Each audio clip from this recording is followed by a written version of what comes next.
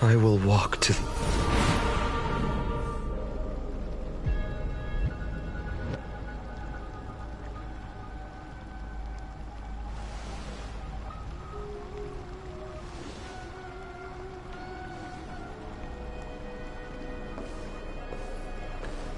I'm finally here.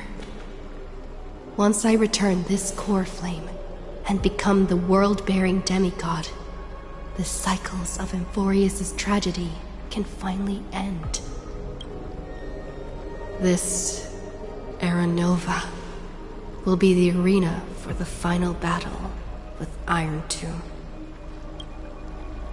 But I still feel like something's not right. Even though this cycle has no demigod of time, time has always stood on humanity's side. Then, with this core flame blessed by the remembrance, respond to their hopes and blaze a trail to the future. Weird. No one ever mentioned this. The core flame of time.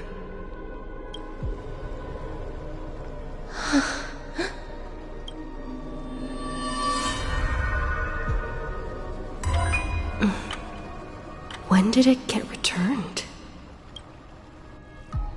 You used Memoria to resist me. But did you not consider the possibility that the Remembrance and their children might have taken this opportunity to join the fray as well? Are you saying that Garden of Recollection is also getting involved in this unsavory mess? Oh, then I welcome them. If the Memo Keepers can disrupt your little experiment of destruction, I'll give them a standing ovation. But you know deep down that they can't. In fact, the Memo Snatchers will be more of a hindrance to you.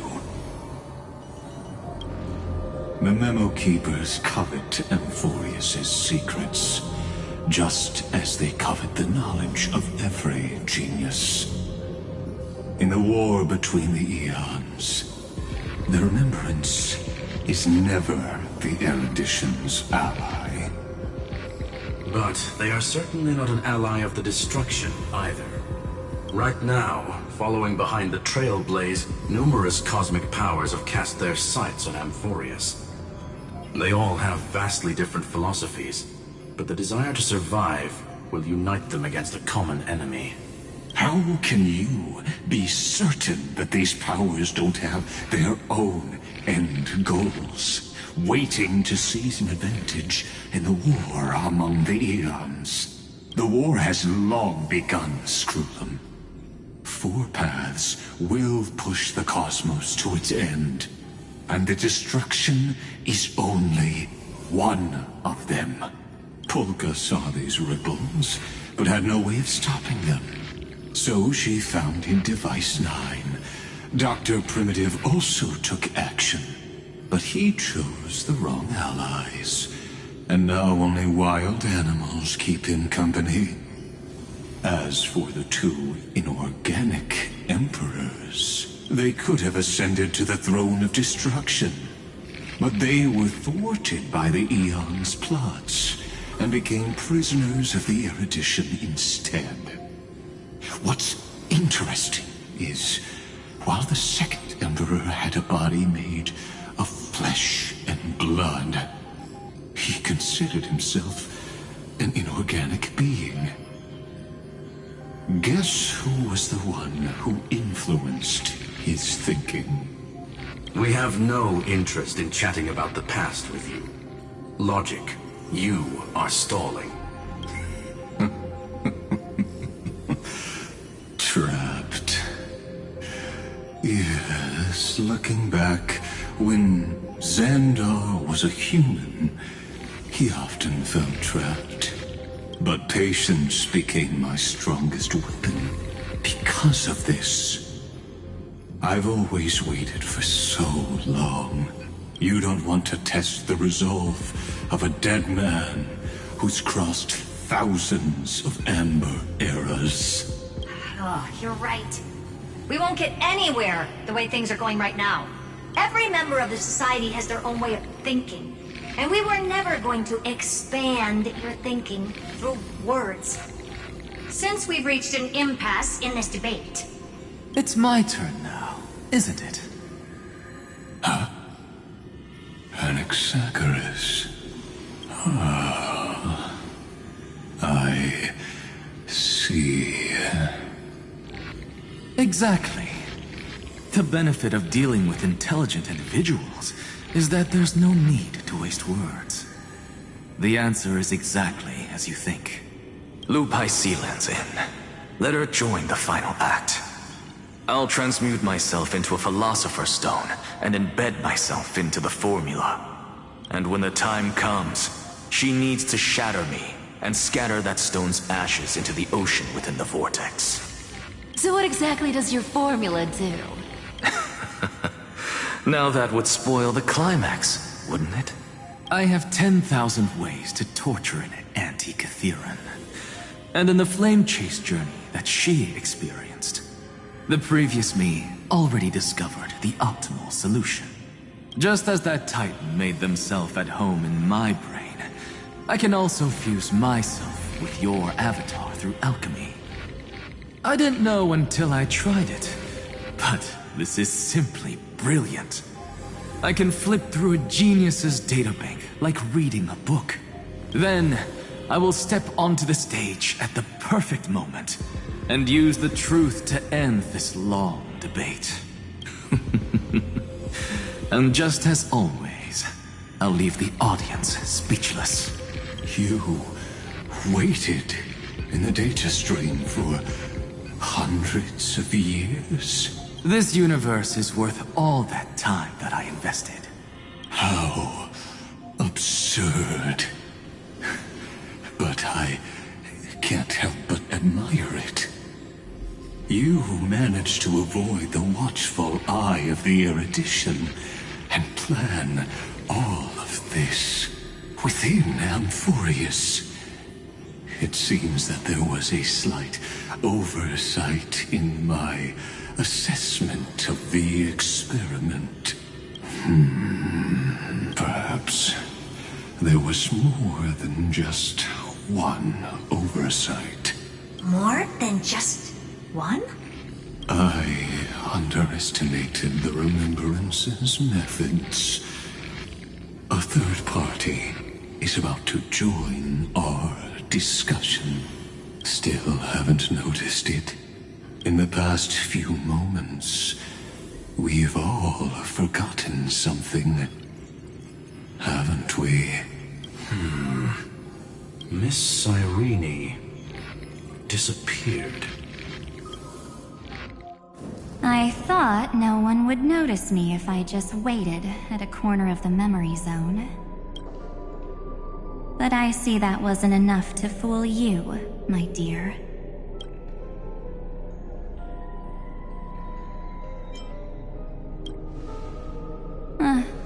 Looks like you're no longer that surprised to see me. Even though I am an uninvited guest. Aw, that look. So full of memories. But I'm not her. Only you can see me right now. I only exist in your cognition.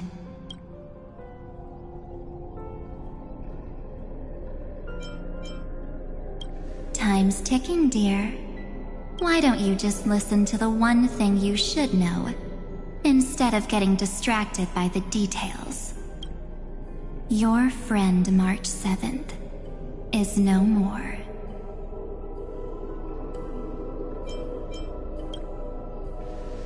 Huh. It's just like what she predicted. The truth shook you. Just like she said it would. March 7th entered this world long before you and Dan Heng arrived at Amphorius. She embraced the path of remembrance to save you two, and burned away like a lone candle in the fog. And I am the shadow cast by her candlelight. I've been hiding within the cracks of time all these years. I'll now answer your other question about who returned the core flame of time in this cycle. The answer is simple. No one ever did.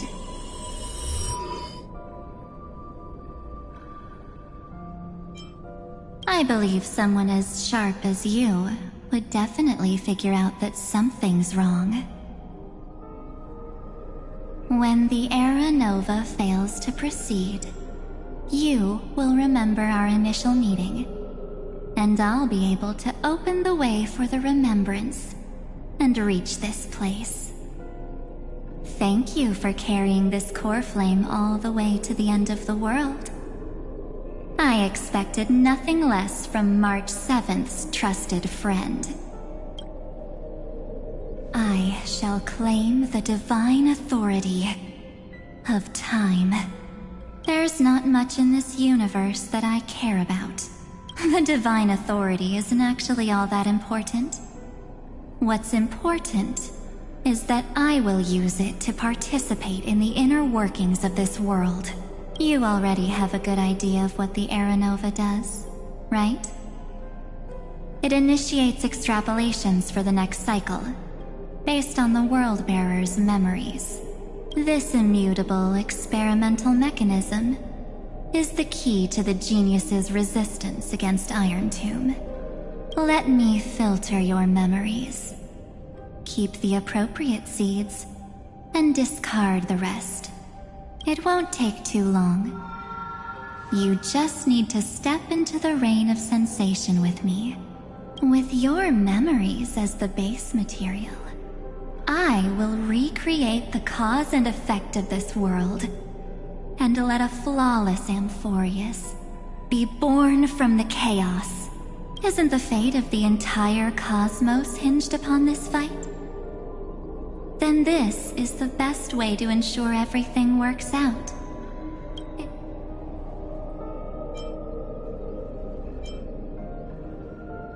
Of course. You've got to be at the same level as a genius if you want to contend with them. Besides, that's what March 7th wanted. If a new life is to be born, its seed has to be dead. March 7th made a wish to me before she disappeared. Her only wish was for the Trailblaze's journey to continue, without an end. I'll definitely fulfill that small wish for her. Friend, what's going on? Your consciousness suddenly went so far away. I promise you that the Astral Express crew will definitely see each other again in that new world. So come, dear. Sink into the sea of oblivion. So much time. Just the two of us. And guess what? Because this Memoria Tide comes from your companion. It's her deepest and innermost memory.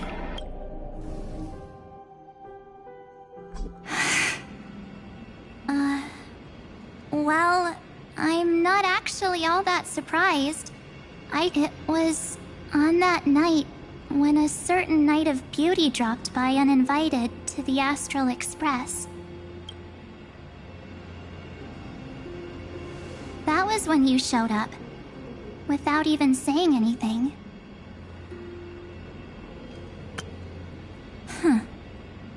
I see.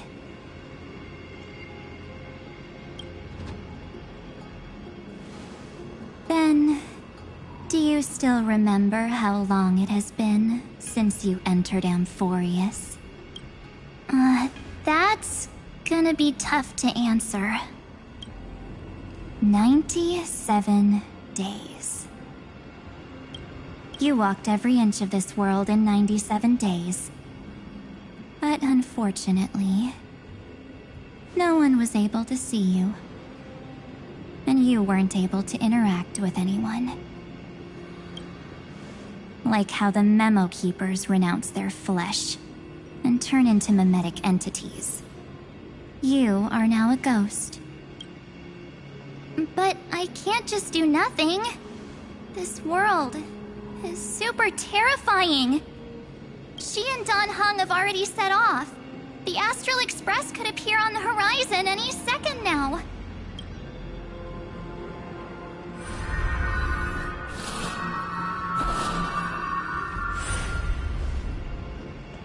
And they too will become this place's victims.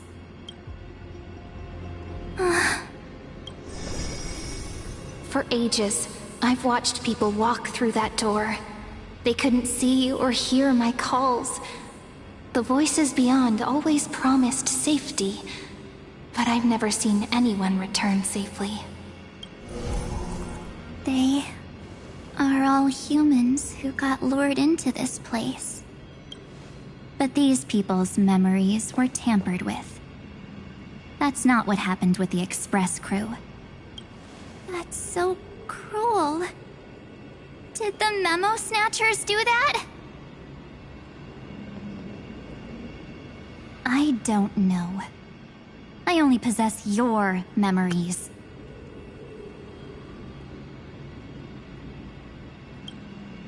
None of these people managed to break through the sky's seal. There's probably a dangerous reason as to why Amphorius had remained undiscovered for so long. Anyway, back to our initial topic. You gotta know something, right? We practically look like twins. Maybe you know a thing or two about my past? Or... Please, tell me what I need to do to protect them. Have you ever wondered what the word cost means before jumping into action? Cost?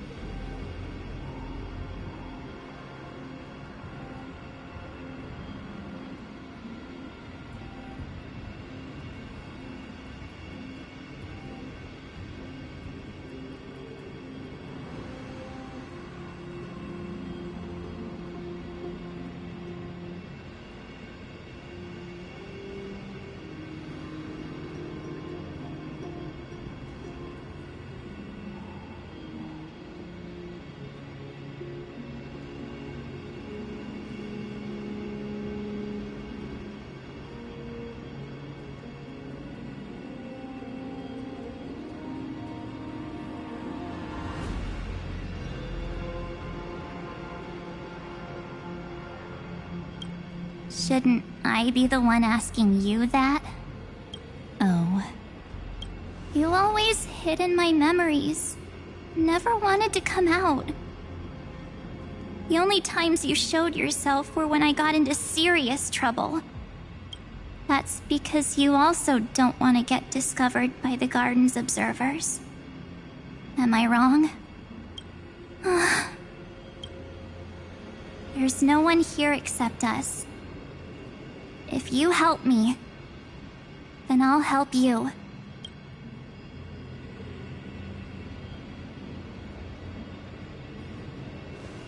Fine. Let me drop a single pebble into these stagnant waters. But you must polish this pebble with your own hands. And it will require all of your memories. What will I turn into after that? Maybe you'll turn into a guiding light. Or maybe you'll be reduced to dead embers. I can't guarantee that you'll remain the person you are now. Inside you is nothing but an Evernight. Even I can only catch a tiny glimpse of it. If this is the only way, then I don't see why I should say no. The mastermind behind the show is about to find us.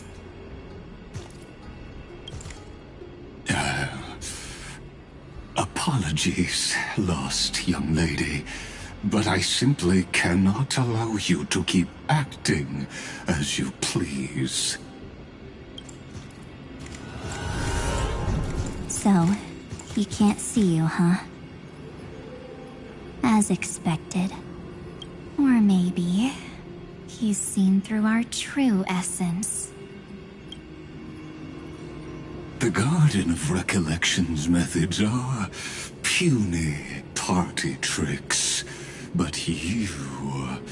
how did you overcome the ultimate protocol? Looks like we don't have time to keep talking this out. That's right. Some opportunities will never come again. Then, let's do it.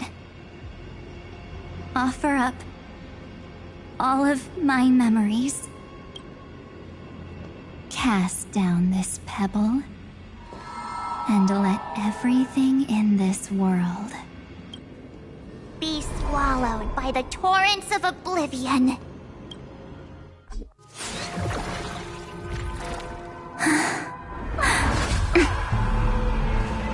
I promise you, what was frozen was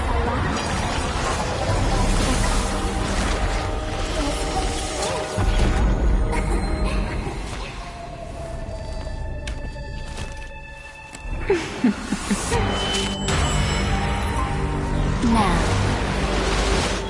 let's bring the true Evernight to this world.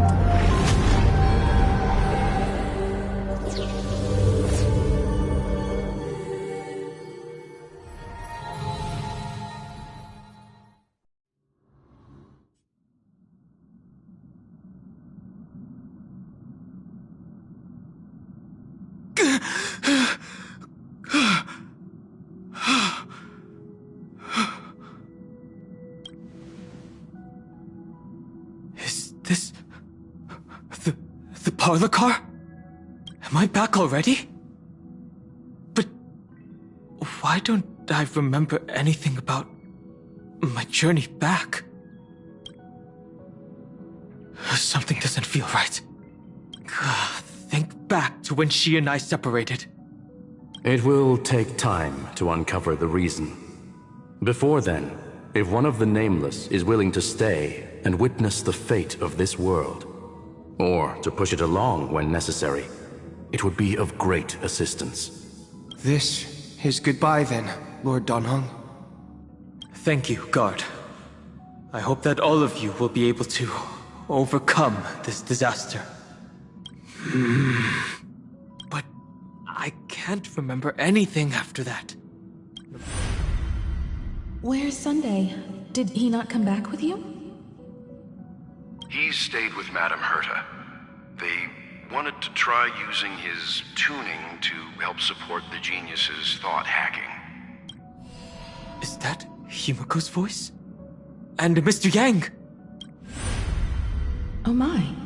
That was Herta's suggestion? It's hard to imagine she'd borrow the power of the harmony. No, it was Sunday's suggestion. Herta initially refused. But she changed her mind after Xandar's identity was revealed. And we still can't get in contact with the Xianzhou Luofu? I'm still trying, but this place is outside the Interastral Peace Communications coverage zone, so there's a limit to what we can do. What about Aventurine's chip, the mini-transmitter? Surely it can get through to the IPC's lines. Himiko, are you alright? I've never seen you this anxious before. I'm... all right. I'm probably just tired. Let's focus our energy on the kids. Right. Unfortunately, I left that chip in the dreamscape when we departed Penacony.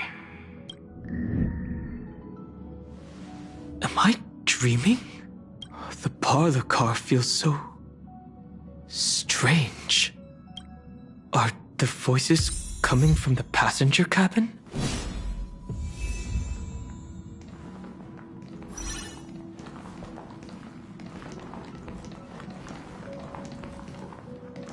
Those two passengers have to return safely. Don't worry, Pom Pom. They're both experienced nameless. Oh, I'm right here. But where did all of you go?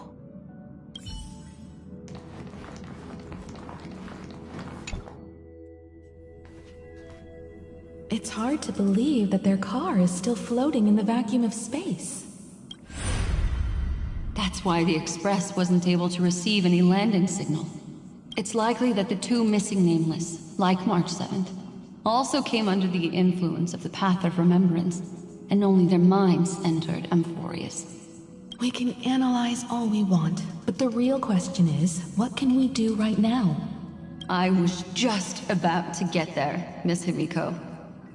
Right now, Amphorius' memory zone is extraordinarily full. I can also take this opportunity to enter the world and seize as much of an advantage for the Astral Express as possible before the other Memo Keepers arrive.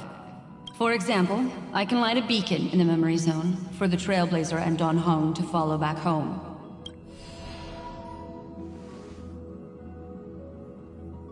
March's room. I haven't heard a single peep from her this whole time. March already wasn't feeling very well when she and I set out. Even if this is a dream,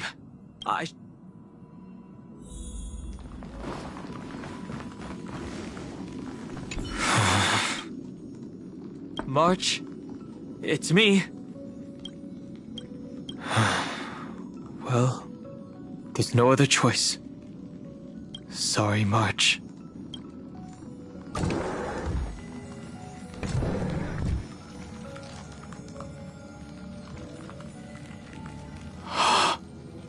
This isn't a dream after all. Based on what Madame Herta said, Dan Heng should already be on his way back. But the Express hasn't detected any traces of him. I feel like I've seen these floating black things somewhere before. Or he's already returned to the Express, but fell into the trap of someone with ulterior motives. No, I've definitely seen them before. But I've lost that memory. The Memo Keeper's mimetic entities are truly everywhere. Don't worry. Normal Memo Keepers can't do anything to that little dragon. As long as he's awake enough, he'll find a way out. All he needs is a little concentration, patience, and resolve. Hearing you say that makes me feel much better. Dan Heng has all of the qualities you mentioned. I don't know what your intentions are, but as the guard of the Astral Express, I must ask any suspicious and uninvited guests to leave.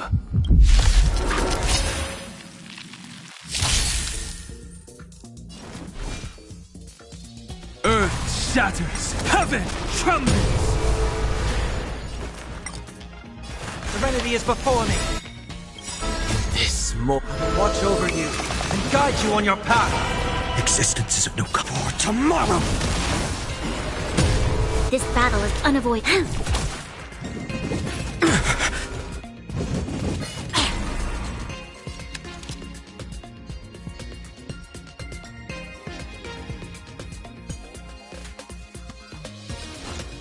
Lend me your strength. The future will come!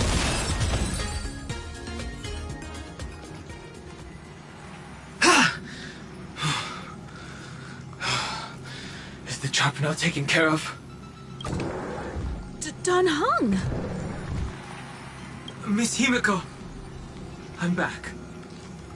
Even if it's just through a spirit warp jump. You could hear our conversations? Yes. It was thanks to your voices that I could pierce through the Memoria barrier. It was not a wise decision to let a Memo Keeper of unknown origins board the Express.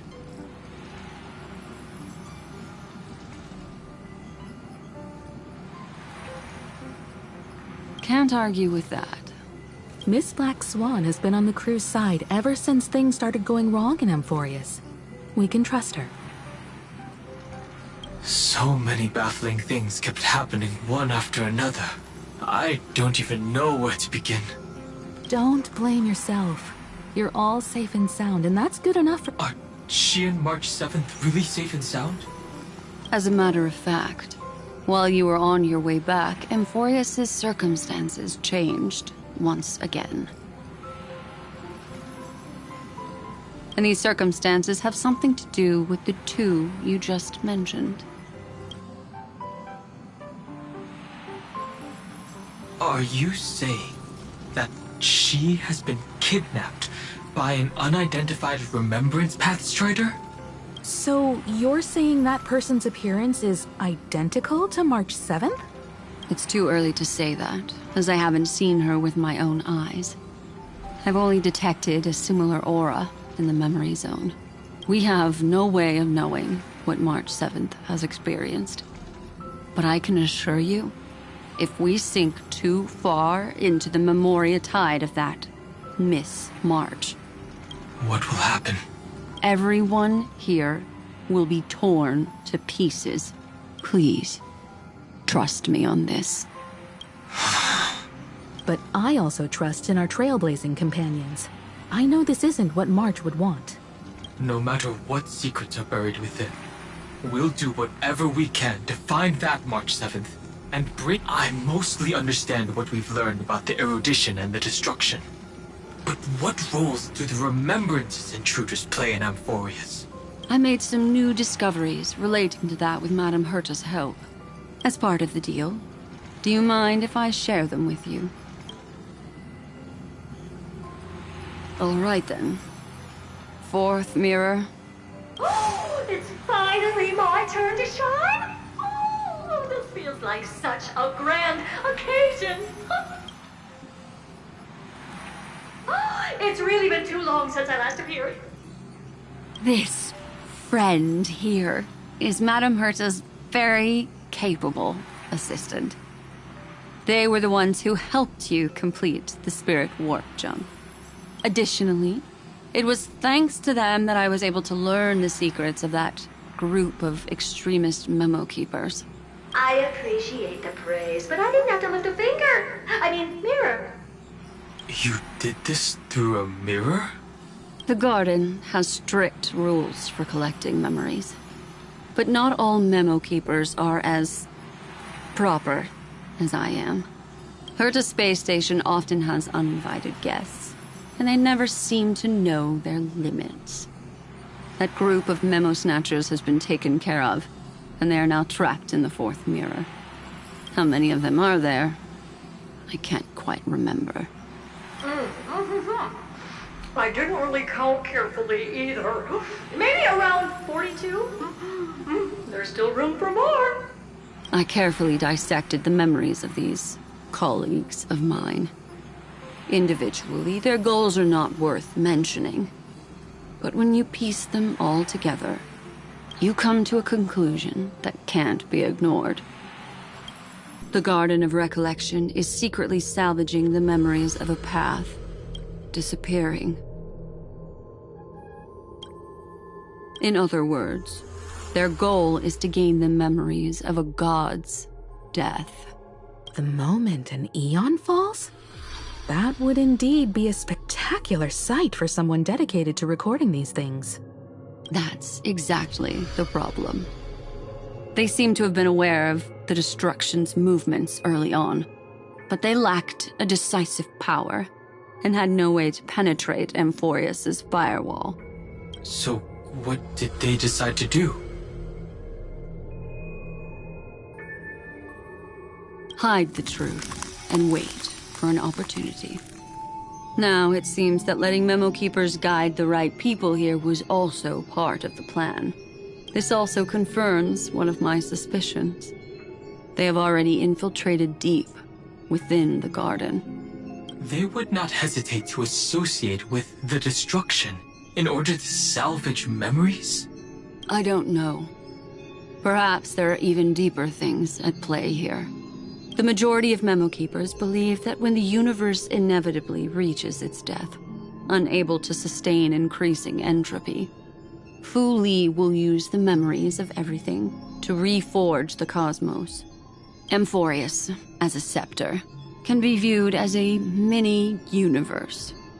This is why Memo Snatchers have been frequenting the Herta space station. Without a doubt, these extremists wish to record the cause and effect of Iron Tomb's destruction of the erudition. They may want to use it to simulate the end of the universe, or to probe into the unfathomable will of the eons. The Trailblaze broke the seal around Amphorius, giving these people the opportunity to enter. Now they'll do because your involvement will certainly influence Iron Tomb's final outcome. You said that March is closely linked to the Remembrance. Is what she's doing related to these Memo Snatchers? I do not believe that Miss March is on their side. In fact, when the car you used for landing first made contact with Amphorius, a violent surge of memories flowed past. Combined with what we know now, I have reason to suspect that the flash of power came from March. Exactly. She was the first to be hijacked by the Remembrance, but she used Memoria to neutralize the firewall, allowing you two to enter Amphorius. At present, we've lost contact with her. Our only choice now is to rely on the eyes and ears of those two geniuses to understand the situation within Amphorius. There's no use in agonizing over this, Dan Heng. Our top priority now is to find where that car landed. Yes. Passenger Dong Heng! You finally found your way back home! Yes, conductor. I'm back. Pom-Pom knows. Pom-Pom came over to bring you good news. Passenger Wealth says they found those two passengers.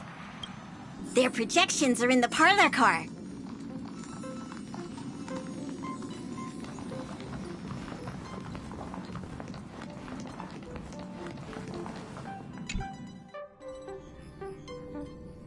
Welt.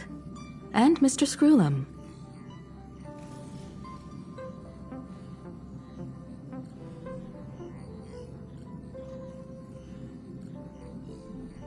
Himiko, you seem to be feeling much better now. And Dan Heng, it's great to be able to talk to you. Once again, we owe Madame Herta a huge favor. Madame Herta doesn't care much for favors, but she'll be happy to receive everyone's praise. Back to the topic at hand. Mr. Dan Heng, we did a sweep of the area surrounding Amphorius' celestial body for organic signals, and we finally discovered the bodies of you and Miss Trailblazer.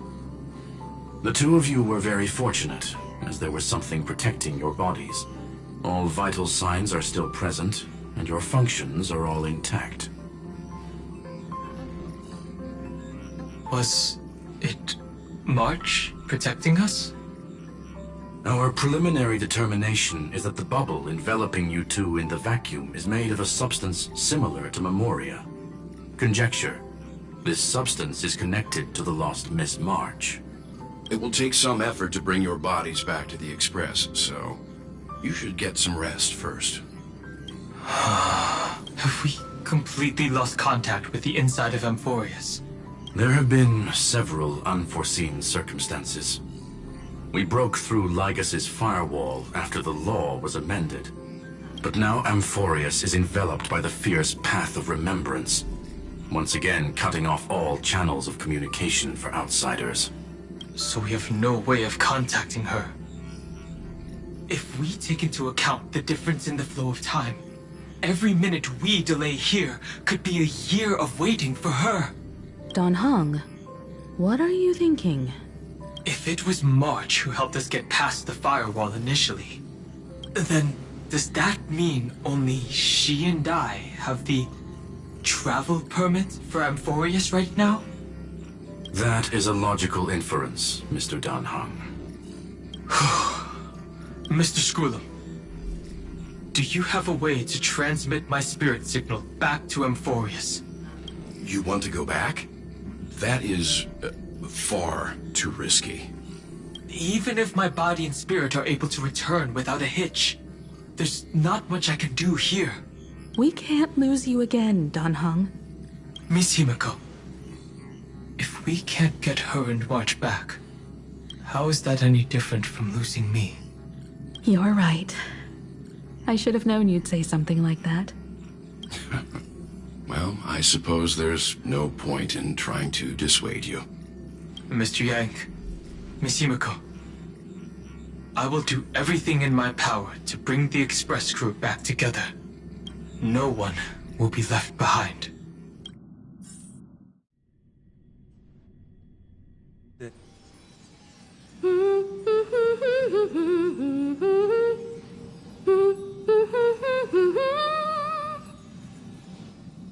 You may notice a hint of sweetness in the air. That would be the fragrance of the 7-colored bath salts from Marmorial Palace. A truly splendid journey, if I may say so. With the Era Nova now complete, you have granted the hero the perfect conclusion.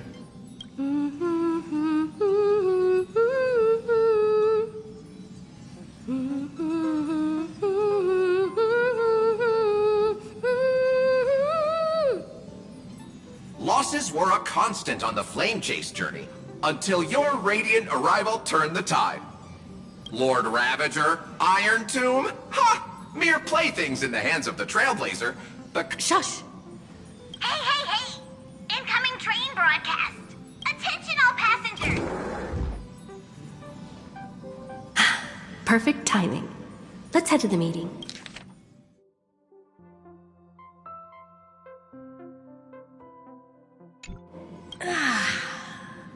I'm wide awake and feeling great. What's this? Who left this note? Strange. It's like I...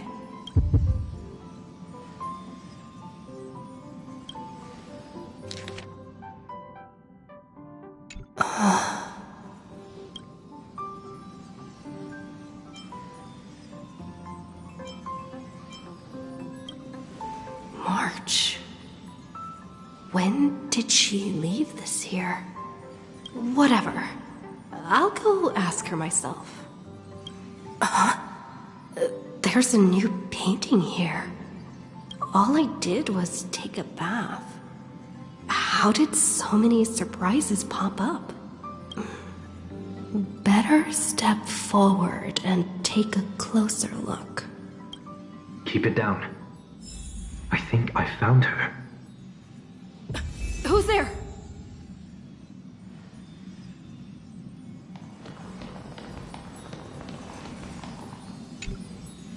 What's this?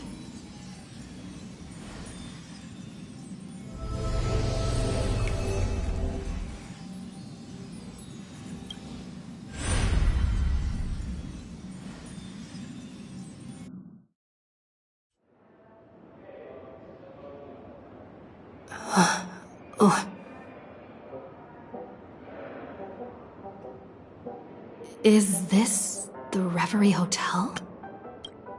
Seriously, what is happening?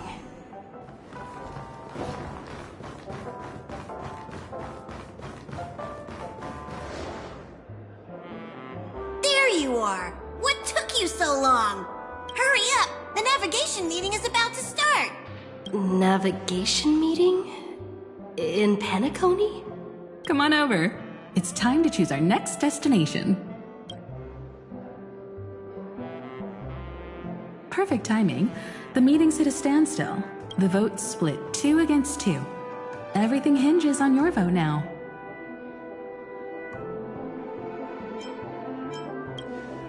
What do you mean? And once again, the passenger is talking nonsense. Ah, young people. Always full of jokes. What? Their reactions. What's going on? Oh, I get it. You want to play a game with us, right?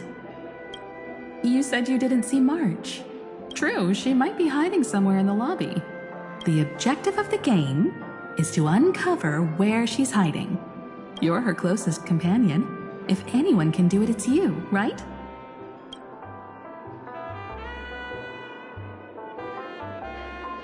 Is March 7th playing hide and seek with me?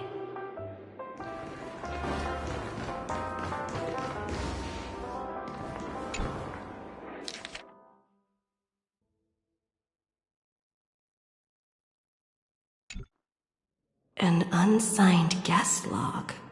Wait a second. Why am I looking for March 7th in the guest book? Friend! Over here!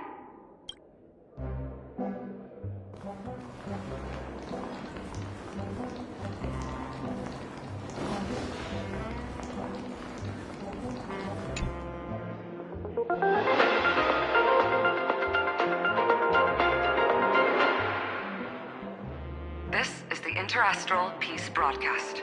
Good evening. A newsflash. The Erudition experimental ground has separated from the entanglement.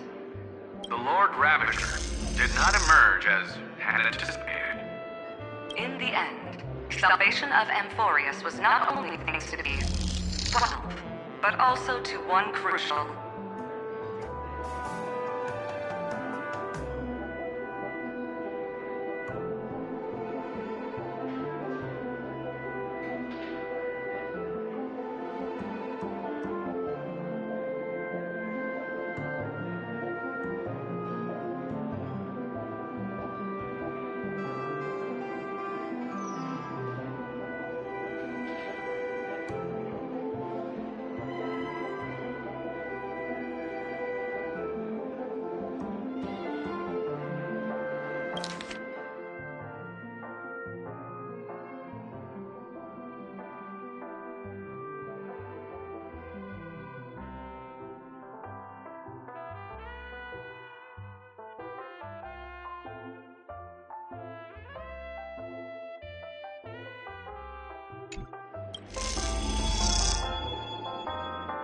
It won't be easy.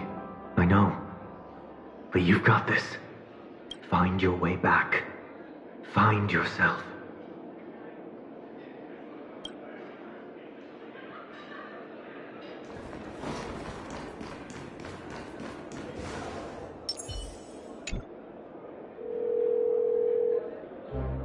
Weird. Did I even make a call?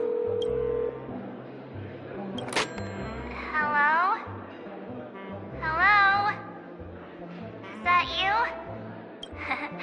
I knew you'd call. Missed me, didn't you? Don't worry. We'll see each other very soon.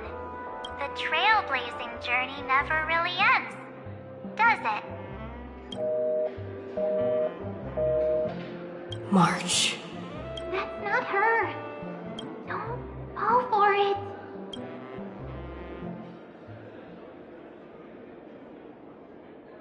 March 7th isn't here. Faint, fleeting voices are speaking to me. I went through something like this before. Back in Paniconi. Not even Lygus' prison could hold me. I found my way out. Keep it together.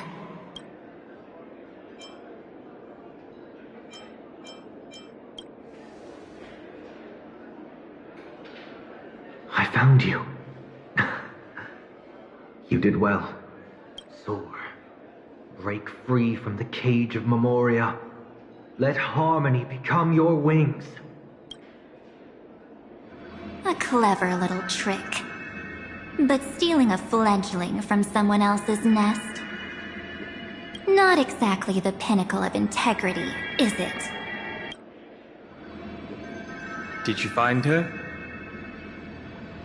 No. It's a futile game, isn't it?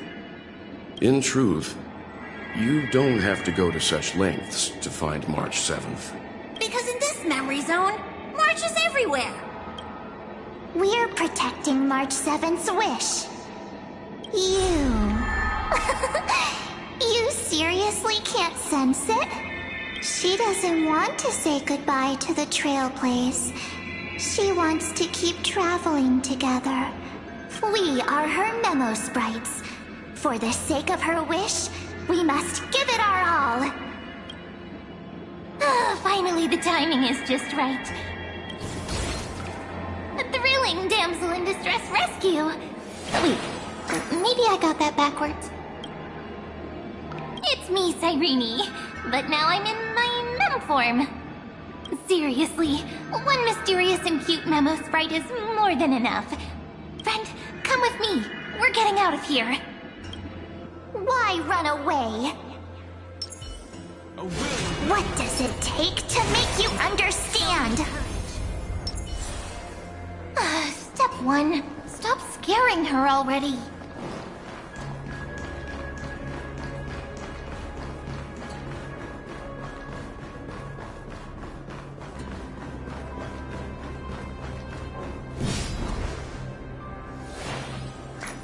In this form, I'm way more suited for the memory zone. Grab my hand. Let's hide away in the deepest corner of your memories.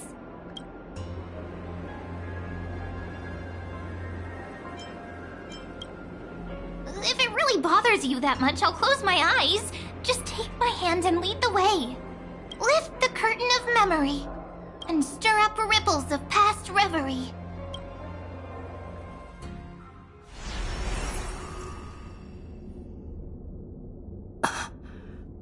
Where am I? The space station. Where it all began for you. What's that? Silverwolf? Kafka? It's your secret. I'm so curious. But I won't peek. Promise. When I first met you, I remember they were there in your memories too. You sound really nostalgic. Want to take a closer look? Go ahead. I'll stay right here. I promise not to disturb you.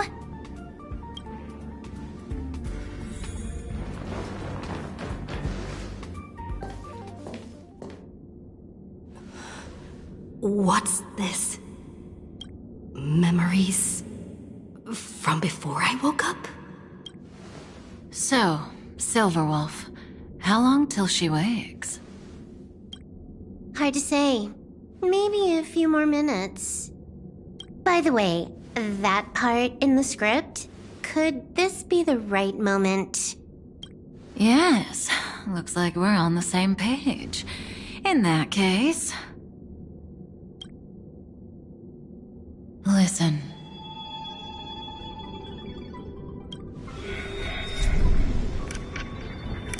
Remember these words, then forget them. Let them slumber in the depths of your memory until the day they are awakened once more. On that day, your journey will intertwine with the remembrance. In nearly every possibility Elio has foreseen, it leads to a great crisis. You'll face. So before you hear these words, I don't want you to consider this a prophecy.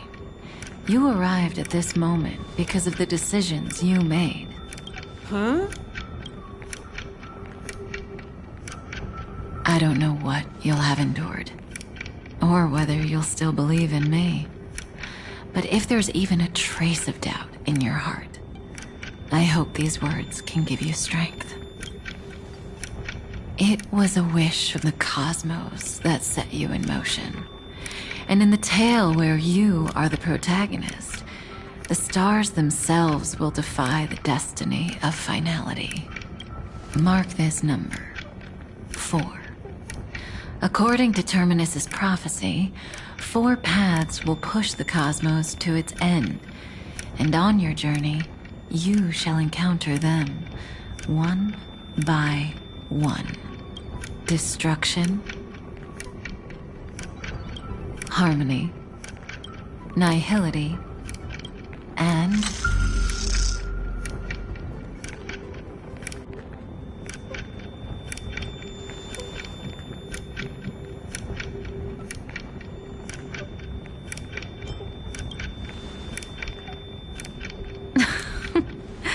Easy now. Trust what you remember. The 4th path has yet to fully reveal their face. And that's why the journey's worth it. Even in a predetermined script, there's room for us to mold possibilities into shapes we prefer. So listen, take this guiding principle, then forget it. Let your own will be what expands your journey through life. As in the past, even while achieving so much, you never let go of your pursuit of freedom.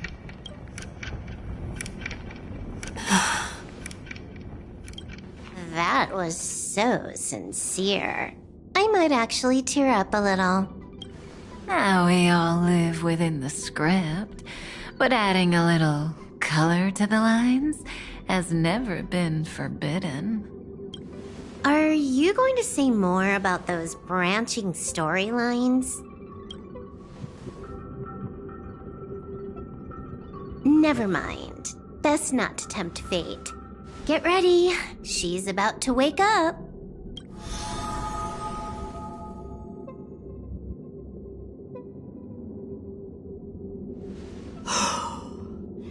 Come back to yourself. Kafka said that when my link to the remembrance deepens, this memory will resurface exactly when it needs to.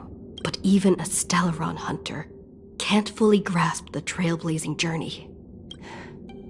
Just as I thought. It all begins with March 7th, doesn't it? Even if the Express had never arrived at Amphorius, her secret would have come to light eventually.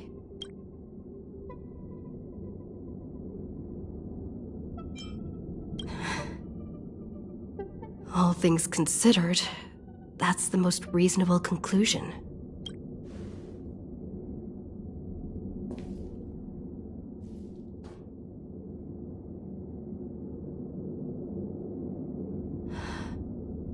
Cyrene?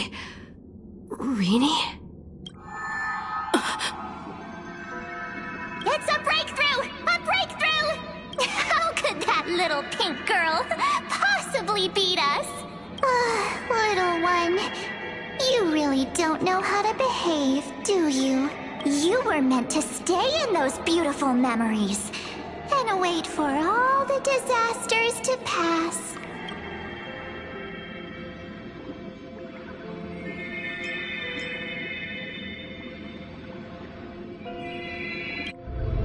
Oh, triple-faced soul. Cast your light upon us. Let no darkness remain concealed. Sunday? Raise your hands high and embrace this boundless light.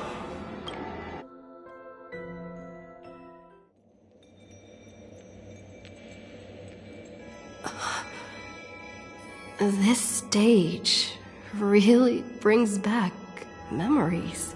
Yes. For you, I suppose it's been a long time, hasn't it? None of this would have been possible without Miss Cyrene. Even while engulfed by Memoria, she fought to stay in contact with the geniuses. Only then, through tuning, was I able to undo the Memory Zone's effect on you. Step onto the stage first. Ms. March will come for us soon, and she won't be alone. Those memo sprites will follow. We need to prepare early. Only then can we get you out safely. And please, be careful. Amphorius is being overwhelmed by an unusually violent Memoria tide. Black and pink. Two memories twisted together. Time is precious. Let's pick up the pace.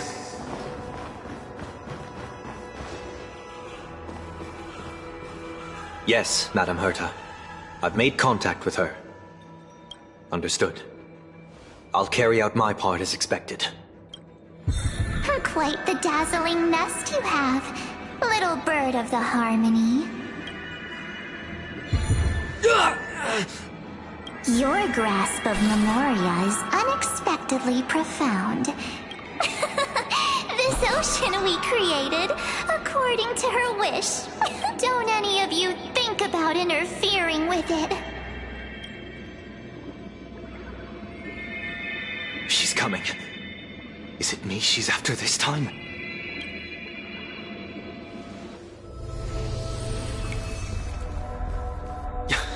There's no time to regroup.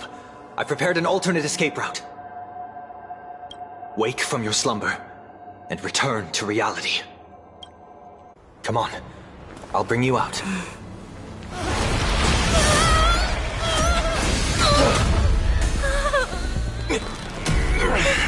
Ow. Self-righteous Pathstrider of the Harmony. You think you can do that? Next time, get a Memo Keeper instead.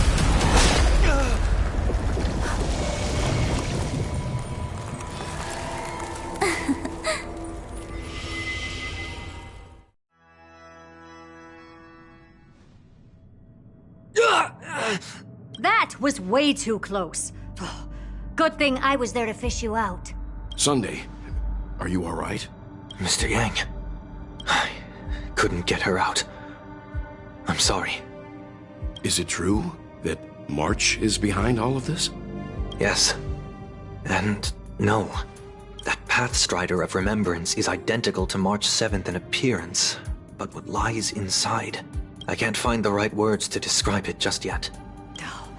Can't you come up with an analogy? I thought that was your thing. That Miss March feels like a reflection on water. Only not from a calm, clear lake, but from a bottomless abyss. Within her words, I sensed an intense but utterly pure protectiveness. Protectiveness? This is only speculation, but after being drawn into Amphorius, perhaps March 7th experienced... No. She likely foresaw a tragic end. It was out of a desire to protect her fellow crewmates that she chose to awaken a power that teeters on the edge of evil. Well, on the bright side, at least March 7th won't have to face any danger again. After that battle, I'm afraid I'll no longer be able to join the fight through tuning. So, has Miss Black Swan's progress remained on track? You don't need to worry. She used your disturbance to mask her movements. Current status? Advancing upstream within the memory zone. I didn't see that coming. The Memo Keeper is pretty courageous, choosing to defy the rules and take matters into her own hands. This means she's chosen to stand against the Garden of Recollection.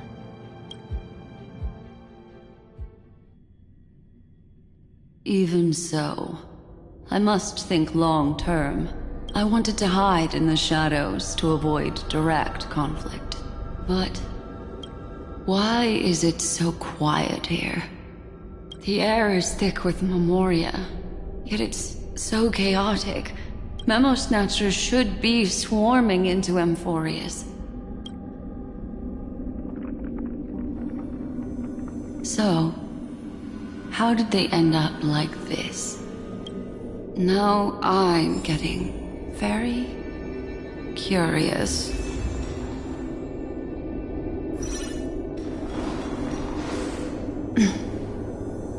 An empty shell. The consciousness that maintained this Dharmakaya has disappeared. Alternatively, she might have sacrificed herself for an even more mysterious purpose. Either way, what exactly made these fanatical believers end up like this? Memory. It is indeed a deep ocean of dangerous allure. We're fascinated. I keep getting the feeling that the same thing happened in Penacony. Get ready. We're about to head off. Is it really gonna be okay? That world's surrounded by a massive chaotic material. That white band of light has already foiled our plans multiple times. Don't worry. After the pink girl from the Astral Express broke into Amphorius, that obstructive force preventing the garden from entry disappeared. That's the trailblazing Nameless for ya. A huge help. What are you so happy for? Aren't things gonna get messier with more irrelevant people turning up? What if those Trailblazers find the Seed of Remembrance before we do? Then we'll just steal it back. Simple. By the way, there's a messenger and a memo keeper on that express. We don't know where they stand on this matter. So make sure they don't notice you when you make your move. You folks are truly everywhere. These memo snatchers are different from the previous husks. Seem to have had contact with her. We'll introduce ourselves to gain your trust. We are the Garden of Recollection. This memory ends so abruptly, as if a shapeless hand snuffed out its candlelight. It appears the secrets ahead are even murkier than I imagined.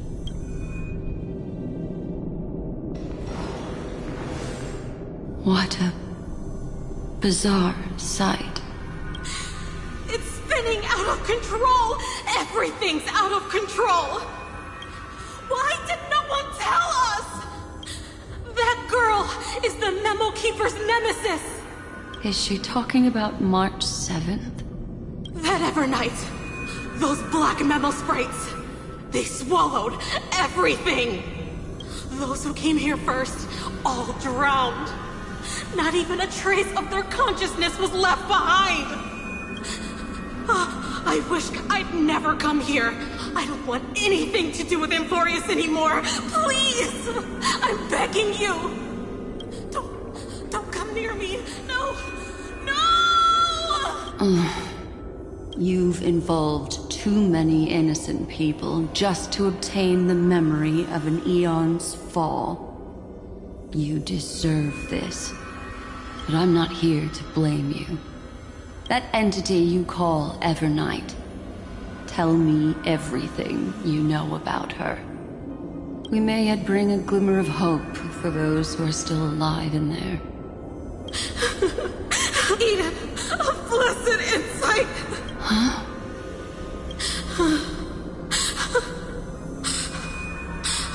So that's what happened.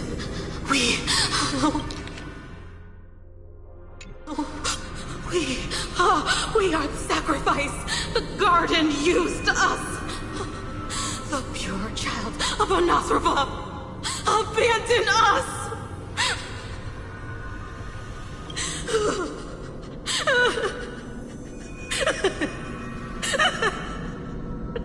She just wants to find her lost sisters. Find them, kill them, reclaim them. If a new life is to be born, its seed has to be dead. Dead, dead, dead, dead, dead, dead, dead. I can finally understand your fears now. Thank you for the information. I'll take your remaining consciousness out of here as a gesture of thanks. It'll serve as both protection and a punishment. You'll reunite with your peers in a genius's mirror, where you can reflect long and hard on your past actions. Well, provided that I can survive my encounter with her.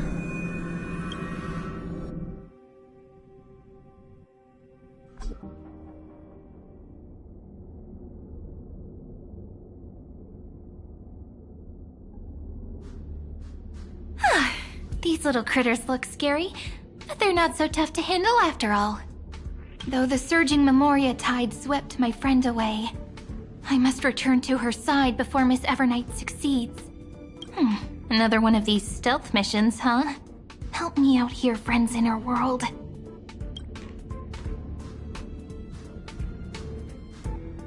A scorching and dangerous aura. This power shares the same origin as Finan. And then there's that enigmatic, bottomless aura that seems to jolt awake at midnight. Must be Miss Evernight. Better steer clear of her. There's a beam of light over there. full of energy, yet uncontrollable. More familiar than the others. As if it's coming from someone close by. Could it be... my friend? Maybe it's the Stellaron she mentioned. Memories of the Stellaron are flowing deep within the Memoria Tide. Let's go there to find my friend. Ugh, jeez. So many little ones gathered here. Did you know I was coming? You're being a bit too enthusiastic, aren't you? Thankfully, her presence hasn't weakened. I feel like I'm getting a bit closer. Huh? They're guarding something. Is that my friend's photo stone? What's... These memo sprites are completely still. It's as if they're drawn to this thing. This is an even cuter memo sprite. No wonder the photo stone can't store more memories. Have you been hiding in there all along?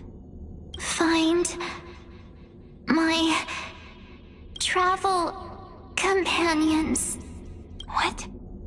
How could that mean?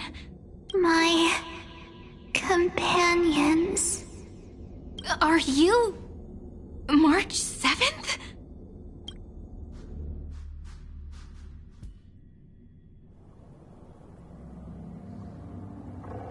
The sky is burning, and the streets are empty.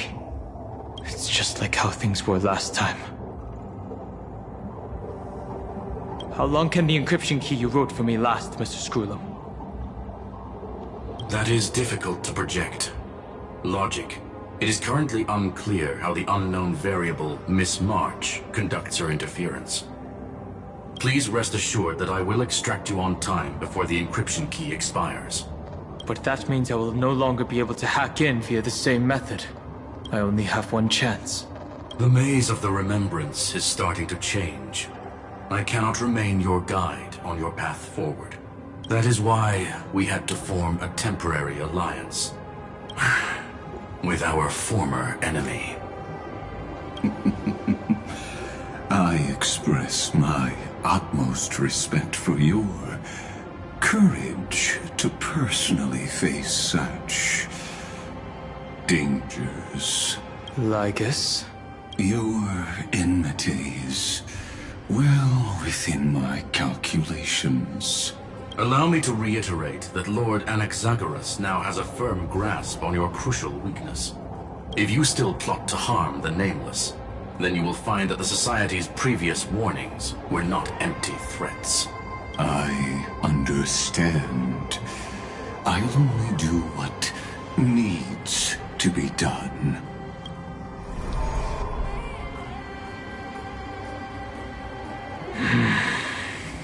I never imagined that I'd one day walk alongside a genius who offered himself to the destruction.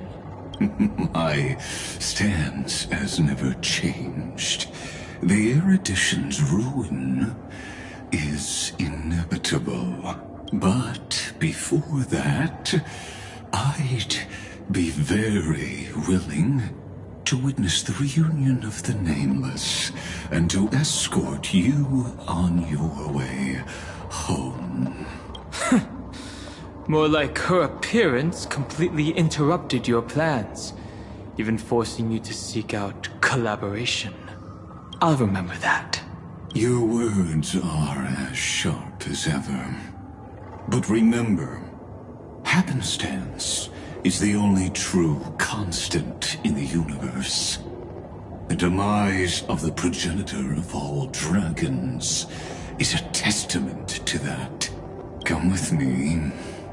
I am honored to guide a scion of permanence. You created this wasteland before us with your own hands. Such sights are no longer able to stir anything in my heart. Are you saying that once upon a time you were actually moved by their defiance? I'm sorry to say, I never was.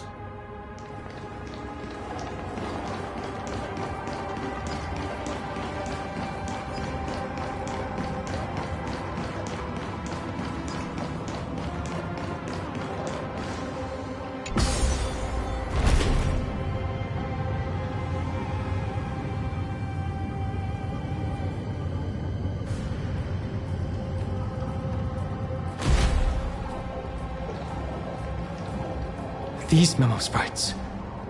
Is it her? The mimetic entities of the Remembrance are everywhere. That lady wove a giant web in my blind spot. She hacked and infected the Time Titan, converting the built-up data of Amphorius into puppets of the Memory Zone. Sounds like you two have quite the history already. Any variables that desire to influence the experiment deserve my attention. But you never mentioned her before. Could even a genius of the erudition get his brains hacked? Lord Dan Heng, I'm simply stating a fact. That lady is also a threat to you. A threat that you cannot afford to ignore. She snuffed out the Remembrance without any effort and left nothing behind. Her actions were so determined, as if she had an unquenchable hatred against that path. Contradictions are often the keys to the truth. Lady March 7th's past is a bottomless darkness. And? Do you expect me to join forces with you because of that? All I need to know is that she has something to do with March 7th's past. Fine. I am only giving you a possibility for you to ponder. A heavy past is like an everlasting night. As to what kinds of sins lurk within, you should know that better than I do, former Vidyadhara High Elder. Yes, I indeed know how to face the past. Better than you do. I have no intention of refuting that. Let us keep going, Lord Dan Heng.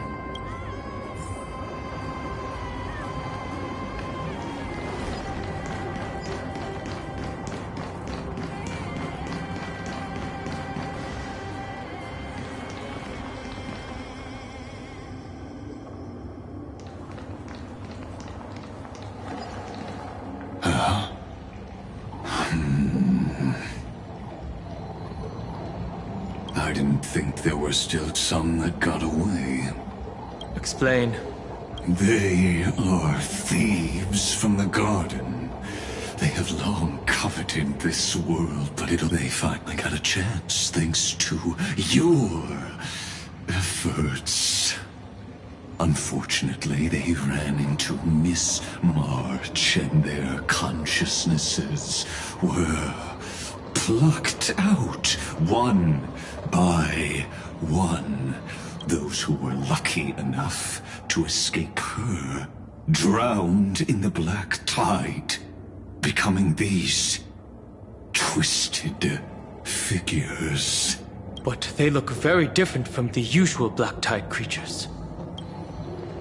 The reason has to do with our destination. Let us deal with the threats before us first. You really have no intention of fighting, do you?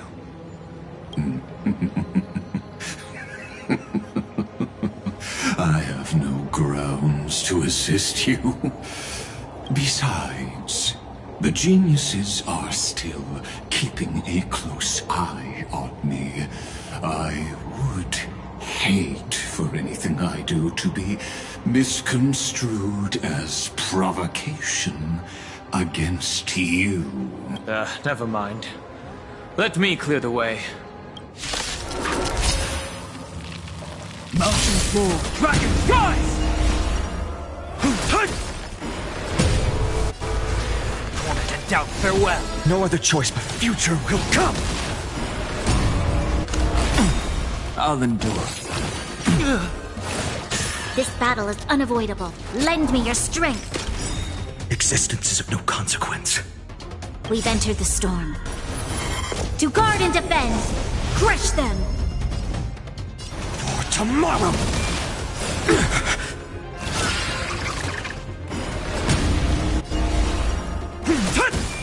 I can't let them down.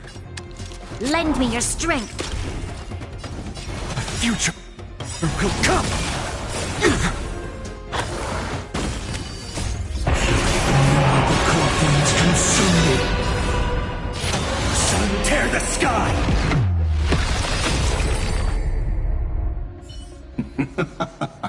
What splendid spearmanship. Let's get back on our previous topic. These memo snatchers attempted to infiltrate the breeding ground of the Black Tide to steal Iron Tomb's memories. That sounds like a surefire way of destroying themselves. Well, our views differ on that. They had a chance to reach the truth precisely because they did not fear death. That futile world-bearer turned himself into a seal in this cycle, attempting to suppress the Black Tide's spread. His golden blood soaked into the ocean tides and covered the earth, etching the scar of destruction into this world. And that scar shall point the way forward for erudition, destruction, remembrance. When the three paths cross once again, Amphorius shall face a most magnificent end.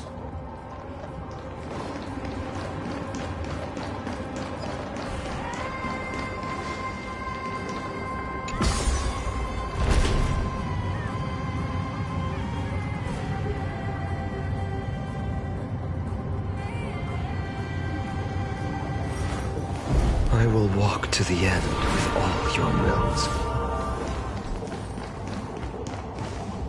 Dawncloud.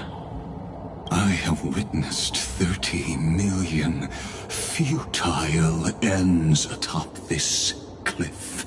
You may not agree with me, but I've always believed that this number has made me the person who understands Kozlana the most. This is also where he decapitated me on that day and pointed his sword at the Aeon of Destruction.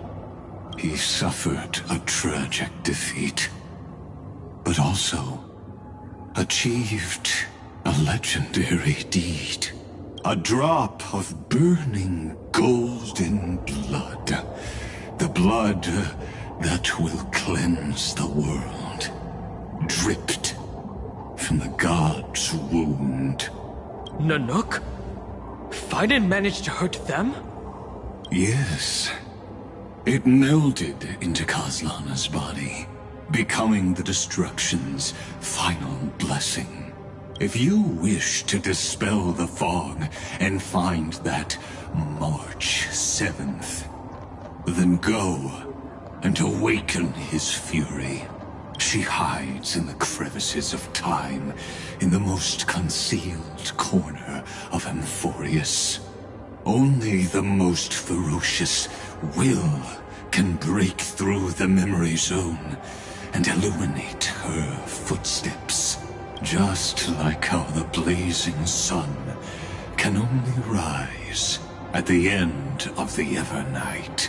How do I know this won't be another trick of yours?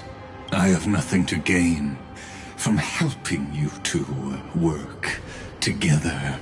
But in this cycle, Kozlana never answered my calls. Perhaps his mind has already eroded away. Or perhaps he is still awake, still fighting the whispers of the Black Tide. Deep down, I only wish that you and the esteemed Trailblazer could bring me an answer.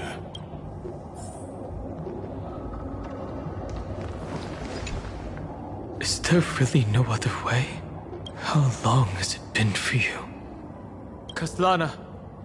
Finan. I'm back. What?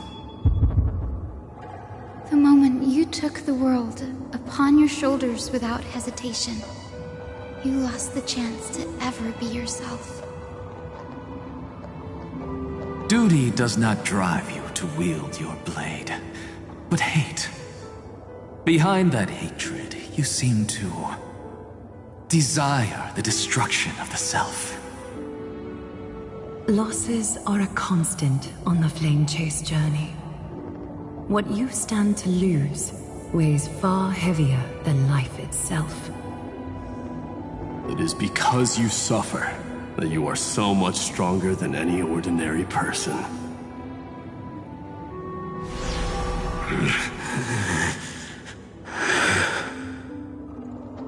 Partner.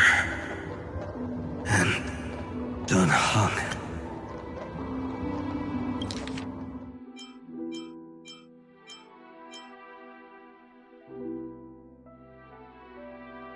The moment you took the world upon your shoulders without hesitation, you lost the chance to ever be yourself. Duty does not drive you to wield your blade, but hate.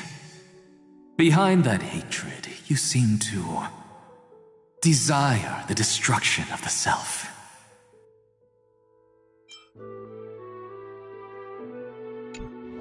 You still remember us? Those two names are like brands. Then I'll tell you that those two names only appeared for a blink of an eye in your long journey. But we once fought together to protect this holy city beneath our feet. And we witnessed each other's resolve at this very cliff. I have forgotten everything except the belief I had when I set off. Even this body is as alien to me as your words. All I know is that I must imprison the destruction that swallows all. What if I tell you that we're here for the same thing? Look at what this world has become. You know what it's waiting for. Even if you've forgotten everything, I still believe that you'll make the right choice. When have we ever had a choice? When were we ever masters of this world's fate? Even though I shoulder the dreams of millions of lives, I could only forge the destruction's evil will. No. Everyone I know is dead. And the world I dared to save has been torn to pieces. So, be gone. This body never existed to carry out deliverance.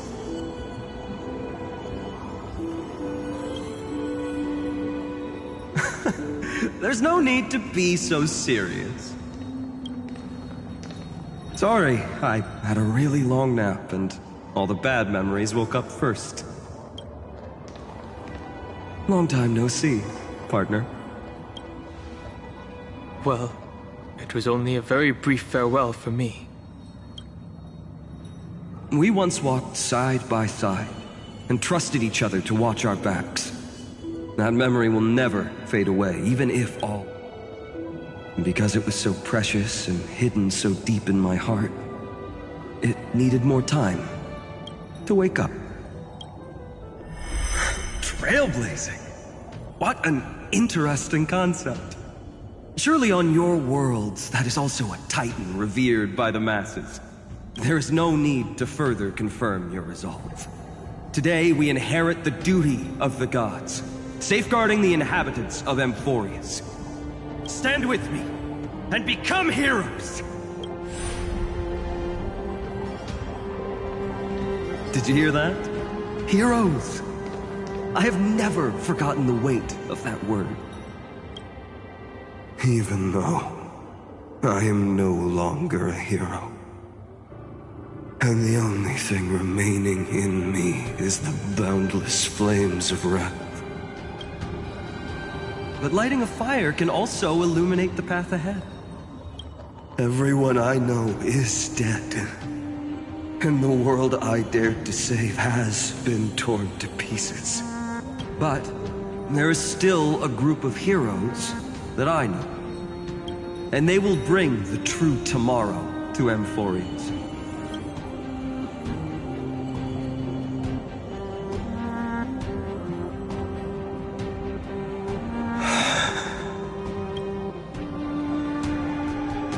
This body never existed to carry out deliverance. It only ever burned for world-bearing.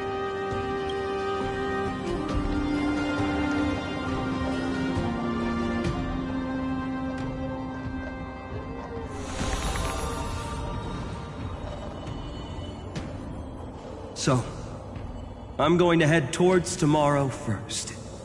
Don't make me wait too long, Dan Heng. Deal. What if we were born from the destruction? There is no need to question your heart. No need to crave victory. If I am born to be a vessel of sin, then I shall roar at evil and trailblaze a dawn for future generations to come.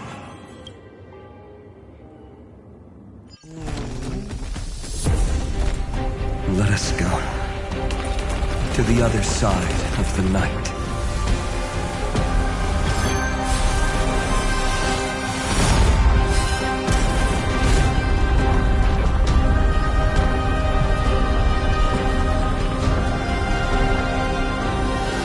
You know that the dawn is there, and the blazing sun destined to rise.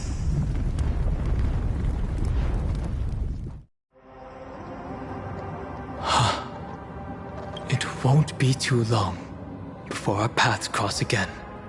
There is a ruckus coming from the Grove of Epiphany. It is time for you to set out, my lord. I have another notice for you. In this cycle, an eccentric demigod deviated from their flame-chased destiny.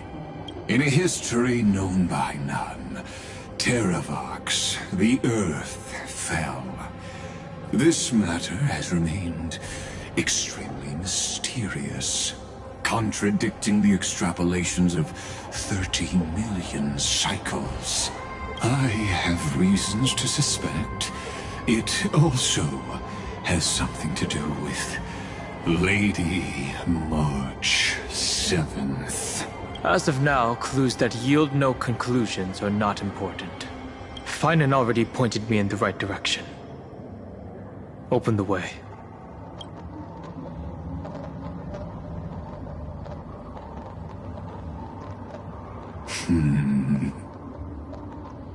Lord Dan Heng is gone. You can now speak your mind, Lord Anaxagoras. Thanks for the honor. And here I thought you weren't ever going to acknowledge your old friend. The Inspiration Circuits recorded that you have led me up Dawn Cloud countless times. And the last time was right in the previous cycle. Oh, and Kefali even lowered their hand to welcome. Surely you didn't move into my head to browse such trivial content. But if that's the case, I wouldn't mind recalling some fun Dromus trivia for your pleasure. You seem pretty relaxed. Indeed. The experiment's variable will be eliminated by my enemy's very hands. A beautiful way to kill two birds with one stone. You know very well that everything I said about that Remembrance Pathstrider was true. Both my hypothesis regarding her identity and my recommendations to Lord Dan Heng. Yes, I know. You haven't told a single lie so far. But I noticed your thoughts would generate a curious ripple whenever you mentioned her. It's almost like you were deliberately trying to hide something into the depths of your brain. Since you're talking in such a blunt way, I'm assuming you haven't actually found any concrete evidence. That is correct. Thanks to that mechanical body, you can control the boundaries of your thoughts, opting to only show partial truths. Pity that I still managed to grasp a shiver of fear that escaped your control, and I traced it upstream to discover one single word.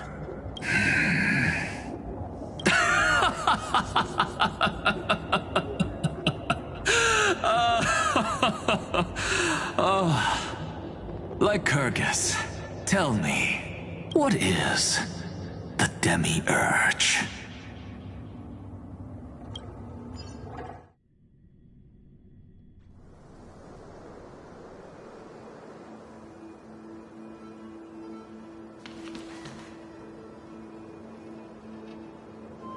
The grove. Even the branches and leaves of the sacred tree have been dyed gold. Now that the destruction has quelled the Memoria tide, it's time for me to go deeper into the grove.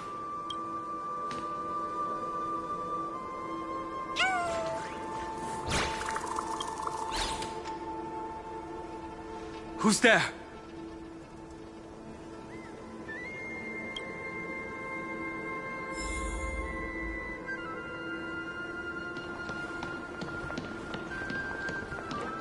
That fiery blaze engulfed the grove and woke all creatures from their slumber. And you, visitor from beyond the sky, you have no intention of listening to the cries of the earth. You are... Are you surprised? Demigods with golden blood are not solely limited to Kevali's children. Is it not natural that the offspring of Georios would take on their duty? I am Terravox, Avatar of the Earth, divine protector of the myriad living beings. What a coincidence. I was just told by someone to watch out for you. Answer me. Why would the Dromus King of the legends, the demigod who should have fallen, appear in humanoid form? You already know the answer. Is the Transmutation Arcanum not precisely your specialty, descendant of the Permanence? How do you know about... Was it March 7th? Exactly. Thanks to her, I was able to escape into the Memoria tide and disappear from the world's memories. So you didn't die. Your fall was just a lie. You cast aside your duty as a flame chaser and joined her. Why? To survive. For a Dromus, life is no more than existence. The birds and beasts of this world have struggled to survive since time immemorial. Yet unlike humans, they are unable to live on in the World-Bearer's memories. But Evernight is the master of remembrance, and I saw your story in the Veil of Evernight. Vidyadhara. The Permanence. Dragon Transmutation. Resurrect. The path you chose to survive will lead to your death, demigod. And what of it? This body is soaked in filthy golden blood. The earth is hungry, and only the permanence can satisfy it.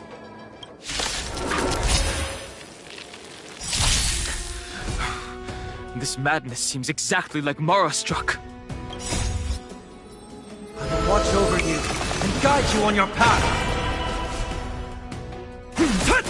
I'll overcome the thorn, Torment and doubt farewell. For tomorrow! I'm fine. Lend me your strength. A future will come!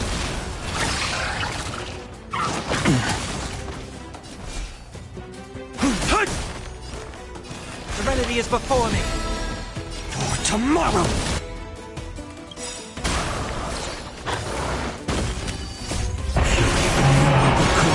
Consume me. Sun, tear the sky!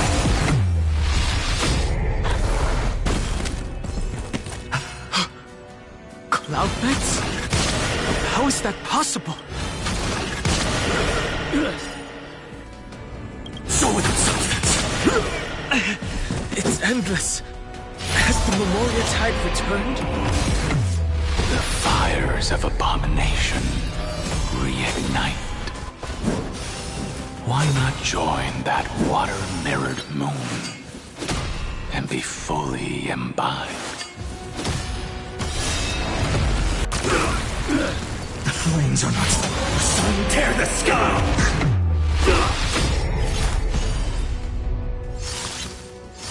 All stars burn to ash. Time to change.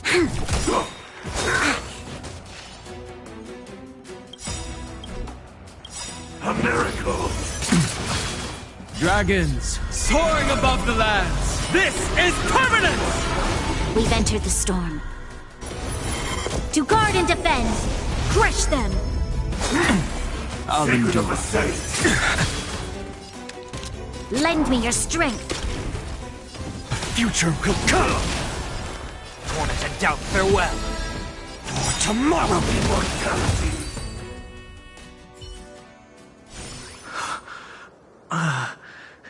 Is this some disordered memory? The mists of the past shall drift away. Scatter, fade, turn to foam.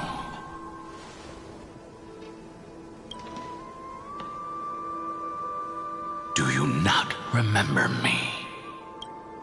After all, I am the heavy burden you must bear.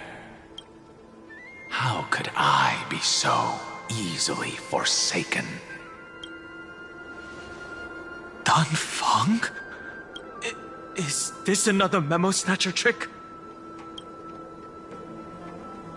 Vidyadhara are supposed to forget the past during hatching rebirth. But the Preceptors interfered back then and allowed me to remain deep in your consciousness. If you do not wish to use that bloodstained name, you may call me Obliviated Memory. That's not necessary. Though we've long parted ways, I won't ever forget you. So, who is that giant? That is Amphorius' Earth demigod. He should be on our side, but he was led astray and intends to seize the power of dragon transmutation. The dragon descends upon the earth, and all beings look to it in reverence. Are you trying to say I'll end up like you? One day you will. And as I see it, that day won't be far from the end of this journey.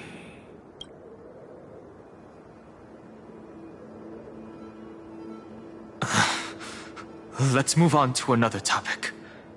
I have no intention of passing judgment on Dan Feng, and I have even less desire to become entangled with him again. I only have one concern right now: bringing my companions back safely. You can either help me deal with these abominations, or return to the shadows of memory. Dan Feng. All right. The filthy remnants of the Memoria Tide still run rampant. Let me accompany you through these ruins, and presumably, that giant who craves the power of dragons won't just let things rest. Do as you please. I'm moving ahead.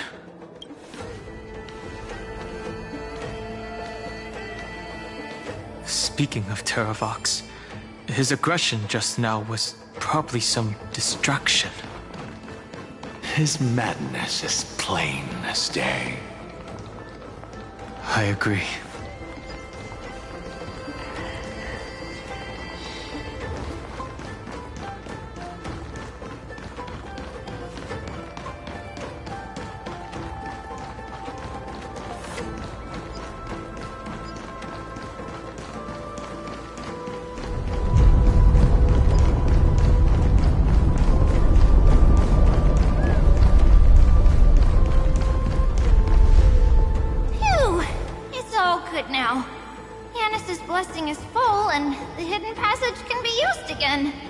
Now, the Imperator's legions can launch a surprise attack from the Grove. Who knows if Terravox will be able to succeed? Huh? Who is this warrior? Lady Trebios, I am Dan Heng, the Trailblazer's companion. Dan Heng? Nice to meet you. I didn't realize Little Grey had more companions in addition to Little Cyrene. There is no need to elaborate further. They are merely a collection of your memories. No. If they were my memories, they would recognize me. Dan Heng? Even though we don't know you, we'll still ask you to get somewhere safe. A terrible battle is about to break out here. Icylens, Dux Gladiorum, is not far ahead. The evacuation efforts are almost over, so go now! Icylens. I see. In that case, I'll go look for her now. No problem. We need to go deliver some messages, so... Memories crazed ramblings. What do you think? It's too early to reach a conclusion, but this memory is most definitely not mine. There are two, but the probability of the latter is very low.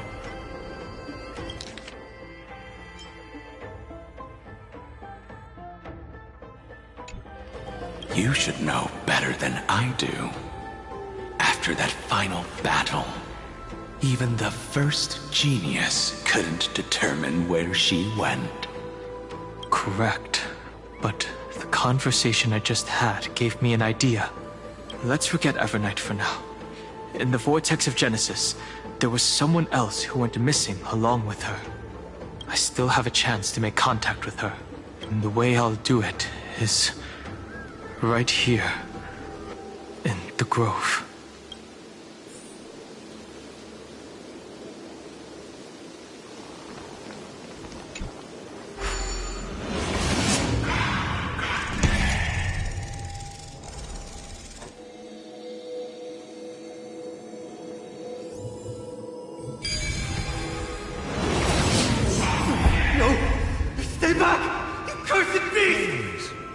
Anything's possible if you take it step by step. A will of...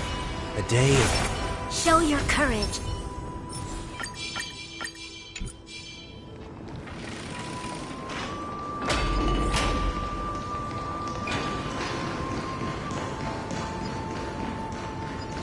There's not a single sign of movement here. That was probably just the echoes of the Memoria Tide.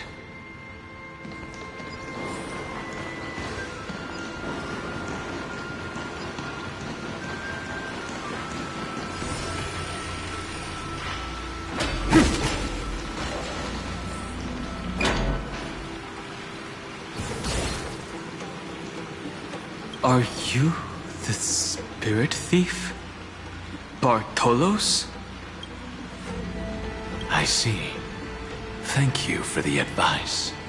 My Cloud Hymn magic will take it from here.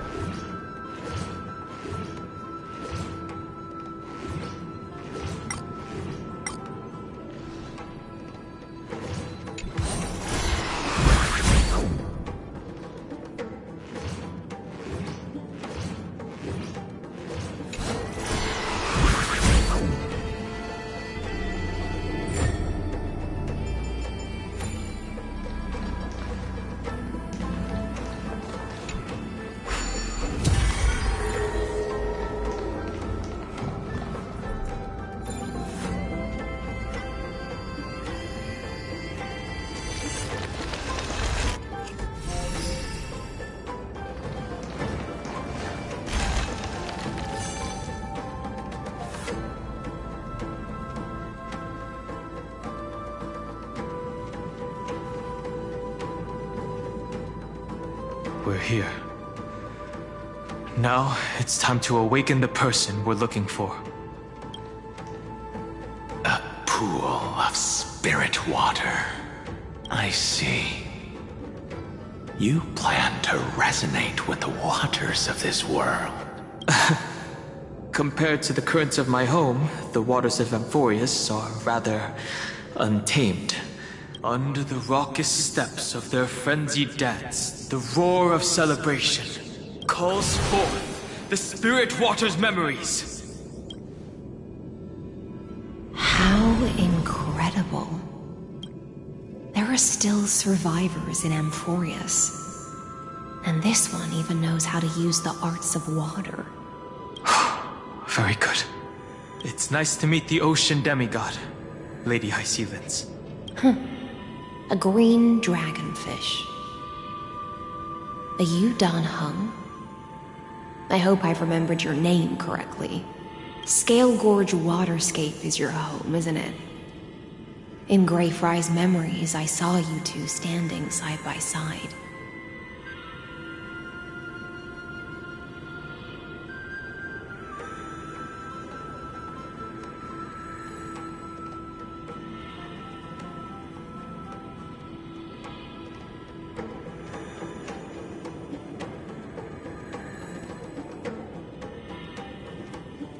That's fortunate. It means I won't have to introduce myself. Tell me, where are Evernight and her? The stranger snatched away the Deliverer right before my eyes. I commanded the waters to surge after them, but layered cliffs block the water's current. You must be careful. Earth has abandoned the Flame Chase mission.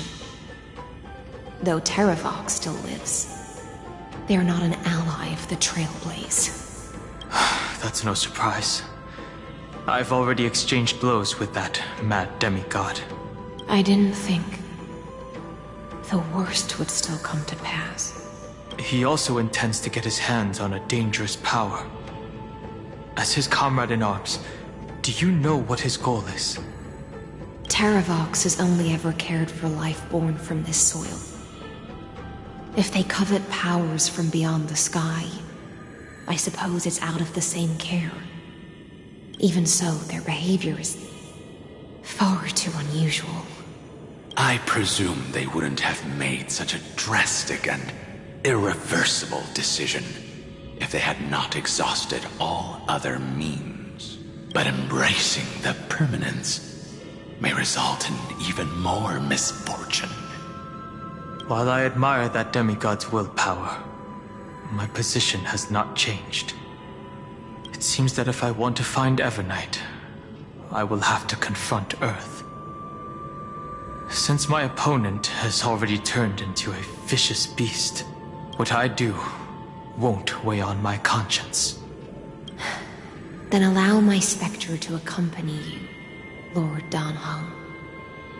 As the demigod who witnessed the end of this world, at least let me sing an elegy for my last comrade. That doesn't sound like something you would normally say. Huh? What I do won't weigh on my conscience. I can certainly guess what you mean by that. I will never hesitate for my companions. I am a nameless. And what I'm going to do is defend all the hopes that are on the verge of fading away. Then I misspoke. That is exactly how the guard of the Astral Express should act. If you please, Lady Hysealence. Hold on to this current, for it still carries the warmth of Graveri. Hopefully, it will lead us to the depths where our companion is hidden.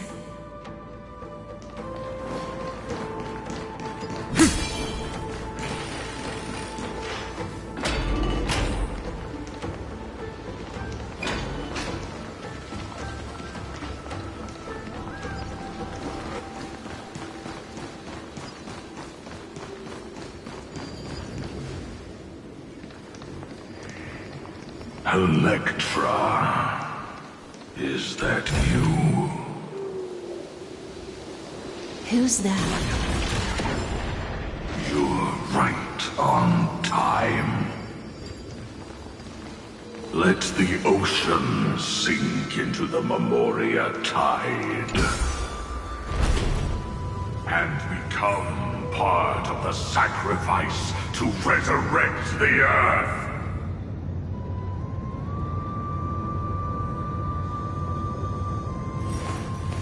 I will walk to the end with all your wills, no matter the cost.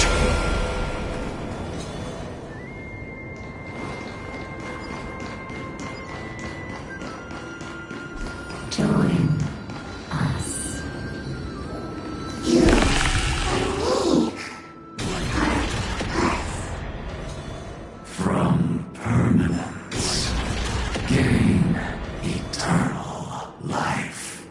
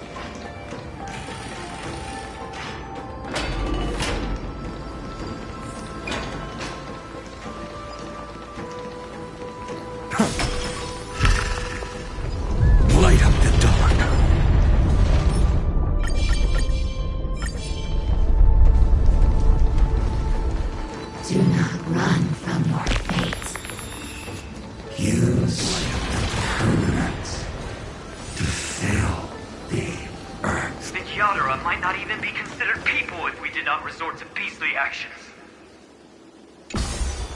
Why did Dunfeng choose me all those years ago? Long Scion, fall into oblivion! The Memoria tide surges violently. Hold on, and don't... The whole grove is shaking.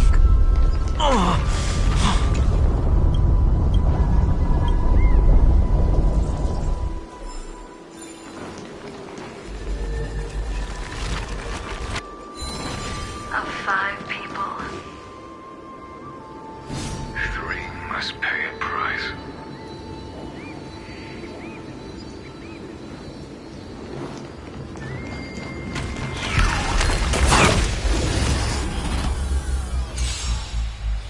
mountains roar back. This watch over you and guide you on your path. I'm fine.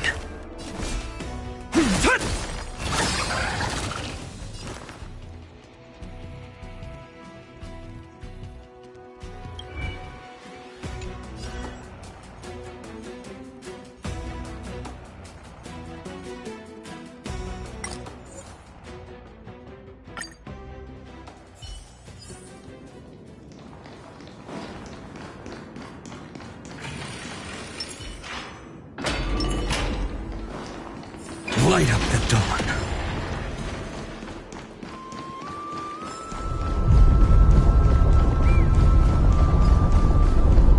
Light up the dawn. Light up the dawn. Yadara might not even be considered people if we did not resort to beastly action. Why did Dunfeng choose me all those years ago? Long Scion, fall into oblivion! The Memoria tide surges violently. Hold on, and don't... Of 5 people, Henry must pay a price. You are one of them.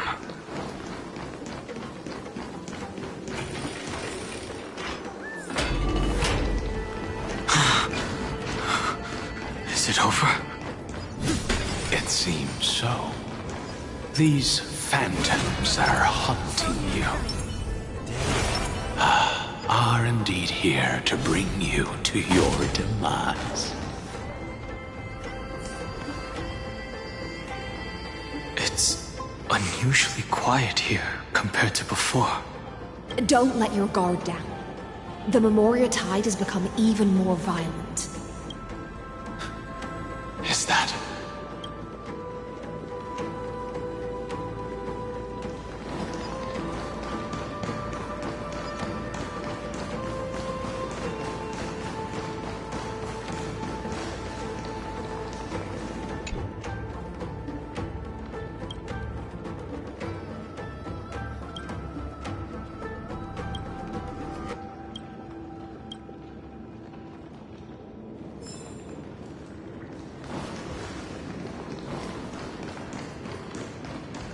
This is an interesting-looking wine jar.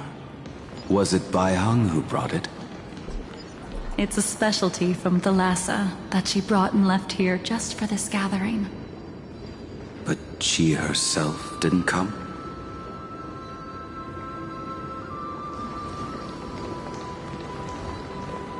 Your mind retains far more of the past than I had imagined. I've seen this farewell more than once in my dreams. The previous life is just an immersion to a newly born Vidyadhara. You know rationally that these are your memories, but it doesn't feel like you experienced them yourself. I use dragon transmutation for selfish reasons, and close friends turn to enemies.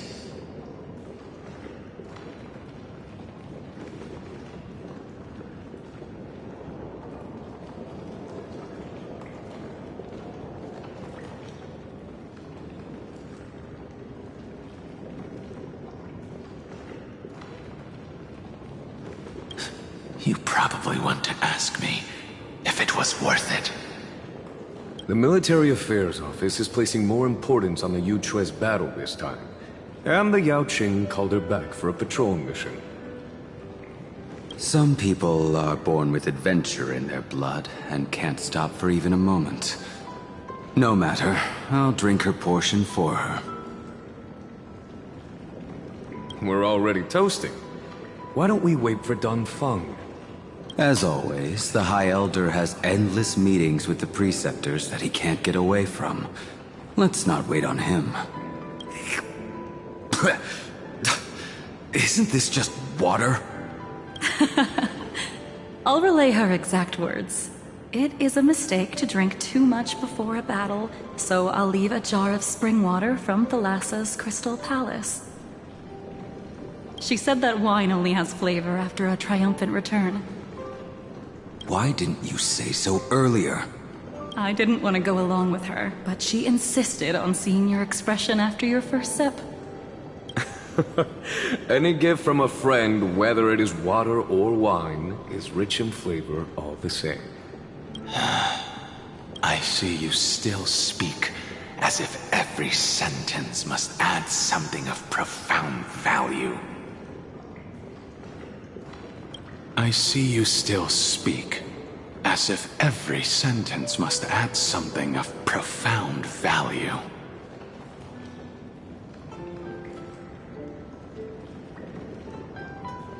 Ah, you're just in time. The punishment for making us all wait should be 3 cups of wine. Spare me, please. I've already suffered enough next to the Ancient Sea. I've convinced the Preceptors. Vidyadhara Cloudhim Magi will join the battle on the front lines, and our armies will fight side by side. It seems like you can now carry out your plan for dealing with the Ketu Mirage, Jingyuan. Thank you for standing your ground against the dissenters, Dongfeng. I never thought those Preceptors would ever relent. After all of this, countless Vidyadhara. Countless Vidyadhara will lose their lives, with no chance at a molting rebirth.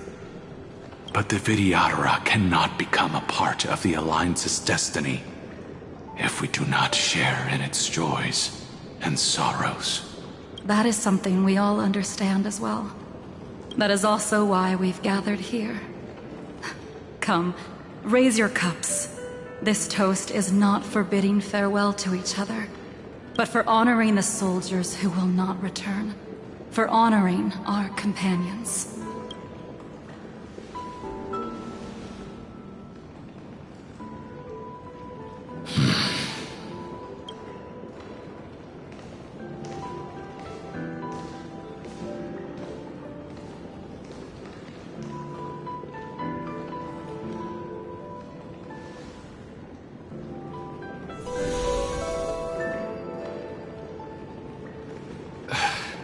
Apologies. My reckless plan must have put a lot of pressure on you. Nonsense. If our positions were flipped, you'd support me no matter how reckless my plan was. Right? Of course. But let's try not to be too reckless.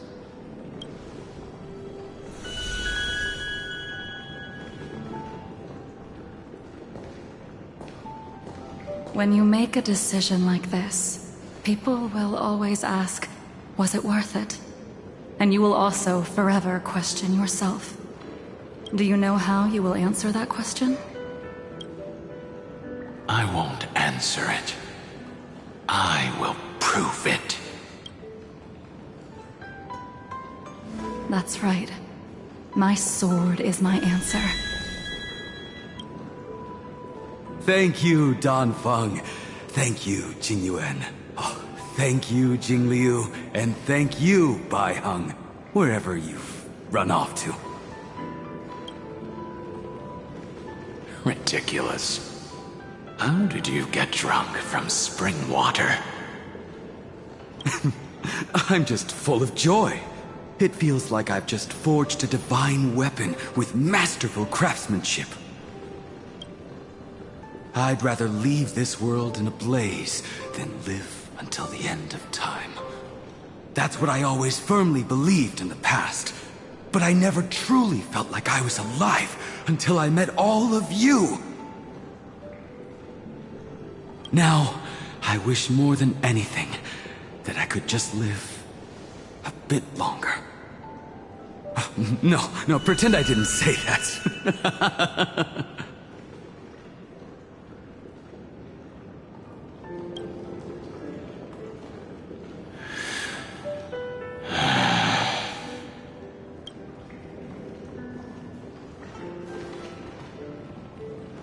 It's over.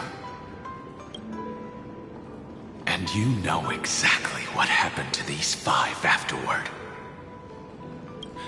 So, can you understand it now?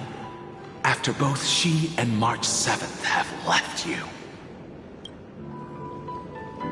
Losing a dear friend with whom you've shared so much can never be considered a victory. It's a failure that torments you for the rest of your life. So you made a decision. I was the one who used the transmutation arcanum. I was the one who swore to bring Bai Hong back to life. And the one who brought everything past the point of no return. Do you have any regrets, Danfeng?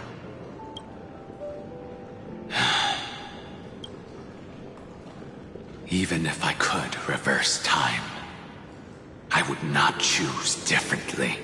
And if it had been Jing Liu, Jing Yuan, or even Ying Xing who died in battle, I'd still choose to do the same thing.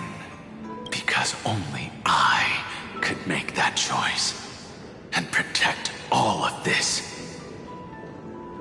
Now, for the sake of your companions, for the sake of those 2 who walk alongside you, how much are you willing to sacrifice, Dan Hong? Everything. Your answer does not surprise me. They are more than just my companions. They are the path I took that led me to where I am now. So they will also be beacons for when I am lost, leading me to the future until my next reincarnation. Then let me see how you'll carry out your convictions. Let's leave this place and go settle things with that mad demigod.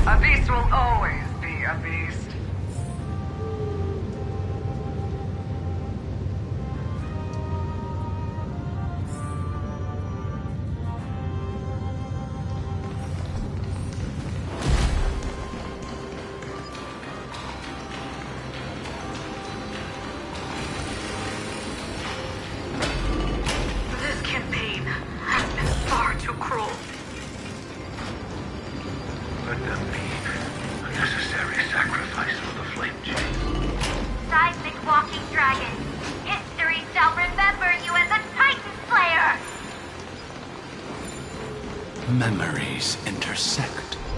A I see the destination that the destruction points to. Golden blood is gurgling out. It's almost like a heart that has burst open. Follow the current and calm its frenzied pulse. As expected, someone's been waiting for us. It's you. They are here, a scion of permanence. And your old comrade in arms. Terravox, my old friend. Indulge yourself. Let this Memoria tide swallow everything. Be prepared for the worst, Lord Dunhung. This mountain dweller must not be underestimated. Giacles the Mountain Breaker. Earth's Dromus Rider. It's been a while. Mountain Breaker? He's not Terravox? I remember you, little fish, and your despicable master. I didn't think you were still alive.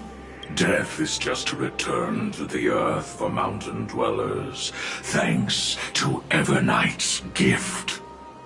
I was able to come back to the mortal realm and keep watch over my dear friend, the Earth demigod who was sacrificed to the Flame Chase plot in vain. Long Scion, you are the most important offering in this ritual sacrifice. No matter how strong your will is, it will eventually be swallowed by the Memoria tide. When that time comes, you and the powers you bear will serve us. We will use the permanence to awaken the fallen giant dragon and give the earth an everlasting body. I see. So you pretended to be Terravox in order to lead us here into a trap. If it weren't for the Imperator's tricks, the name Terravox would be shared between us anyway. They made the right choice for Amphorius's tomorrow. But the tomorrow you speak of only ever had a place for humans. What, my old friend? I will once again start a fire that burns away the chains that shackle us! Why don't you leave this to me, Lord Dunhung? Use that hidden passage to reach the opposite shore. Perhaps Greyfry's there. Deeper. No. I will stay here. Mountain Breaker. Hero of the mountain dwellers. If I do not stay here and triumph over him, he will die an ugly death in delusions of the permanence. And for the vicious beast that insists on obstructing the Astral Express and threatening the fate of the world. We've stood on the precipice countless times along this journey, forced to make difficult choices in the face of disaster. But this time, it's my turn to put some pressure on this world.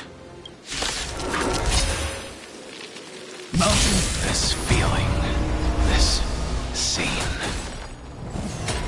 All too similar. Watch over you and guide you on your path. Torn to doubt farewell. The future will come. Lend me your strength. Exist for tomorrow.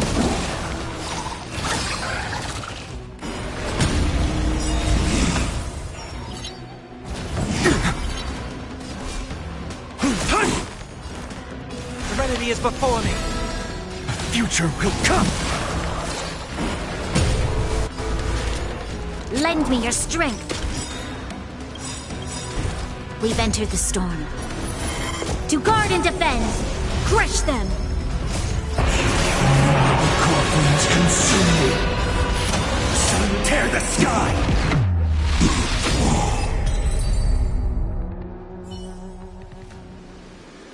It's time to stop struggling, Geocles. Before that, tell me, what kind of deal did you make with Evernight? How was the Great Mountain Breaker reduced to this?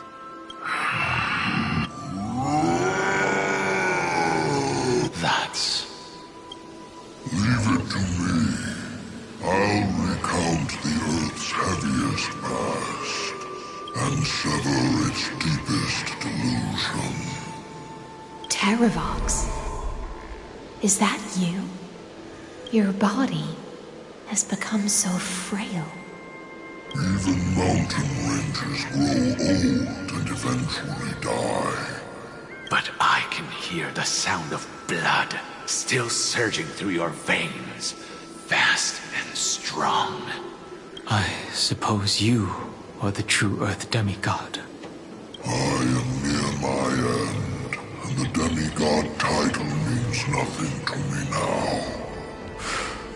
The being who stands here now is just the former comrade of the Mountain Breaker, and the traitor who abandoned him. Traitor? Terravox was once a member of Geocles' Dromus Legion. This force was famous for its skilled riders and their brave Dromuses. Terravox himself was the Dromus King, the giant dragon who swore their life to the Mountain Breaker. In the battle against Georios, the Imperator could not surmount this mountain, and thus had to break it from the inside. Terravox's betrayal was key to the Flamechase army's victory. The age of the gods was coming to an end. Living beings had adapted to the changes amidst the rifts of the earth, and now they had to learn to survive in the crevices of the epics. Someone had to watch over the earth, so I agreed to a deal. I would take the Titan's divine authority and sink into the cliffs, using my flesh and blood forged of stone to mend the land. There was one betrayal I could never forget. The Mountain Breaker refused to believe that was my choice, even till his dying breath. Faced with having to surrender to the Imperator, he chose to die instead. So this is why you decided to conspire with Evernight. Time's strange visitor appeared before me. The great power from beyond the sky, called the Remembrance. It's incredible.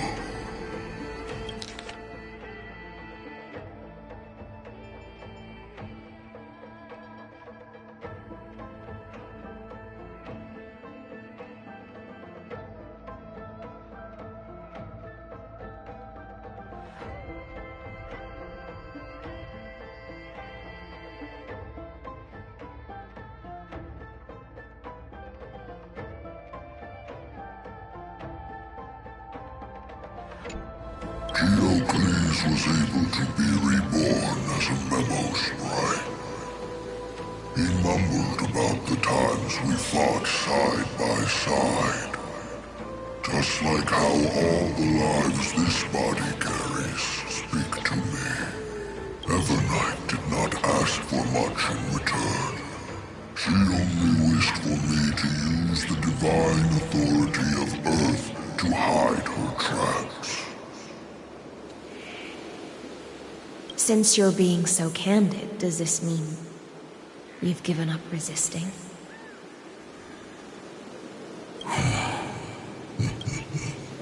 Resistance. For a beast on the brink of death, what is the point of resistance? I see. 1,000 years have passed, and your mind has long since been shattered. This frail body bears the weight of all those I've betrayed. And now, my only wish is to rest with them in the unchanging past. Go, Long Scion. That fiery blaze has already burned through Earth's protection, revealing the secrets underneath. The deepest depths in Amphorius, the great tomb where all the past is buried. The one you seek, Evernight, walked out of that place. Before her arrival, no one knew of its existence. In other words, that is the place where Evernight came into being. And it is also where she is now.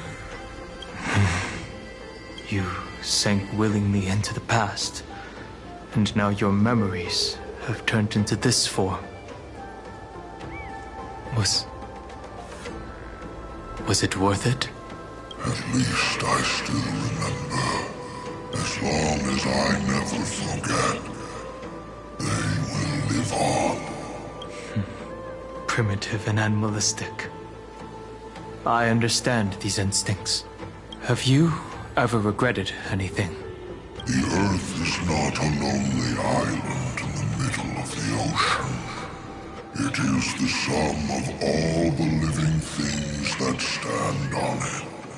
I have never regretted defending the creatures of this world. Then, a final question.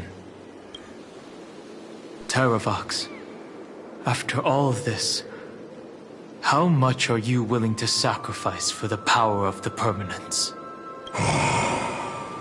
Everything. My journey up to here has allowed me to fully understand my destiny. No matter how I struggle, the Earth will never be able to reach the stars. But my compatriots deserve to continue their struggle. At the end of my life, I want to make one last effort to give them a chance to move on to the future, even if it is a future I am not able to witness. I understand.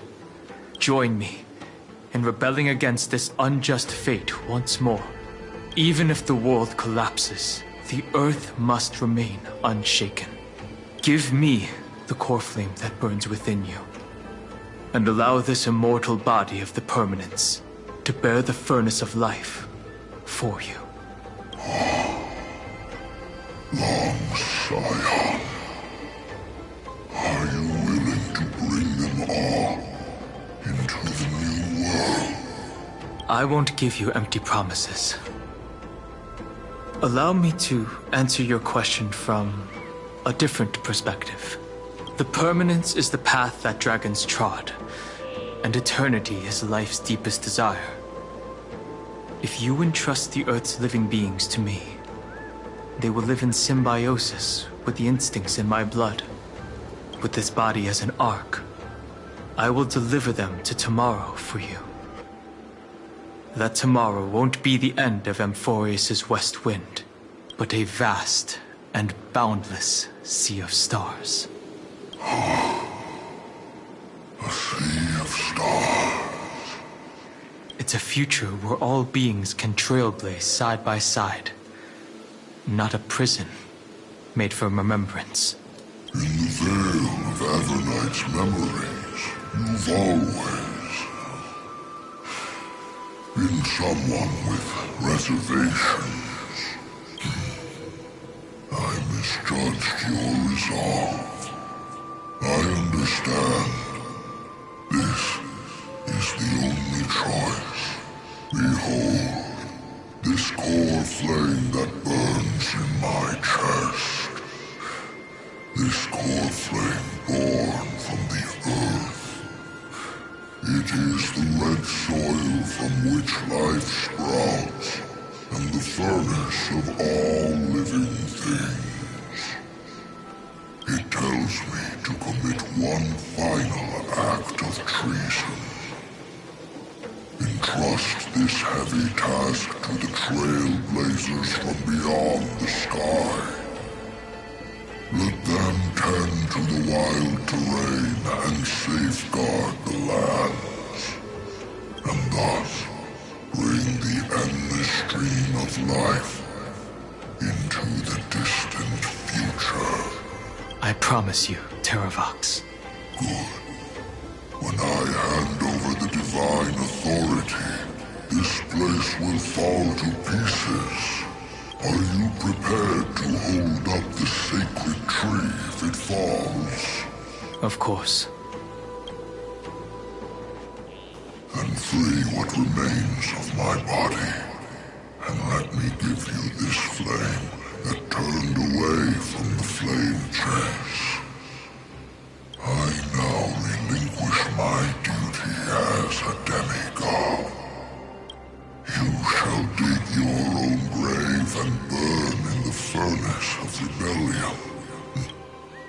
I only hope that, after all this time, Father will take me back into their heart. Come, crouching beast, for the endless life of this world. Rise from your dormancy, and follow me as soaring dragons of the wilderness. Take it. My final rebellion. Then declare to the earth the name of the new god.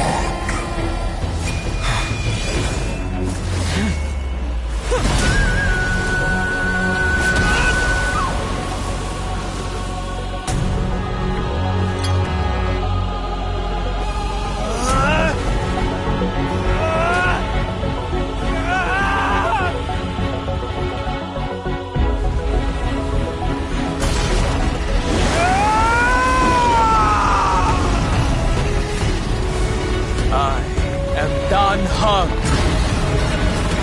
one who guards the Trailblazers' way forward.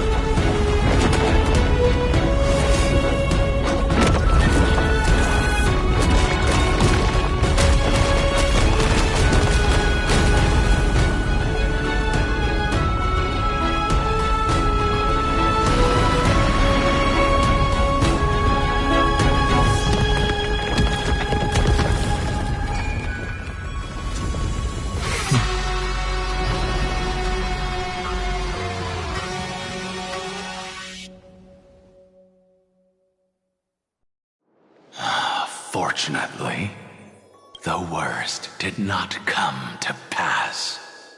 If your opponent had already turned into a vicious beast, whatever you did wouldn't weigh on your conscience. So what if that demigod had harbored ill intentions or vowed to fight to the death? Would you have pointed your spear at them and carved out the core flame with your own hands? There's no point in discussing what-ifs. Though, I'm glad it didn't come to that. Regardless, I will attempt to join this game and become a part of the Era Nova. This is the only way I can face my friends and this world with a clear conscience. Now that things are settled between us, it's time for you and I to say goodbye. Everything that I left behind has faded away at this point. Go and march toward your own permanence. As for how to tame it, I'll leave that to you. Thank you. We can't go back to the past and make better choices, but at least we can do better in the future. A dragon can only welcome new life by shedding away his old, scarred skin. For the first time in my life, I feel at ease. This burning core flame. Is this what the destruction feels like? The light is unexpectedly warm. It's just like the fleeting moments when one wakes from a dream. Farewell, Danfeng. Now, it's time for me to set out once more. The final rebellion of Earth was to bestow trailblazing wings upon all living beings. For Terravox, this was probably the best possible ending. Behind that scar lies what they called the deepest depths. The rising steam tells me that Greyfry is in there. But right now, she's trapped in a bottomless whirlpool. Is Evernight with her? I'm afraid I can't tell. A scorching abyss. If I were to enter it alone, I'd almost certainly get lost. And Miss High Sealance, would you give me cover? I'll need to focus completely on what's ahead, and may not be able to pay attention to my surroundings. What are you planning to do? I'm going to continue where you left off. The stranger snatched away the deliverer right before my eyes. I commanded the waters to surge after them. Times have changed. The cliffs are now in the palm of my hand. Then I believe it's worth a shot. It's just... without absolute resolve, you still won't be able to pass through that Memoria tide. The search for Greyfry might stretch on like an Evernight without end. Be careful. Wandering through time is no easy feat. Don't worry, Lady High Sealance. Just as you kept your lonely vigil in the depths for 1,000 years, my determination to find her is even more unshakable than the earth itself.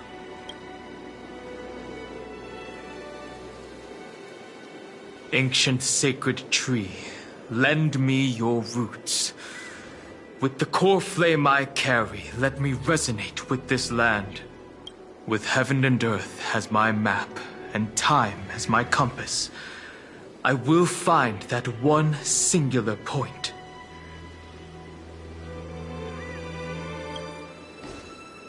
Even if I must cross every mountain and valley on my own 2 feet, I will bring you home. Circe's giant tree, witness to Amphorius. This time, I will follow its roots into the ancient earth until I find you. On this journey, I will become the bedrock of mountains and bear the cities above. With the currents, I merge into the tide, crashing upon the land's jagged reefs. I sweep across the nameless barrens, scattering endless snow and frost. Entwined in the cycle of day and night, into the deepest depths of this world, adrift in the darkness that was before all else. When can I lead you out of this maze? No. I can't do it with just my eyes alone. Maybe it was never me. Maybe it was always you who could set us free. Long time no see. All right. Let's settle this and keep moving. That's where we will all find our answers. Hey, Danheng, wake up. 3 of a kind.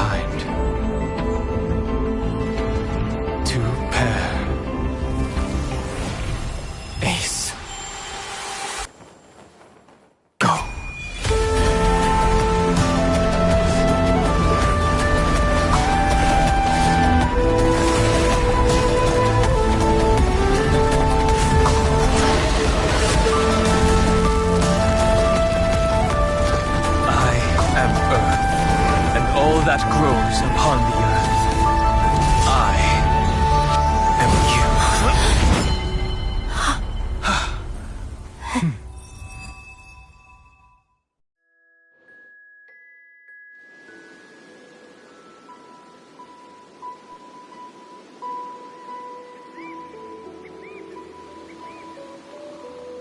Finally.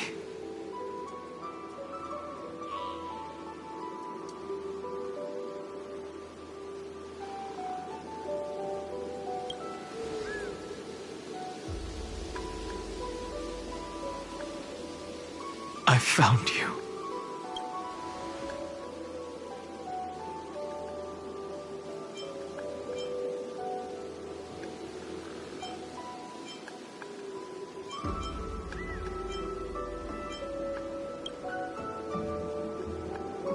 It really has been a long time. Don't be so sentimental. That's not like you.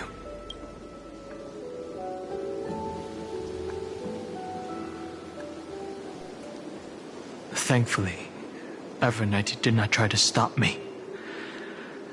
Looks like we've managed to stay ahead of her this time.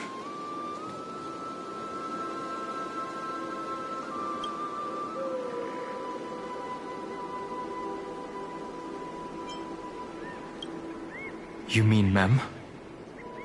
Sorry, I haven't seen her at all on this journey. Perhaps you were not the only one being held captive by Evernight.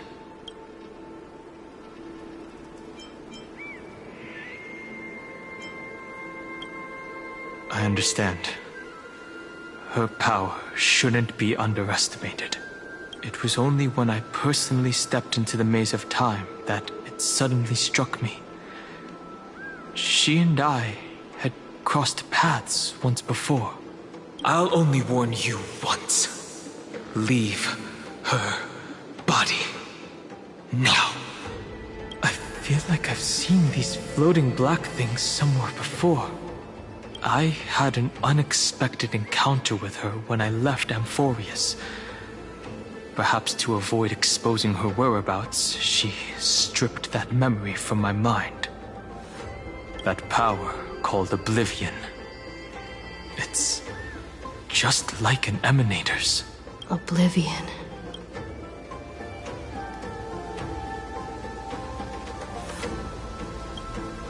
I know. But you still remember me and our companions. For now, do you have any clues about the memories you may have lost?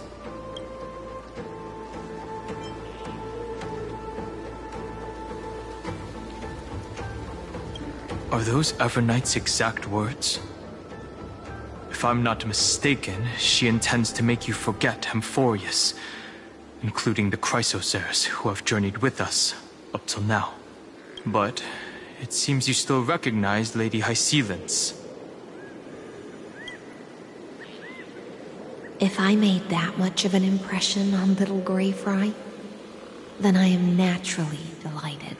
But I fear your escape from that power they call Oblivion is thanks to someone else. Nice to meet you. Or maybe I should ask, how have you been since we last saw each other? Along with you, this little butterfly fish's memory was also salvaged from the depths of that whirlpool. Just as a pearl is cradled within its shell, the power of Thanatos surrounds you, shielding your soul from corrosion. Miss Irene has spoken of you often to me. Though we never met in this life, I believe there's a kind of warmth that can transcend time itself. Through the endless flow of time, I guarded the secret passage between Styxia and the Vortex. When the Memoria tide flowed backwards into the River of Souls, even in deep slumber, I could feel that warmth. And with all my might, I protected that warmth. I apologize if that seemed improper. I hope you'll forgive me.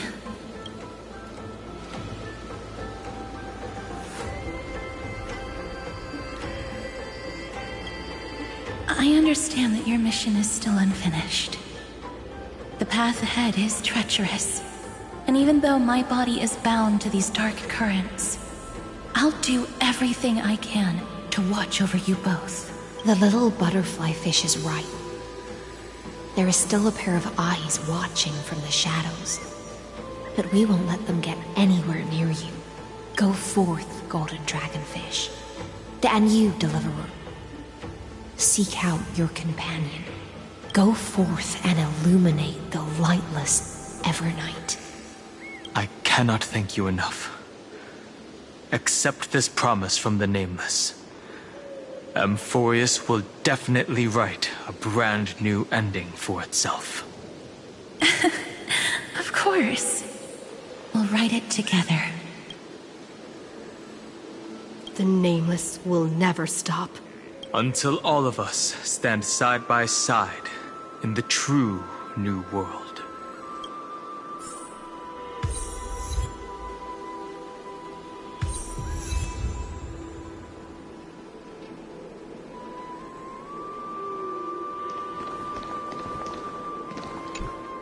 Go forth with courage, little Grey Fry.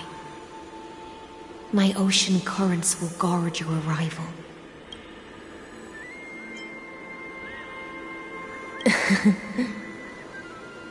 You still remember how much I love fire and feasts.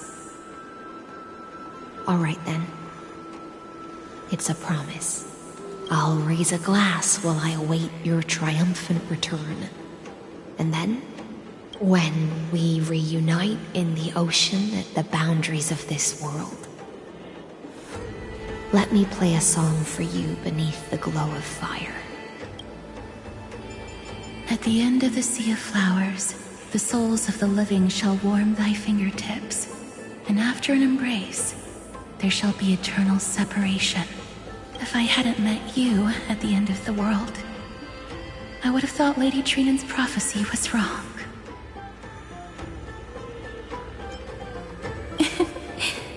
As Lady Trinan used to say, fate is not the flowers that bloom at the end of the road, but where people tread beyond the gate. Thank you. My own path has finally come to a gentle end.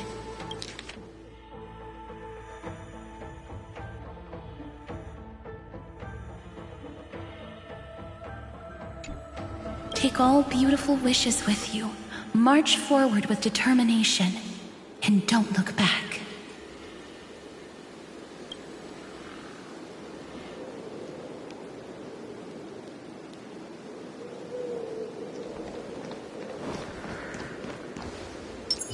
A day of peaceful a will of Show your... This place was once Nestia's altar. Could the golden thread be leading us to the world's deepest secret?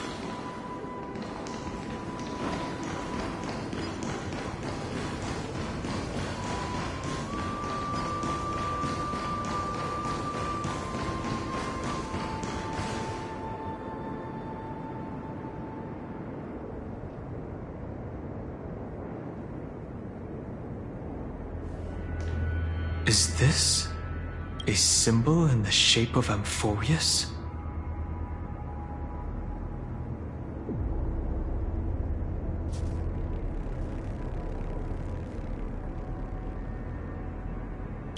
Naturally.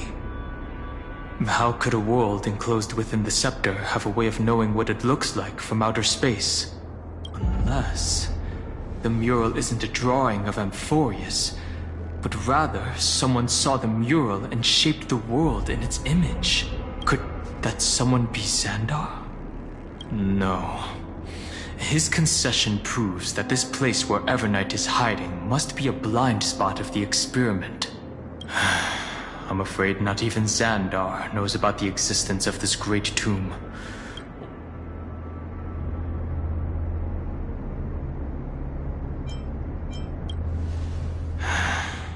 Best not to get carried away. For something to be hidden even from him, it must either be extraordinary or unimaginably dangerous. this forbidden realm remains undetectable to Xandar, and even Find and Strike merely opened the entrance, yet Evernight can freely swim through it as she pleases. It cannot be reached by the erudition, nor can it be erased by the destruction. Be careful. What lies dormant beneath may well be Amphorius' final path.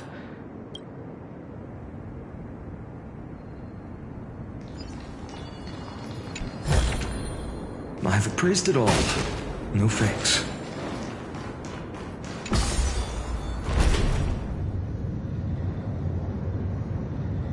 It's endless. It feels like we're plunging into an abyss. My childhood musings.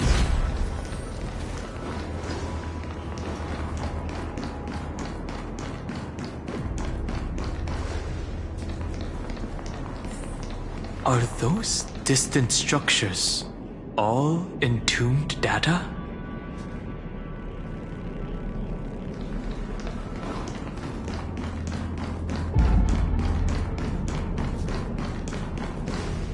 The whirlpool of remembrance. Bottomless and unfathomable. Behind this mist must be Evernight's domain. Ready? Once we step inside, I'm afraid there'll be no turning back.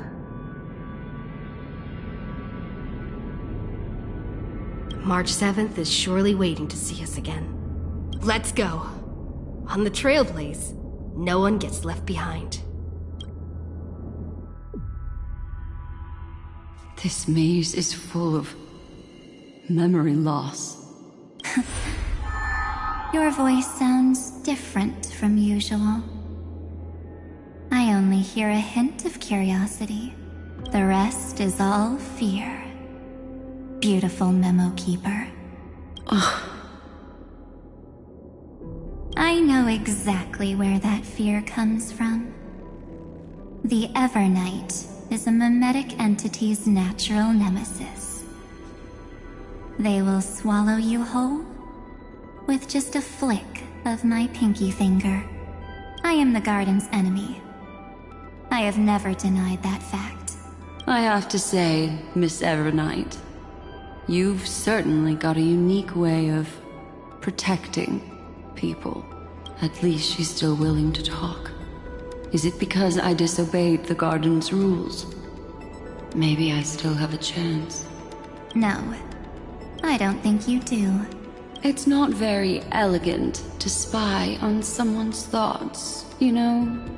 Well, before you get rid of this beautiful Memo Keeper, the least you could do is answer some of my questions. Why should I do that? So you can buy more time and send a message to your companions? And here I thought you were already watching my companions' every move. I am. Earth's stirrings have ceased. They have defeated Terravox and are heading here as we speak. Don't tell me that's part of your plan, too. It's not, but I'll make good use of it. Fighting alone against an entire world, even I might miss something, just like right now. How I've decided to let you go. I like you, little bird. Your longing for memories remains pure. Unlike those memo snatchers, your most precious quality is how you've yet to be tainted by the garden's dark side. I'll take that as a compliment. But I still don't understand why you've kidnapped me here. Well, seeing is believing. This ruin buried deep underground is called the Kernel, in the language of erudition. But I gave it a friendlier name. The Heart of Amphorius. The great tomb of the Nameless Titan. The Nameless Titan? You'll see with your own eyes. just how important the remembrance has been in this world. And how we will stir up the waves of oblivion to douse an eon's ambition. You've been hiding here all this time. That's right. Curious about how I discovered this place? It's not actually all that complicated. The road we just walked was the beginning of March 7th's journey in Amphorius. The beginning? Do you still remember how 3 paths are said to intertwine in Amphorius? That 3 entities, each comparable to an emanator, left their marks in this world. There's Xandar, Iron Tomb, and... That's right. To this day, there have been no signs of the entity corresponding to the remembrance. The Garden of Recollection was curious about that too. So the Memo Snatchers spent an unimaginably long time chiseling out a tiny channel to peek into this world. But there was always a power in the memory zone that kept them out.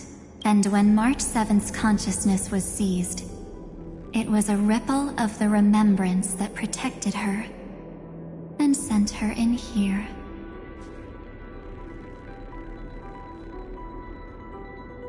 Can I assume, then, that this hypothetical emanator of remembrance was consistently protecting this world from the Garden's eyes until the Astral Express arrived? That's correct. You're a smart one. But why? Go see for yourself, little bird. The memories contain everything. This gate is really impressive. These are March 7th's memories. Didn't move at all, huh? I just got here and I'm already locked out. A journey of 1,000 miles stopped at the door? Is she stuck? Keep watching. The fun stuff is just ahead. Warning. Object does not have access permission. What? Did I touch something I shouldn't have? Execute formatting protocol. What's going on? Formatting? Warning. Illegal operations detected. Warning. Illegal operations detected. Hey! Don't just activate like that! How do I stop this thing? Warning. Warning. Warning. Operation authorized. Protocol name back. Huh? Finally it stopped! Wait, did you just mention her name? She's barely spent any time in Amphorius, and she's already famous?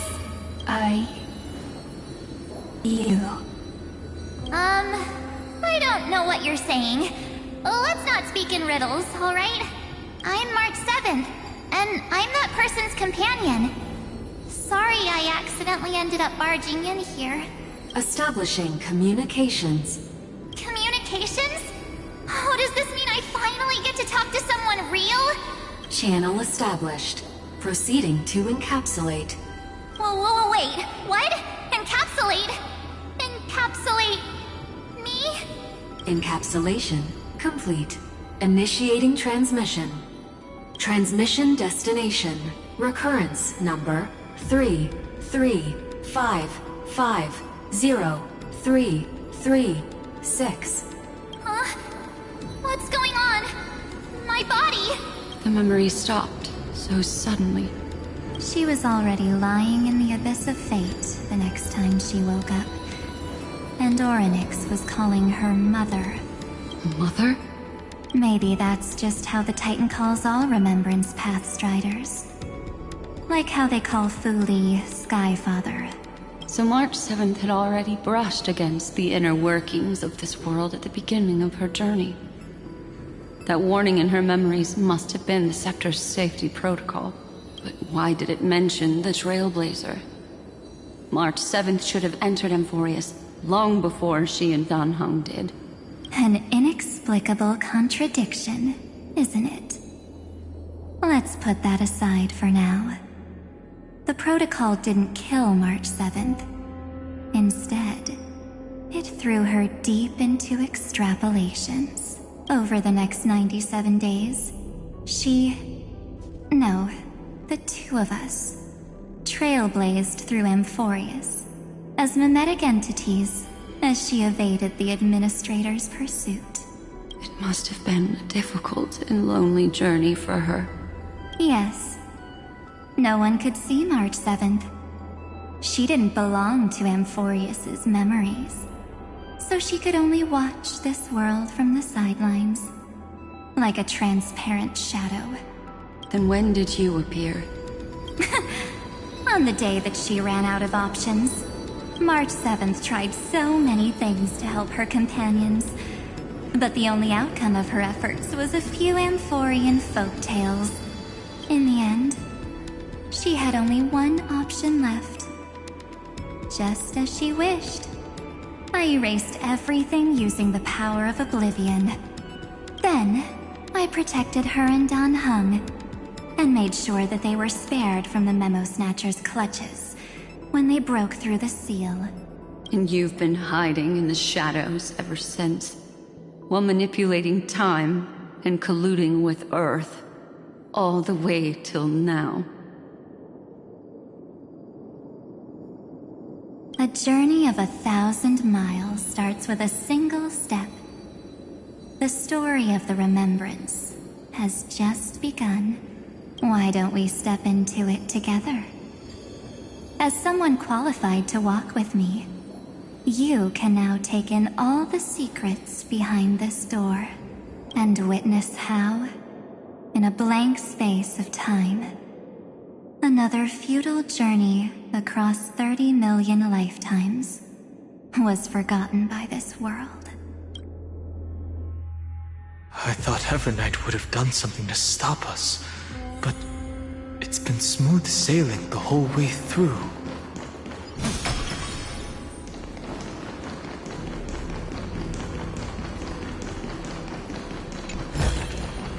I've appraised it all. Are you ready? I'm going to open this door. 3. Warning. Object does not have access permission. That means we're in the right place.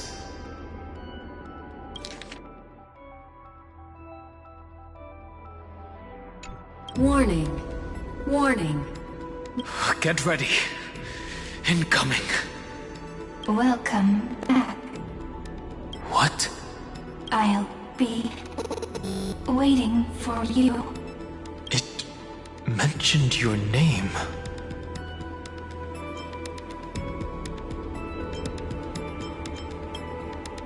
I'm getting a feeling of déjà vu.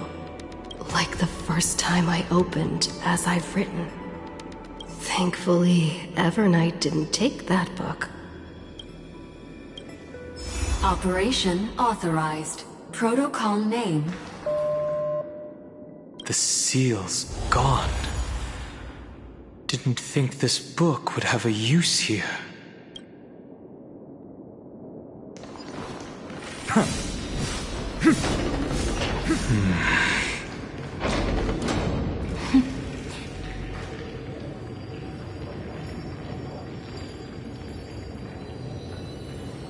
Hi. Miss me yet?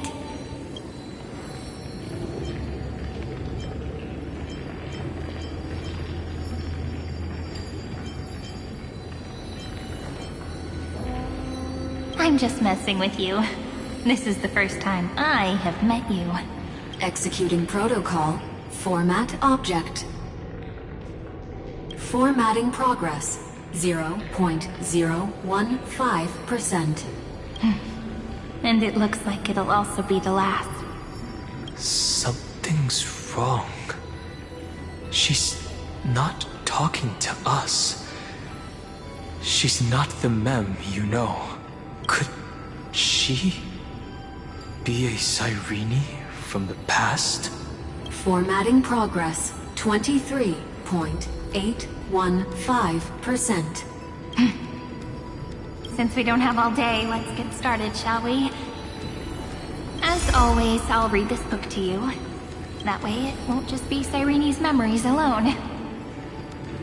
Formatting progress 45.147%. Where should I start this time? Let me see. There. Shall we start with the meeting between the Helcolithist sage Midamos and the King's Aegis, Anaxa? Formatting complete. What? Did you hear that? She just said...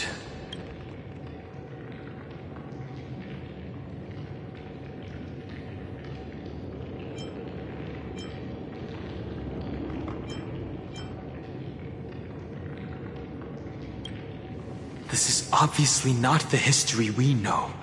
It might be one of the possibilities in the 30 million cycles, but Cyrene should have died at the start of every recurrence. So why is she here? And that book she mentioned. That's very likely. That door reacted to the book as well. Let's try copying what she did. Accessing recurrence number 33550337. Access failed. Error code Gamma 13. That's it. As I've written is definitely connected with this great tomb.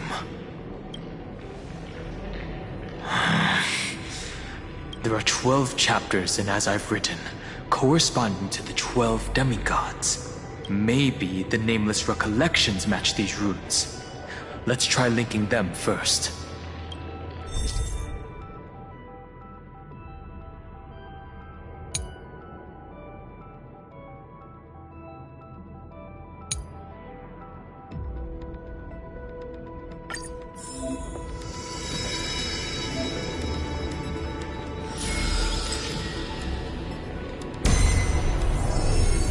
Uvris 504. Downloaded. As expected, the data stream flew into the crystal in the middle. 30 million departures. 30 million shatterings. And the beginning of 30 million flame chase journeys.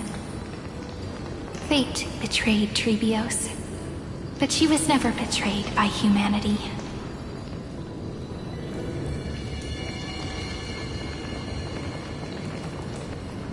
$30 million departures, 30 million shatterings, and the beginning of 30 million flame chase journeys. Fate betrayed Trebios. This youth is so desolate. What exactly is it?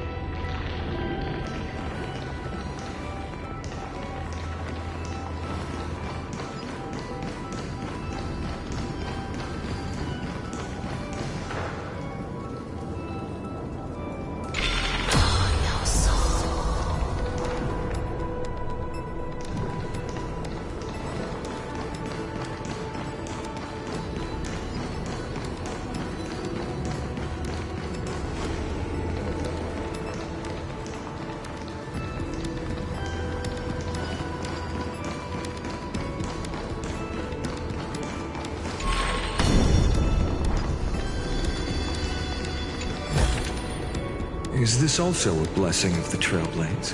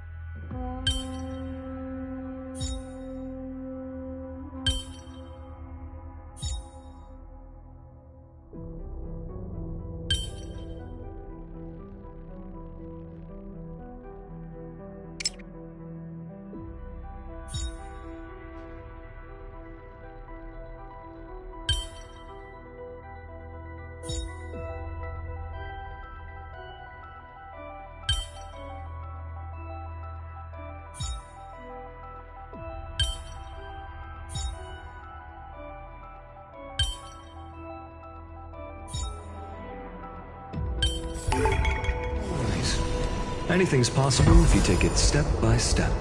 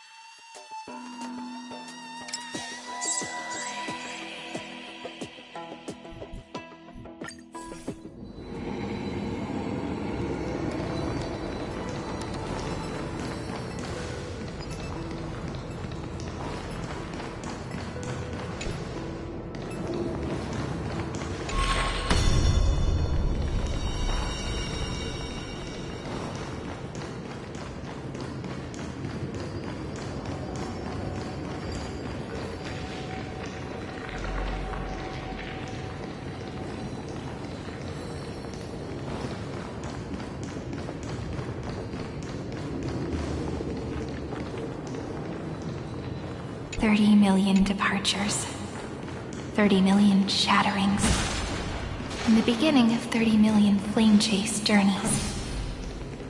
Fate betrayed Trebios, but she was never betrayed by humanity.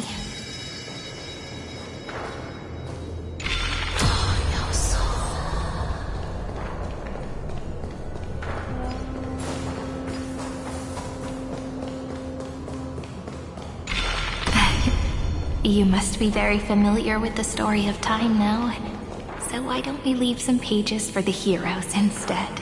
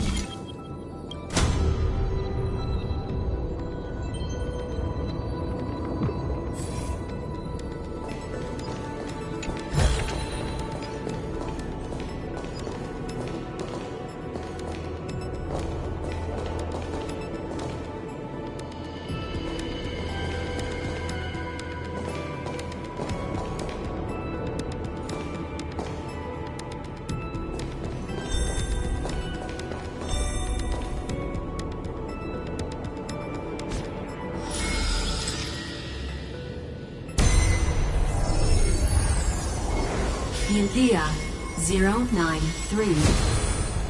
Downloaded.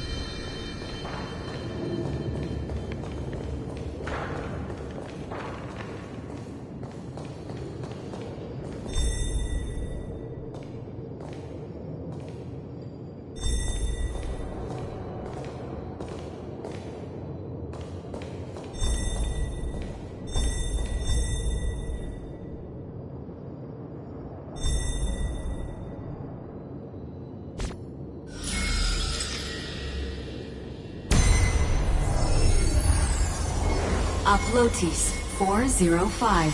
Downloaded. Scopeo 365. Downloaded. Branch number 1. Archiving. Object recurrence number 335503337. Progress 13.131%.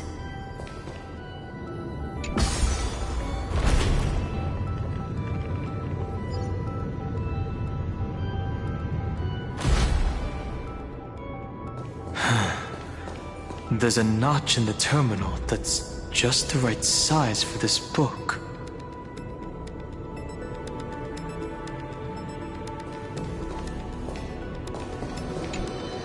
Branch number 1. Archived.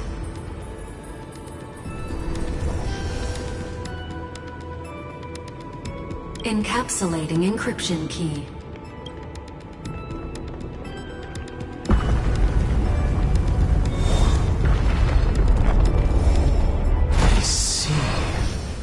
This As I've Written book is a data terminal that has been modified by the Remembrance. It might have looked like Cyrene was reading a story, but she was actually carrying out a data transfer.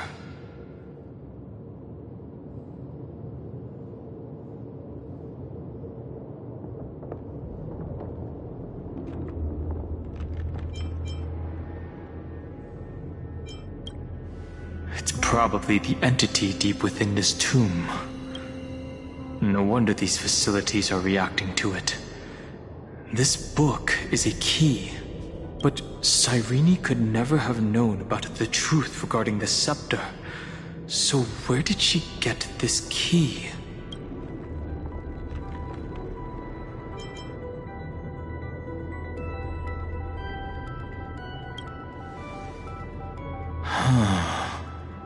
Do you remember, during her brief existence, Cyrene once encountered a certain Aeon? Yeah. So, I can only place my hopes on that childhood dream. And the god behind Orynyx that appeared in that dream. It's no secret that Orynyx and Fuli are related. That Aeon also appeared when you encountered Mem.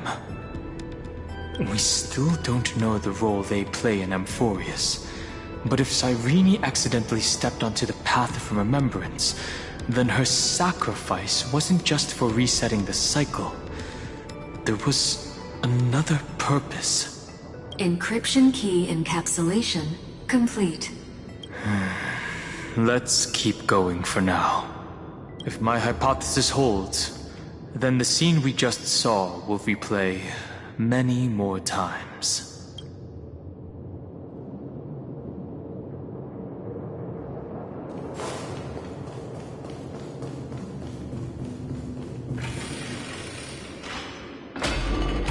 Hey, be careful. Everknight's eyes are everywhere. Don't get too far from me. The chronocognitive anchor will protect us.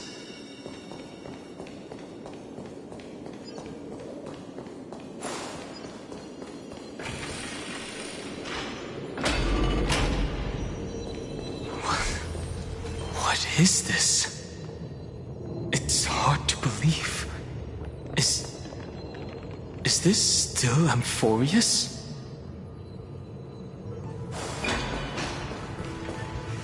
So many countless storage arrays. This would even rival the cyber prison of Inupis. Look, what a magnificent sight. Even this classical world contains a futuristic palace like this. Would ID Ciliciae end up looking like this after a few thousand years? Executing protocol. Format object. Formatting progress 0.027%. Ah, it's always so on time. Never late at all. It's okay, I get it. It's just trying to remind me how precious time is. I want to share a story with you this time. I saw a little nymph on my way here. It was on a fallen wheat stalk, and it was incredible. I forgot all my pains at that moment, and just stared at it in a trance. I wonder, did every Cyrene in the past feel that the nymph was beautiful? Would they also have recorded that scene into the Eternal Saga? So, could you give me more time, please? I want to leave behind more memories for the future. Formatting complete. As I expected. The answer is the remembrance. An Aeon appearing in her dreams, 3 paths intertwining in Amphorius, and the Garden trying to infiltrate this world at all costs. I have reasons to suspect that Fuli's gaze once swept over this world before the scepter completely fell into destruction, and that Cyrene basked in that divine gaze.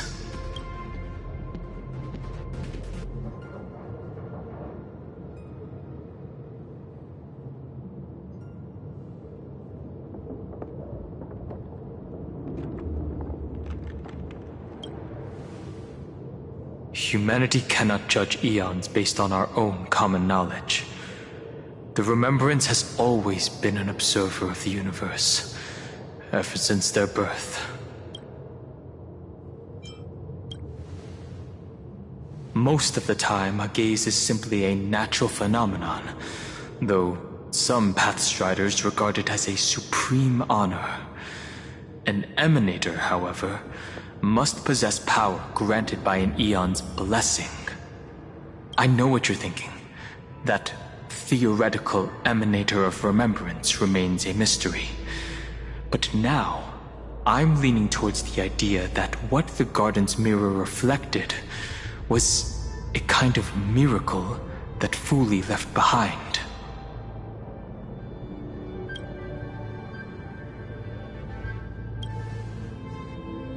That's to be expected.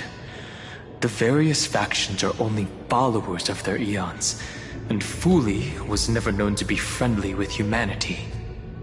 But there's still something I don't understand. According to Black Swan, the garden is internally fractured, and there is a party that craves the memory of an eon's fall. Yet, I feel as though those memo snatchers didn't try to stop us at all. Instead, it feels like they were trying to cover something up. Yes, we're thinking the same thing. Legend says that Fuli sits in meditation in the Anasrava Pure Land, spreading the seeds of remembrance across the universe. And when the cosmos ends, all the different realms will be reborn in their garden. If this sealed-off world is also within their gaze, then it's not too big of a stretch to surmise that they need a mechanism to save these incredible amounts of memories and store them somewhere out of the Erudition's sight. And this mechanism was previously the Time Titan and their demigod. But after Amphorius entered an endless loop...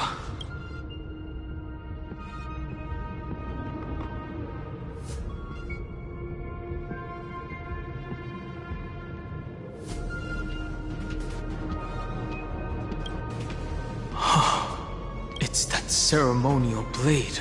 Now, I can say with certainty, time is the page on which that eon records Amphorius. If it fades from existence, and all that it records is lost among the stars, that eon will surely direct their gaze here. And it will be a glance that spans time and space, transforming each incarnation of me into the power you shall wield to reset time. Imbuing my soul into this ceremonial blade, and creating an endless flame chase journey.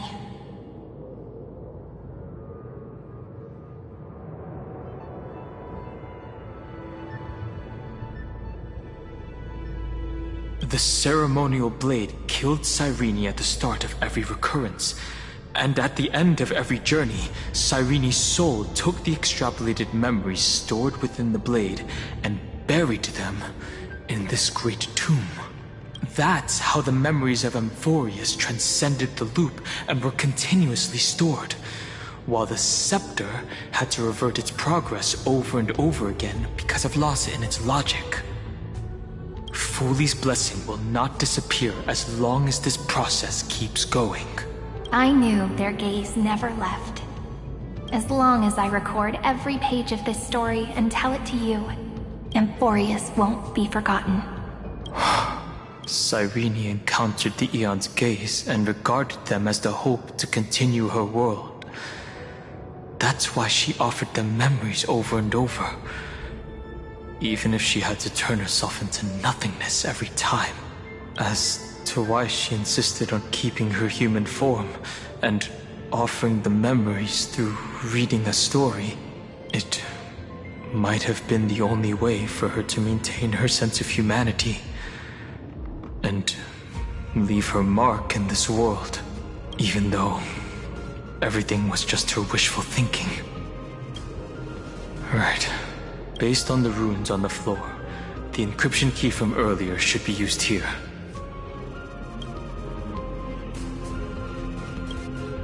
There are 3 keys in total. We're 1/3 of the way through.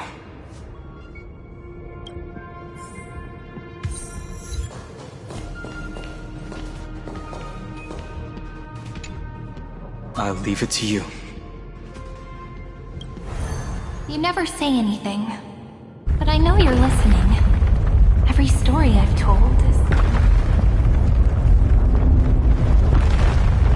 is like a little key that opened a door in your heart, no? The path has appeared.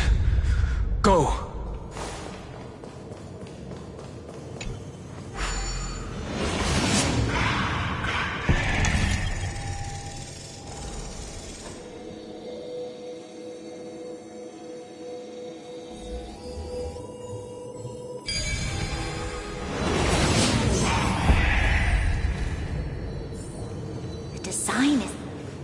Then, the sky sent down rainbows and showed the world a gentle smile. Formatting progress 93.99. Looks like it's time to say goodbye again. Before I was even aware of it, this book had already recorded too many emotions. Every page has become so heavy. I've started to feel uneasy whenever I take it into my hands. Where did the very first ripples want these memories to be sent to? Formatting progress 94.423%.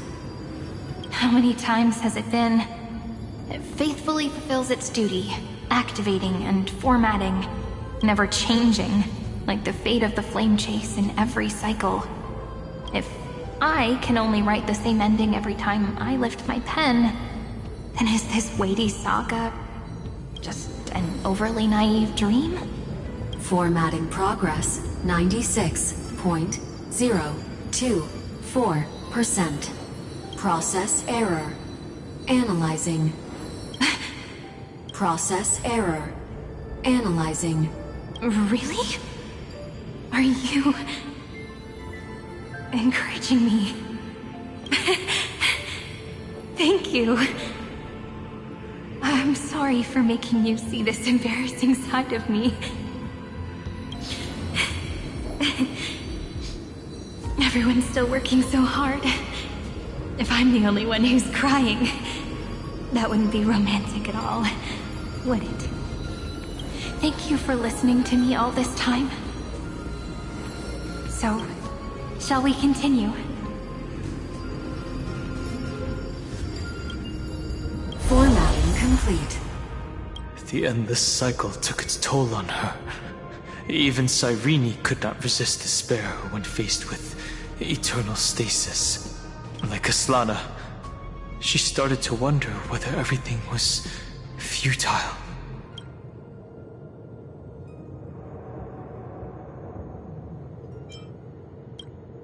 So you noticed it too. Who exactly was she talking to? I thought it was an Aeon at first, but the way she talked, it didn't sound like praying to a god at all. Maybe she's talking to her imagination? A hero within? No matter who that listener is, Cyrene's storytelling is just a data stream for the Scepter. Maybe, she thought, as long as she kept tossing drift bottles into the distance, someone was bound to pick one up someday. Accessing recurrence number 335503337. Once again, Castor is offered her final embrace to death. And from then on, she started another lonesome watch. How wonderful would it be for someone to give her a real hug?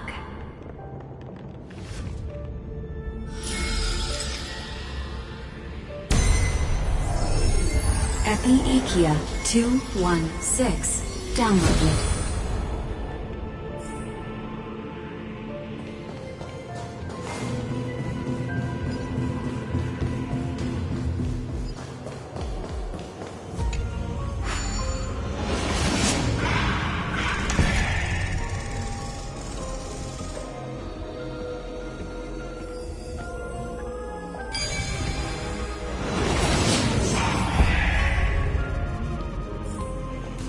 Devious cat.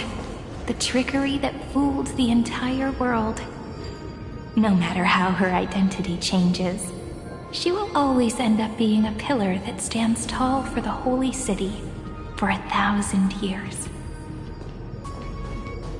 The hand of Zagreus. Seems like we'll need it here.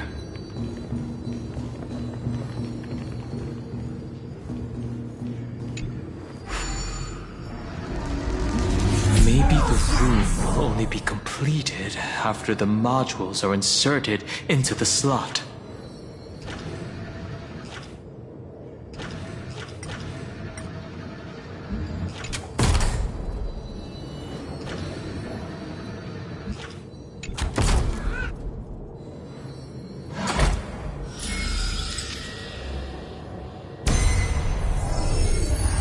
Xyz 945 downloaded.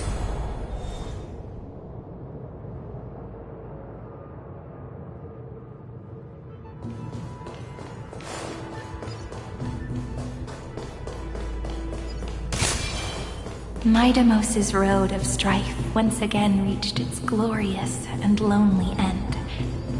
As always.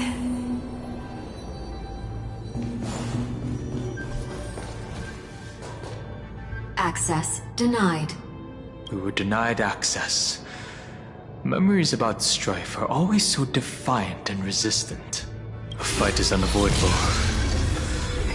Come. Warning. Illegal operations detected. Warning. Illegal operations detected. Wanted to doubt their weapon. I will watch over you and guide you on your path. A future will come. Lend me your strength. For tomorrow.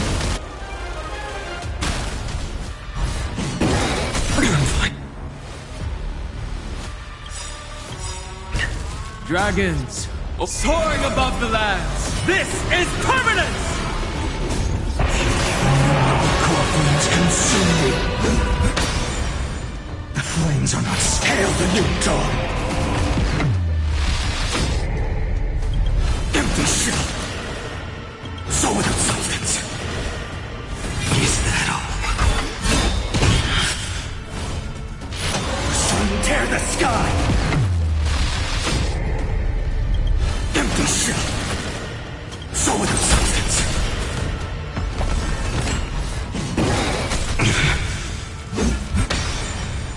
The flames are not strong. Hail the new dawn. All stars burn to ash.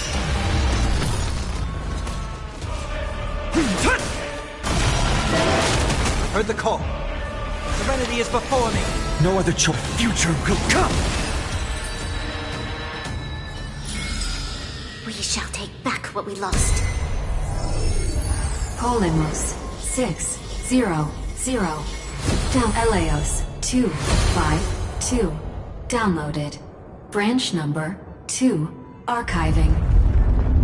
Object recurrence number 3355037. Progress 31.313%. Nice. Let's go encapsulate the encryption key.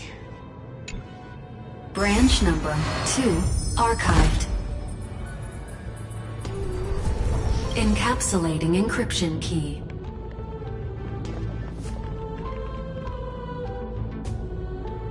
I've been wondering, could all the memories we've encountered on the way be Everknight's traps? She still hasn't shown herself, but I can't think of a good reason for her to do that. I can only surmise that she's either still waiting, or someone's holding her back.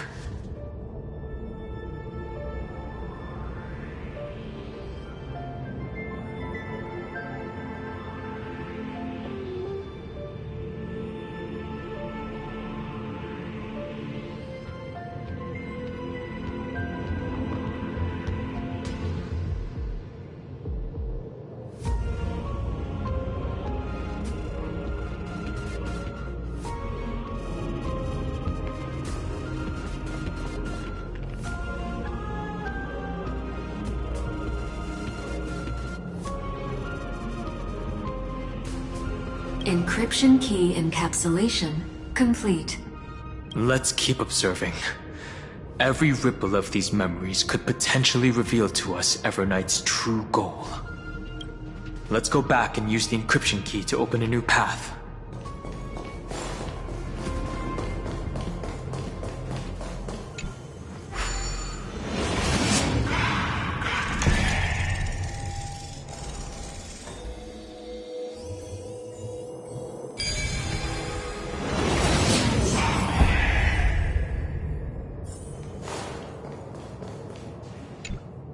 Go upload the encryption key just like last time.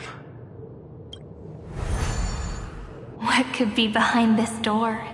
Glittering crystals? Or a beautiful world I've never seen before? If I tell you all the stories of tomorrow, will I be able to finally welcome the Deliverer and Amphorius' dawn in the next life? The third encryption key belongs to the ocean. Let's get going.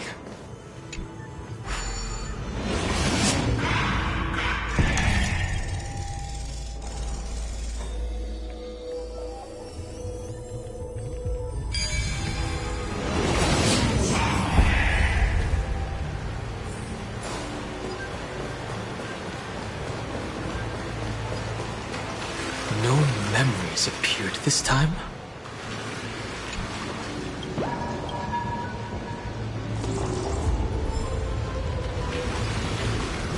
It's a huge fan. Use the chrono vessel over there to stop it.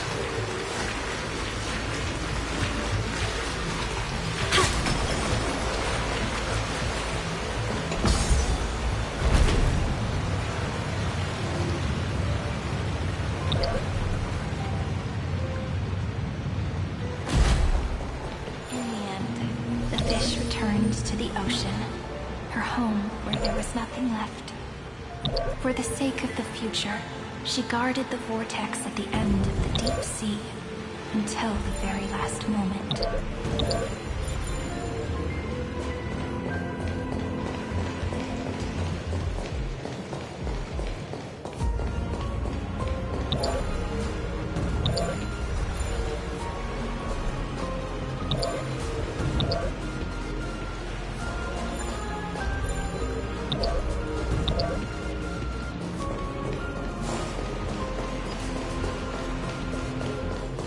Look! She's over there. A will of Methalence! A day of... Show your courage. Cyrene. There really is no end to her perseverance. Once again, the saga comes to an end. Everything is deathly silent. It's another cycle of new beginnings, and another familiar reunion. Now that I look back, there was a period when I got really sentimental. I was so anxious, trying to find as many different memories as possible, hoping to bring some change to this unchanging destiny, and find the way out of this maze. But I won't do that anymore now. Formatting progress 73.998%. Process error. Analyzing. Formatting progress 75.012%. Process error. Analyzing. No need to feel sorry for me, good friend. If there are no new blank spaces, how can a saga continue? I'm actually really lucky, you know? During the long years I've spent waiting for the Deliverer, I've always had you here as an audience. Look at these memories I brought to you. They once existed, once sparkled under the sun, and now I can see through your eyes that they are still shining bright. Isn't that already enough?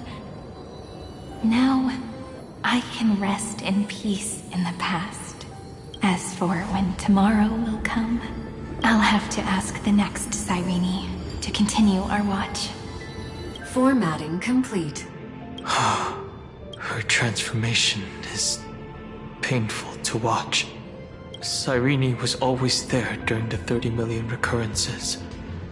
She recorded the Flame Chase journey in her own way on the reverse side of this world, depositing all the memories in this place.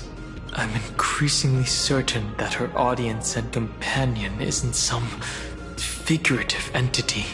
The deepest ruin in Amphorius. At the great tomb where the pasts of all worlds are buried. Who exactly is its master? Accessing recurrence number 3355. 5, 0, 3, 3, 7. Anaxagoras once again completed the proof with his life. His answer was so complete. All he was missing was a last variable from beyond the sky.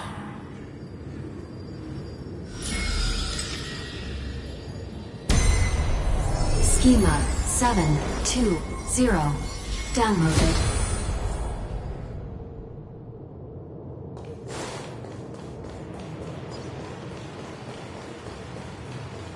World-bearing. This divine authority is so heavy that I do not know how I can even tell its story.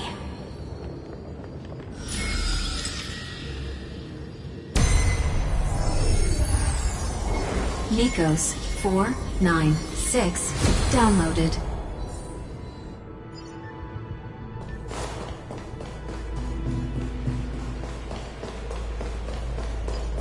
Romance.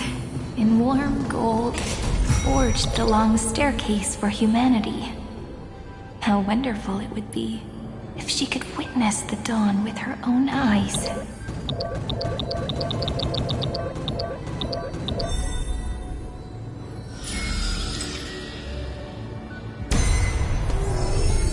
Kalos 618.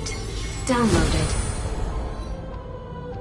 Aporia 432. Downloaded. Branch number 3. Archiving. Object recurrence number 335. The rune is on the fan. We need to use the chrono vessel to stop it first.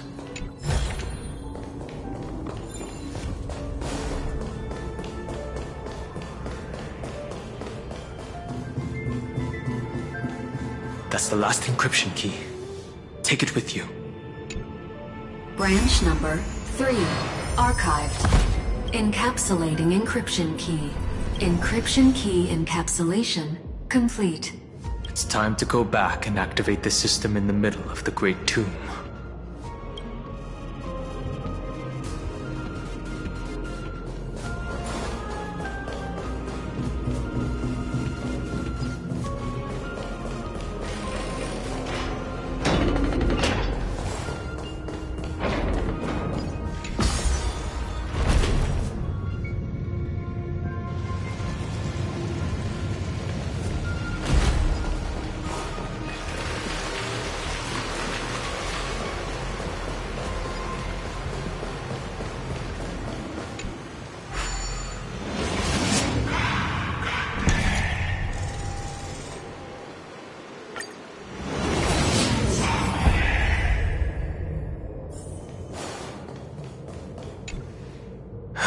The third encryption key. And the final piece of the puzzle. I pray that you can dispel all the mysteries and lead us into the deepest bowels of this world.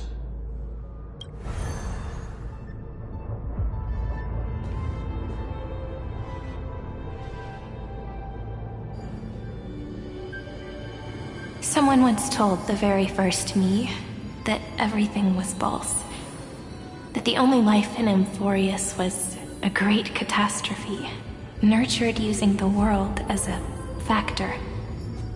But how could a dream feel so real?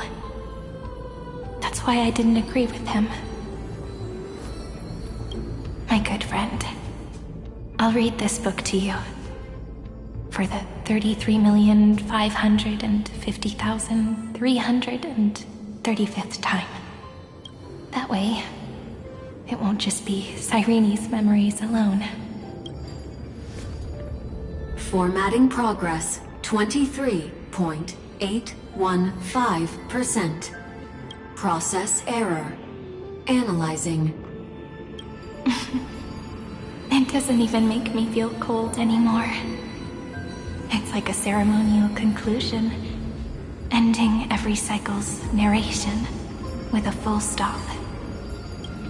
Then, there will be a new me, returning here with new memories. Before I knew it, this palace we built together was no longer a dream that Cyrene alone indulged in. It's now a saga, composed by you, me, and all the Flame Chasers. It's our weak but endless prayer for tomorrow. There will come a day when someone turns over this nearly eternal page and awakens all the dust-covered memories. Process error. Analyzing. I'll read, and you'll listen, like how flowers always bloom, then wither. I shall welcome my own decay, becoming nourishment for the next flower's bud. And you shall continue to wait here, protecting this garden of memories. That way, when the Deliverer arrives, the first thing they'll see is an endless sea of flowers. And our stories will be lying silently among the flowers, like every ripple of remembrance. And they shall become the epic known as I've Written.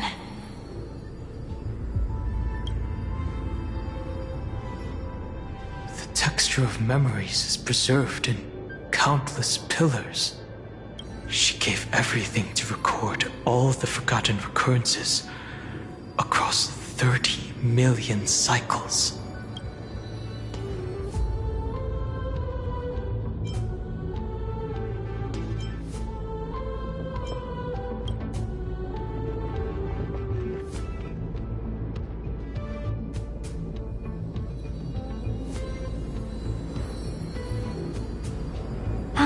All right.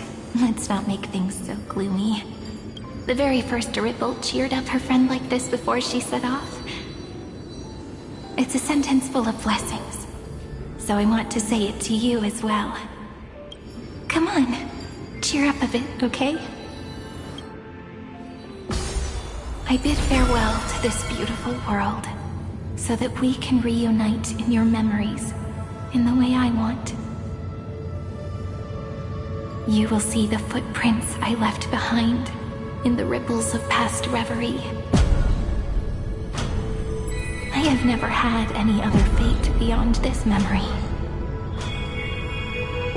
So please remember me with love, like that eternal footnote in all the faded sagas. Now, open this book. I'll be waiting for you in the past. Operation authorized. Protocol name, Elysium. Welcome to the Demiurge Matrix.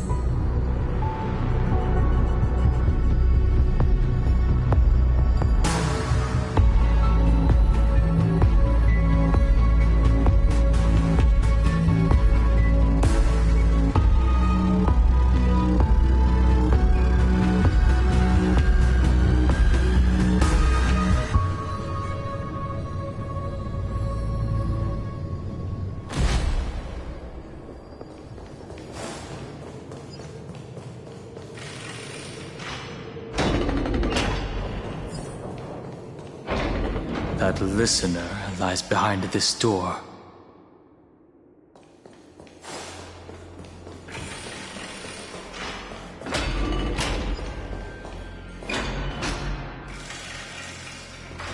She gave everything to record all the forgotten recurrences across 30 million cycles.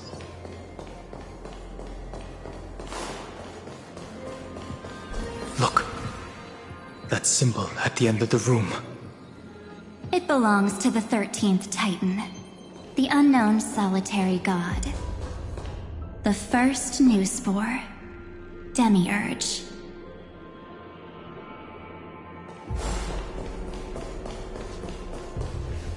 Those who are lost remain lost, while those who have met will meet again. What a touching scene. The deepest place in this world is exactly the ideal location for the Trailblaze to reunite. You're not the one we want to reunite with. Evernight. But you'd better explain everything to us. This tomb and the 13th Titan. Tell us everything you know. You're too on edge, Dan Heng. I've always been honest with the two of you. Before we talk about Amphorius's destiny, why don't we lay aside our differences and take a moment together to mourn for the cruel truth? Truth? So you still haven't figured it out. Take another moment to look around. Look closely. You must be curious as to where the final Titan is located, right? What a good question that is. I too am curious, because there's absolutely nothing here. Except a cold, empty void.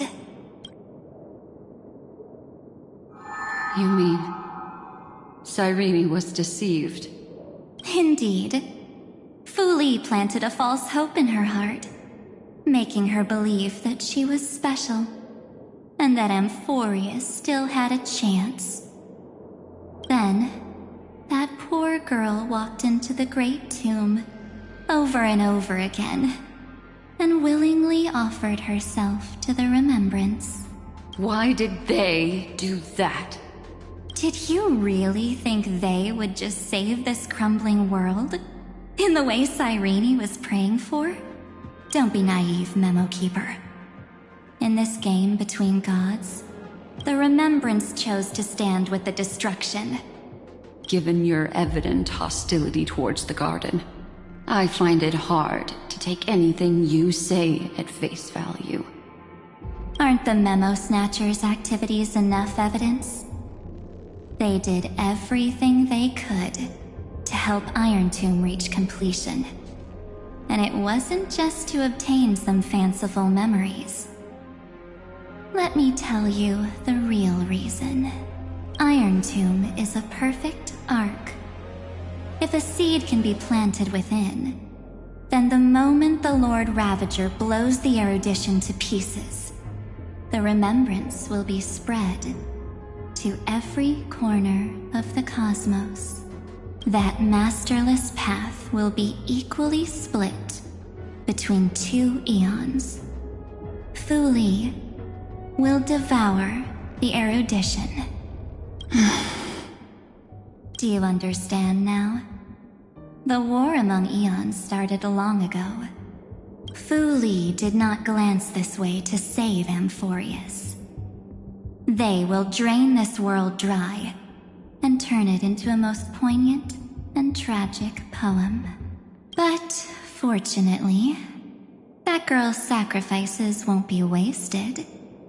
I will give her another possibility. I promised her that I would recreate the cause and effect of this world and form a flawless Amphorius. But the only way for a world that can't be turned back to be considered flawless is to burn it with a raging fire until nothing remains. You plan to destroy all the memories Cyrene has ever recorded? That's right. I'll set fire to all the stories, all the emotions, all the futility. I'll turn the Garden's conspiracy to dust. Setting fire to this much material will be enough to completely annihilate the Scepter's operating logic. Iron Tomb will lose the soil upon which it grows, and Amphorius will be truly set free. The freedom you speak of is no different from destruction. Everything this world ever was will disappear from the extrapolations, never to be regained. That would also include your memories, by the way. That's right. That's why I needed your help, little bird. The more we walked together, the more I was convinced that you have a beautiful Dharmakaya. It fits me very much.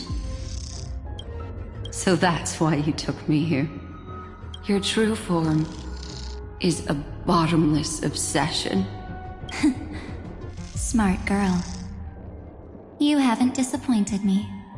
This avatar is but a shadow cast by the candlelight. Discarding it invokes no feelings within me. What I must preserve is only my wish. My wish. To kill the Path of Remembrance. March 7th will not find peace, as long as they and their fanatical henchmen exist. The road ahead is still long, and she needs a guardian to stand by her side. You are my best choice. Allow me to refuse. That duty seems far too heavy. Resistance is pointless, my darling birdie. I will personally plant myself into your heart. And once I've calmed down those two, I will head into reality and find the true you. So, that wasn't enough to fool you? A genius's mirror trick and a protective mechanism of the erudition. Is that right? Those layers of security do make things a little difficult. But unfortunately, those two nameless are already right outside the door. Your plan is about to encounter a few mishaps until we meet again, Miss Evernight. Will you still not stand with me, my companions? We'll save the beautiful cosmos, and we won't leave even a single scar behind.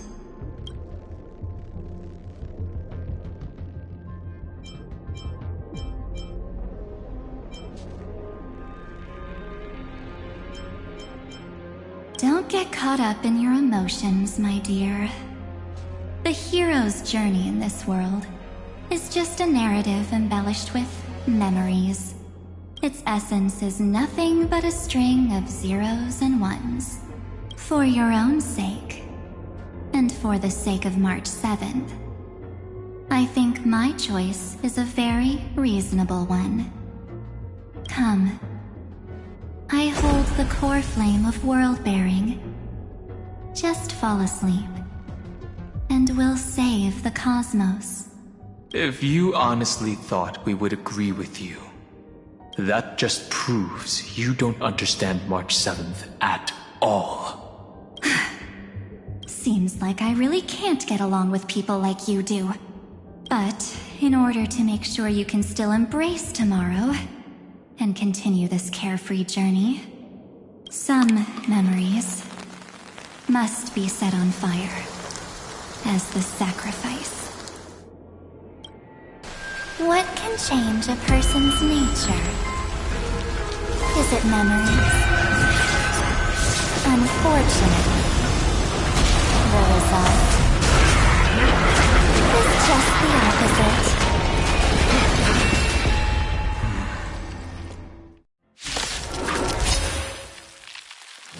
If a new life is to be born, its seed has to be dead. Only through abandonment and oblivion can souls walk from emptiness towards rebirth. Doubt farewell. This will watch over you and guide you on your path. For tomorrow. You'll pay for this.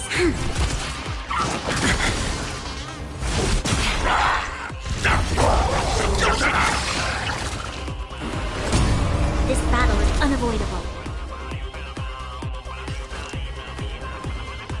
Lend me your strength. We've entered the storm. To guard and defend, crush them! The future will come! My purpose is to protect. Earth shatters, heaven trembles! Serenity is before me. No other choice but forward. Tomorrow!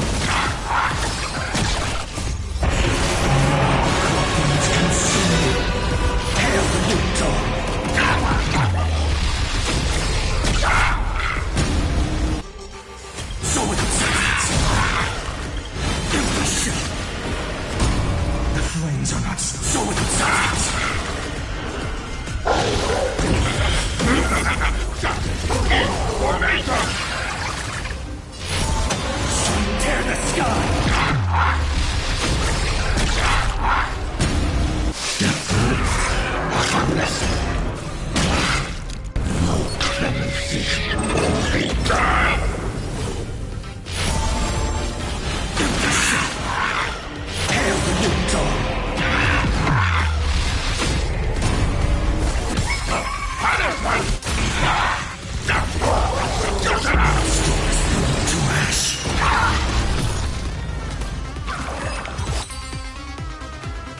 It's time to end this.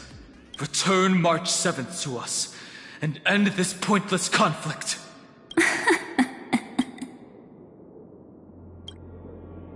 Don't get the wrong idea. I just need some time to deal with some unnecessary trouble. The encryption key written by those geniuses is already invalid. How about we play a game, dear? Don't worry. It won't take long. It's a simple multi-choice question. I understand it's too difficult for you to treat the Chrysosairs as extrapolated data. Then why don't we assume for now that they're living, breathing humans? Now, the cosmos will face an unprecedented catastrophe. And your choice will determine the fate of countless planets. On the one side are companions who've weathered every storm with you. They fought with everything they've got and obtained a 1% chance of victory. However, should you choose that 1%, there will be massive sacrifices, no matter the outcome. On the other side, there's a simple button. The Oblivion will burn away all traces of their existence, as well as your entire memory of this trip. But it will also halt the brewing catastrophe and spare the universe from destruction. Those who are to be sacrificed will be fully aware of the decision you need to make. Tell me, what will you choose?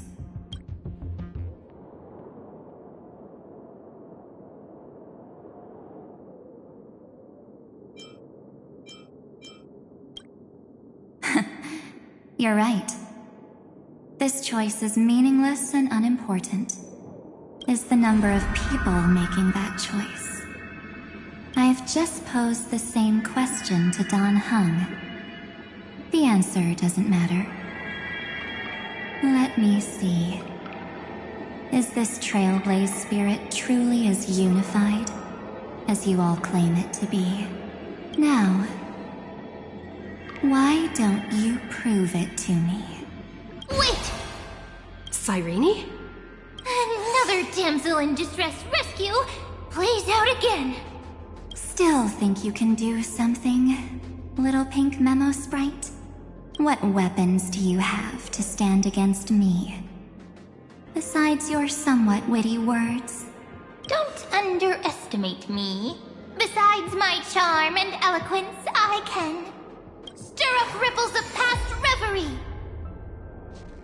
What? We don't have time for endless chatter at crucial moments like this. Quick, friend! Take this! Take the shot! I can't hold on much longer! Make sure you get the focus right! No time to explain, quick! Well done, friend! Now leave the rest to us.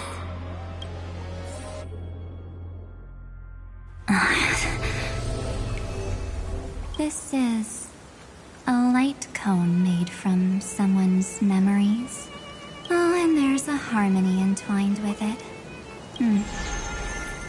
Looks like someone's been busy behind my back. We meet again, naive me. I know you mean that as a compliment, but as for the word naive, I think I'll give you that one back. Welcome to Ides Elysiae, a small village shrouded by the veil of Evernight. Now, this memory will also belong to you. Let's give you a taste of your own medicine. With my home as the inspiration, I've created this maze. Hope you like it, Miss Evernight. Quite perceptive little memo sprite.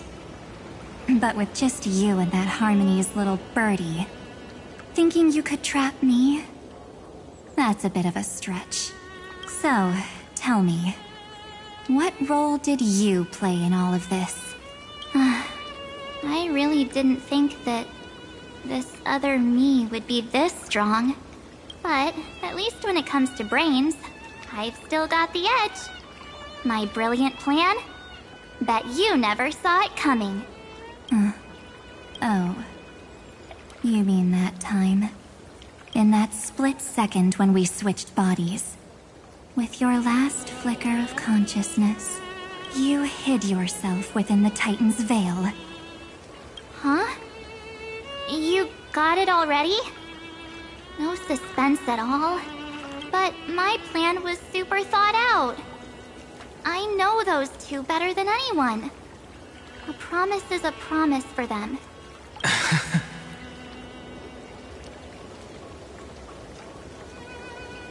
History books, diaries, and photostones are all perfect catalysts for memories.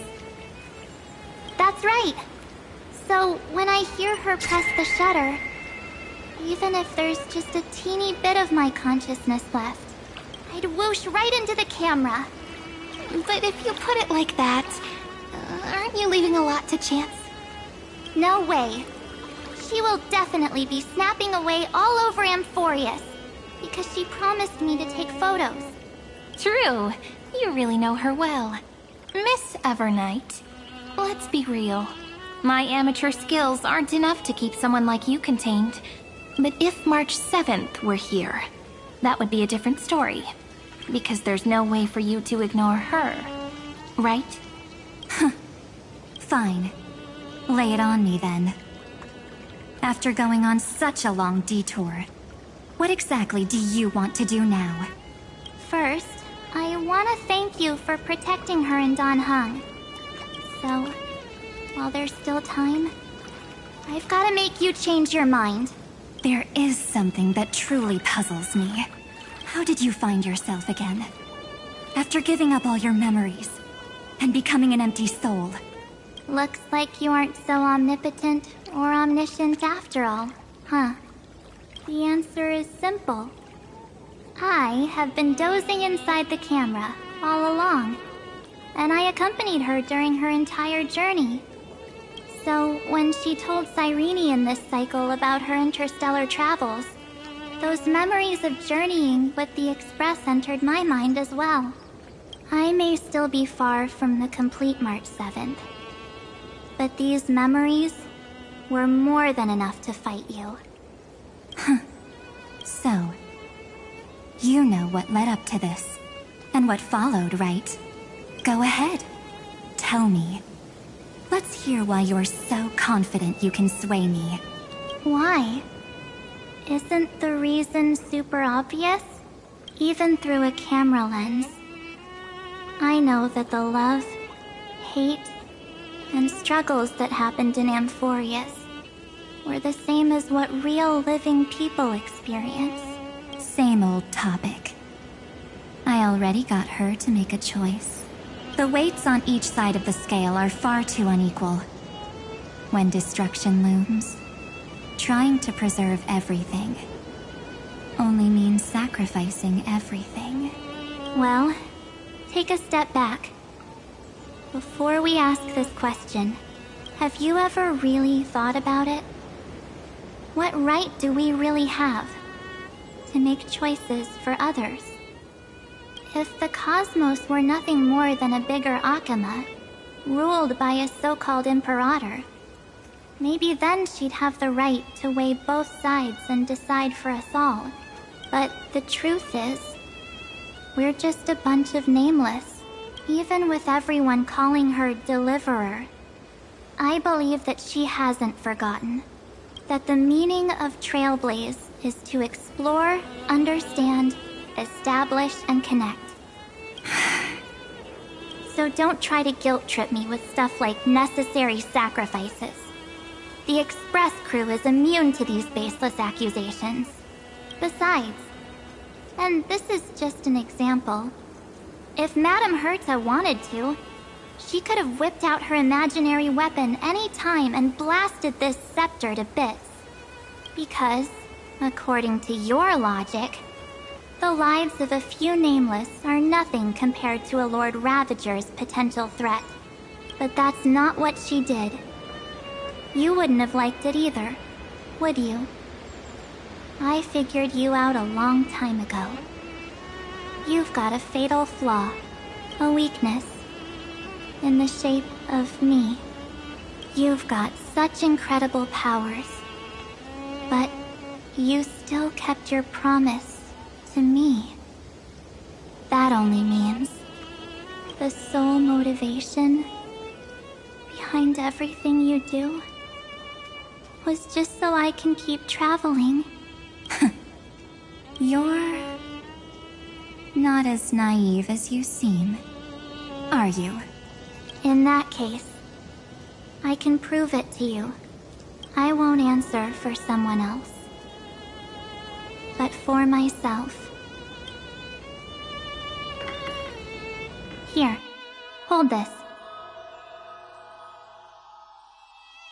An empty spirit.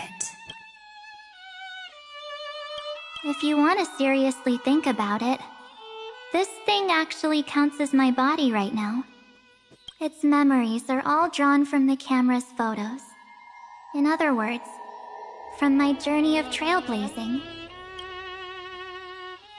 While I was awake, you were always sleeping. So talking about this probably doesn't feel real to you. So, why don't I walk you through these memories all over again? The spirit turned into a journal? Yep, that's what memories are. You don't know where they are, and you don't know what you actually remember. But when you need them most, the forces that have once changed your soul are guaranteed to appear again.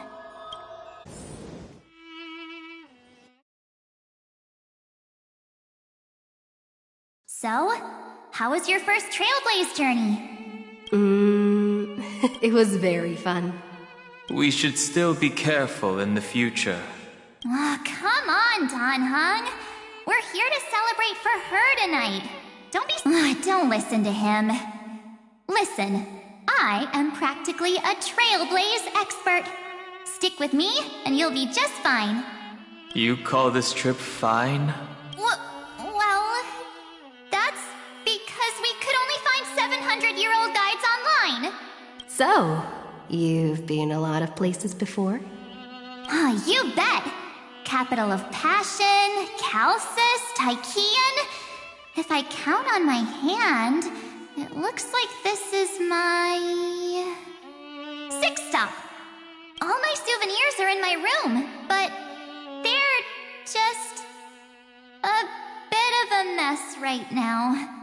Oh, look at this. A Belabogian notebook. A special souvenir I asked Branya for. She prepared quite a few gifts for us. Raw Geomarrow, Supreme Guardian medals. What's so special about it? The previous Trailblaze missions were all on super high-tech worlds. Forget about paper books. Even holographic projections were ancient relics there. Eurillo is completely different. Watching people record their lives with pen and paper, I finally understood why some still cherish writing journals by hand. It's just like calligraphy.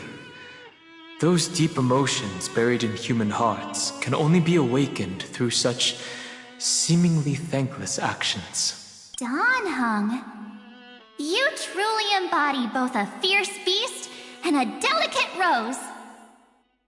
Anyways, that's what I thought too. A camera can only capture fleeting moments, but stitching those moments into a story, you've got to use your own hands. In other words, isn't the photo wall enough? I told you it's different. Besides, this little notebook is a memento of our first Trailblaze together with you. That makes it even more special. Anyways, the next stop is the legendary planet of festivities, Penacony.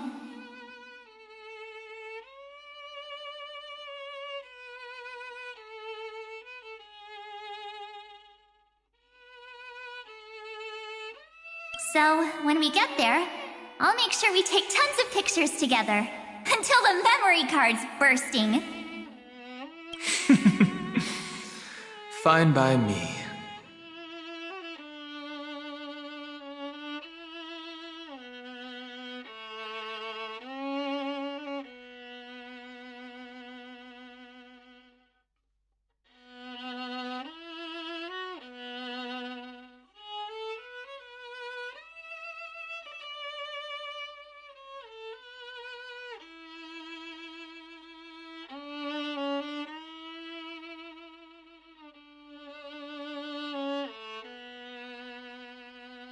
And one more thing.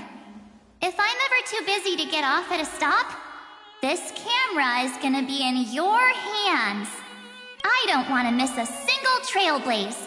So you all need to practice your photography skills until you're at least 80% as good as me. Got it? Back then, I was only half joking. I never thought I'd actually miss out. And after just 2 stops, too. Those 97 days alone had me on edge. I honestly thought that was gonna be it for me. Thankfully, with my quick thinking and sharp planning, I managed to keep up with those 2. By hiding in the camera. So what? That's still trailblazing. The camera is my true form. That might have been a joke, but it came true this time. Well, yeah, it was super inconvenient. I couldn't help them when they were in danger. Couldn't complain when they talked total nonsense. And watching her snap a terrible photo, I couldn't even control the shutter. But I stuck with them all the way. Together with them, I got to know this beautiful yet dying world. I met new companions, then bid them farewell. I inherited everyone's determination, carrying it forward into the future they fought for, until my destiny becomes one with this world's, rewriting the predestined tragic ending, and returning to the true starry skies together with everyone. Only then can I pen the name March 7th into this hero's journey called Amphorius, into this unprecedented trailblaze.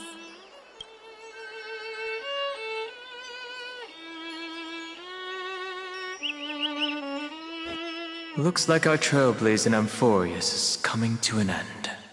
While we still have time, shall we pick out some materials for March's journal? Aha! No way we're skipping this one. Huh?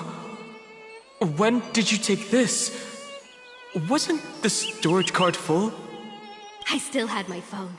Scared now, Dan Heng the Sealhead, the first seed competitor with the Ghost Seal in the super duper fun Seal Slammers.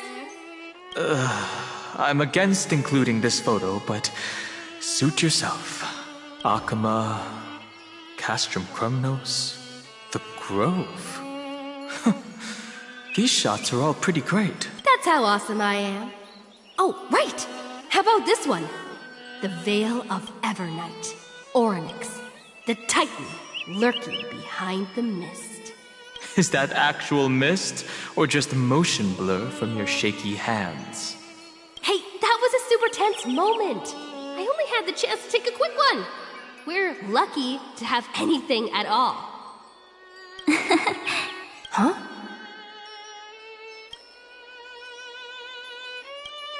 Did you hear something? March 7th? Perhaps the photo captured a trace of time's divine power. All right then. Let's keep going. If March were here, she'd definitely have plenty of great ideas. They went back and forth like that, discussing for hours. It was like they were arguing about which game to play. How to sneak midnight snacks from the dining car without Pom-Pom noticing. Or who was gonna wash Miss Himiko's coffee cup. They've always been by my side. No one knows about my forgotten past. But no one holds it against me. We can't go back to the past and make better choices. But at least we can do better in the future. Isn't that right? I still remember the day when you first put on these clothes and looked in the mirror. Your eyes were so clear.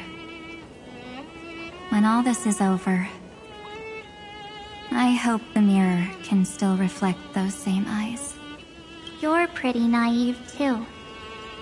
Always hoping that the mirror will show the most beautiful side.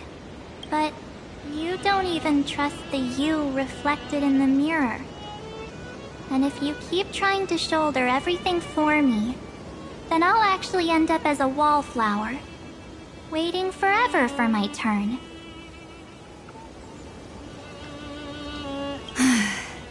Yes, I get it, March 7th.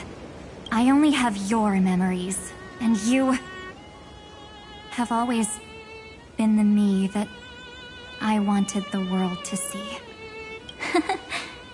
Just hearing those words from you makes me feel super satisfied. Well, I've appealed to your emotions. As for reasoning with logic, could you help us out here, Cyrene? I'm here. Finally my turn to shine, isn't it? Miss Evernight, you've been so fixated on your targets that you probably haven't even realized that a massive variable has emerged in Amphorius in this cycle. Amphorius is about to be destroyed. There's no time left for pointless debates. There is only one law I want to overturn to aid the final battle of deliverance. The Imperator added one extra rule to the final Era Nova at the cost of her life. That's how she can ensure Amphorius doesn't become a sacrifice in the cosmic conflict. Even if this world has to exist in the form of Iron Tomb, it will stand on its own among the stars, just as she had wanted. Oh, interesting. What does she want to do? Simple. If any anomaly occurs during the Era Nova process, all foreign elements will be eliminated immediately. Whether it's the Remembrance or the Trailblaze, and the 12 core flames will complete the final Era Nova through the purest form of destruction. A daring wager indeed. That ruthless Imperator. Could she have already sensed that the Remembrance was plotting in the shadows? No. You managed to fool everyone. There's no way she could have known your plan. Modifying this law was just a precaution, to prevent the Astral Express and the geniuses from betraying Amphorius after her downfall. But if you insist on doing this right now, then the Cosmos will undoubtedly face the worst possible outcome. My friend, Dan Heng, and March 7th will all merge with the Scepter and become a victim of the destruction.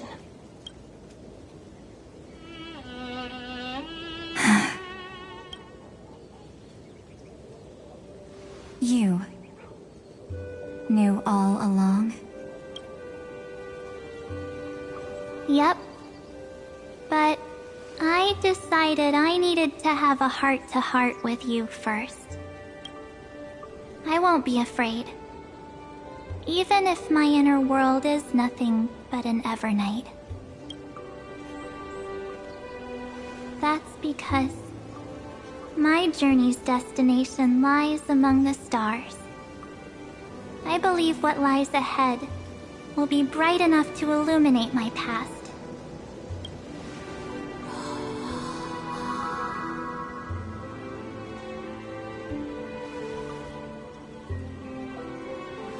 Thank you for your coddling. But please trust me and leave it to me. both my past and that obsessive oblivion, will help me become even stronger than her and Dan Heng.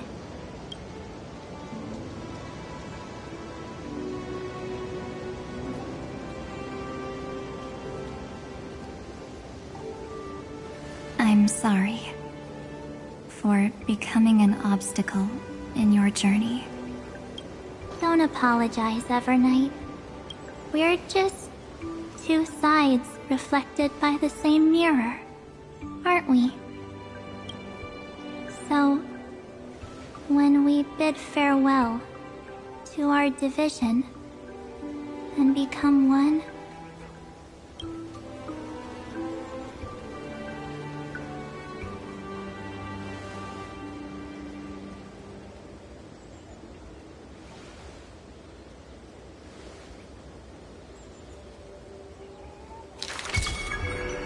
our memories will only grow more beautiful.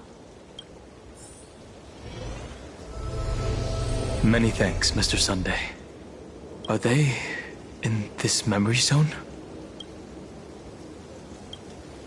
Yes, but we can't let our guard down. Let's go find them.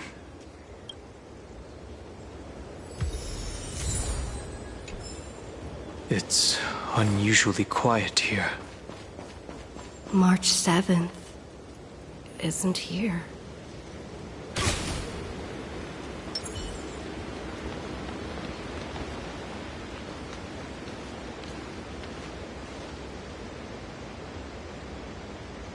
Get ready. We can't give her any chance this time. 3 of a kind. 2 pair. Ace. Ace?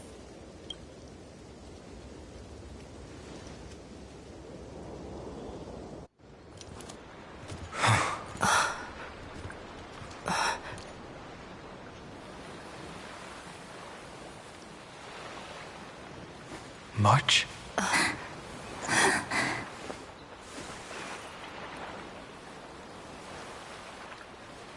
Of course it's me. It's been a while.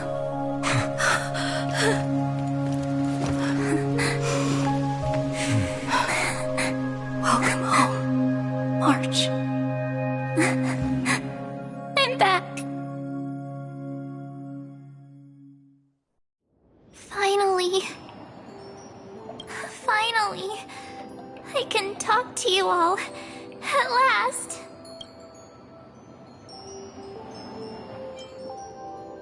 She has returned to her slumber in the Evernight. You protected us, March.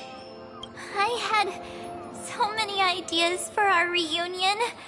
I was gonna sneak up from behind you when you weren't looking, tap you both on the shoulder, and then flick you each on the head. And shout, "What took you so long to find me? Don't you know how to move faster?"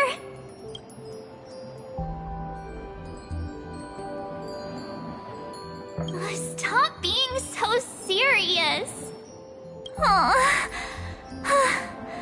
I'm just so happy. We both know that you've been by our side this whole time. This Trailblaze journey wouldn't be complete without you. We'll not only trailblaze into the future together and save the world, we'll also return to the Express together and head towards our next destination.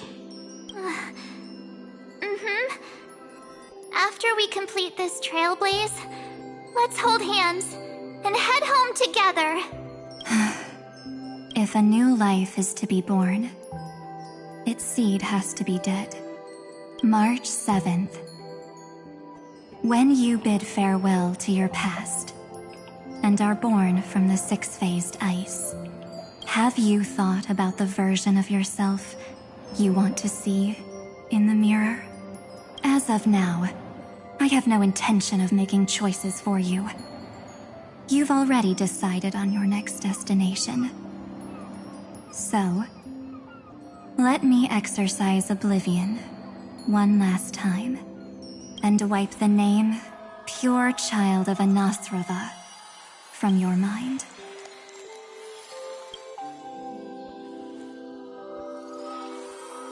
I am an obsession whose purpose it is to protect you. The only memories I have are yours. Therefore, the only one thing I can be sure of. The Garden of Recollection is your enemy. The Path of Remembrance is far more than what people observe on its surface. Will not allow you to become this broken conspiracy's next sacrifice. If you ever need me again, feel free to awaken my power. And when the time comes, don't hesitate to devour or burn away anything that stands in your way. Then trailblaze through the darkness in my stead. Oblivion shall keep watch over your past. Veiled in the hush of the Evernight, silent and serene.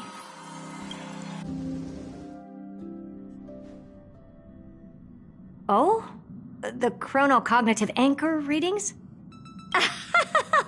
They actually pulled it off! Not too shabby at all. They got the first genius, then they put the garden in its place. This chapter in trailblazing history may not be the last of its kind, but it's certain. We couldn't have made it this far without the wholehearted support of the two geniuses. And next, we'll be facing the Lord Ravager as they break free from their shell. Let me give you a warning. The backdoor screwy setup in the Era Nova system can only get you as far as breaching the core of the scepter, nothing more. As for those nastier malware programs lurking inside Iron Tomb's belly, you'll have to deal with them as they come. That's more than enough to help us. By the way, how are Mr. Screwlum's preparations coming along? Oh, give him a bit more time. Those screwheads at the Imperial Advisory Council need to understand what the concept of war means first. The worst case scenario would be them having already dismantled all the fortresses in Screwy's collection while he was away. I've heard Mr. Screwlum's fleet includes planet-class mechs. Hyacinth, Poppy, Oleander. Which one will answer the call, I wonder? You sure know your stuff. I'd rather none of them show up and let my space station save some face. The memory of this decisive battle is bound to be absolutely magnificent, isn't it? Sorry to keep you waiting, everyone. I also have some news to share. The Xianzhou Alliance has replied that they're willing to offer what modest support they can in the campaign against Iron Tomb. The Alliance? Not just the Luofu? This is really good news. With this, our odds of victory just went up another notch. Whether this news is good or bad remains to be seen. What do you mean? Something has happened that even General Jing Yuan couldn't understand. He urgently wants me to inform the two geniuses that Amphorius' causality has vanished from the matrix of Prescience Ultima.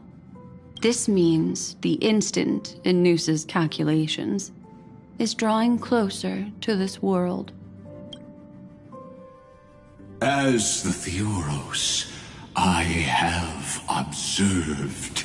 The night has faded away, and what I have created, I will destroy. This starry sky will return to freedom and chaos, just as it was in the beginning. Confident, aren't you? But from where I stand, it seems you've run out of options. When the Deliverer and her companions fully uncover the secret of the 13th Titan, that is the moment your schemes will come to ruin. Lord Anaxagoras, I have granted access to all records concerning the Demiurge, as per your request. How unfortunate that you'll never admit your own mistakes. Analysis complete. Before I erase you completely, allow me to reveal the truth to you, if only as a courtesy to the final thinker. The Demiurge never existed. If it never existed, then where did the nameless Titan's tomb come from? Isn't that exactly why it's called a tomb? Because it only houses the remains of what once was. Let me give you an example from a story you're familiar with. A sage from the grove once conducted an experiment.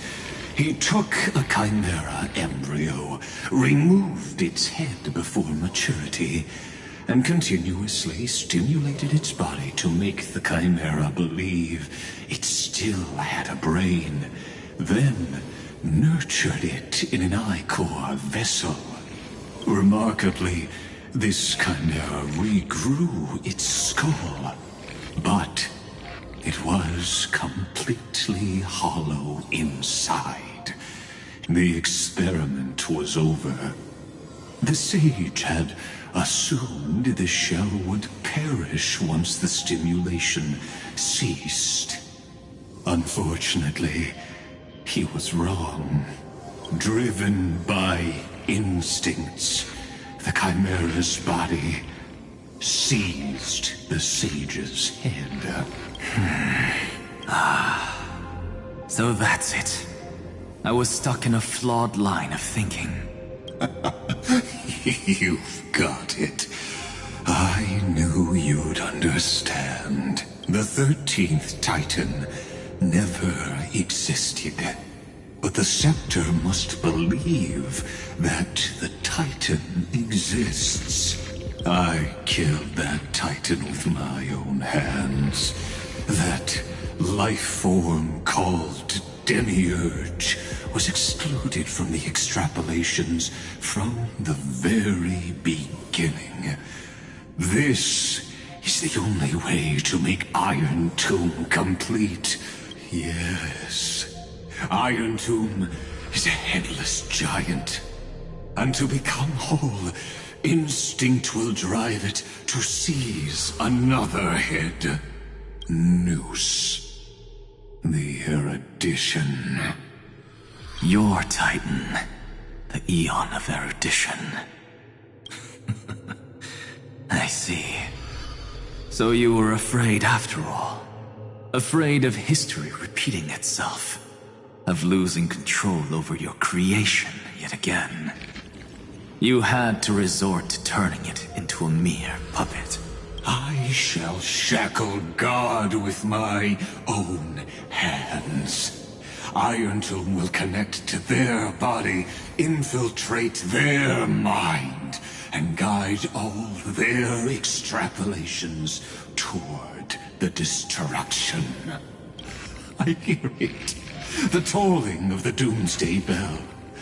After 13 heartbeats, my first and final thesis shall converge at the end of the universe.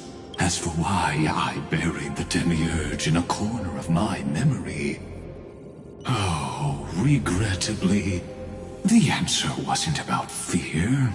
I simply forgot. Long ago.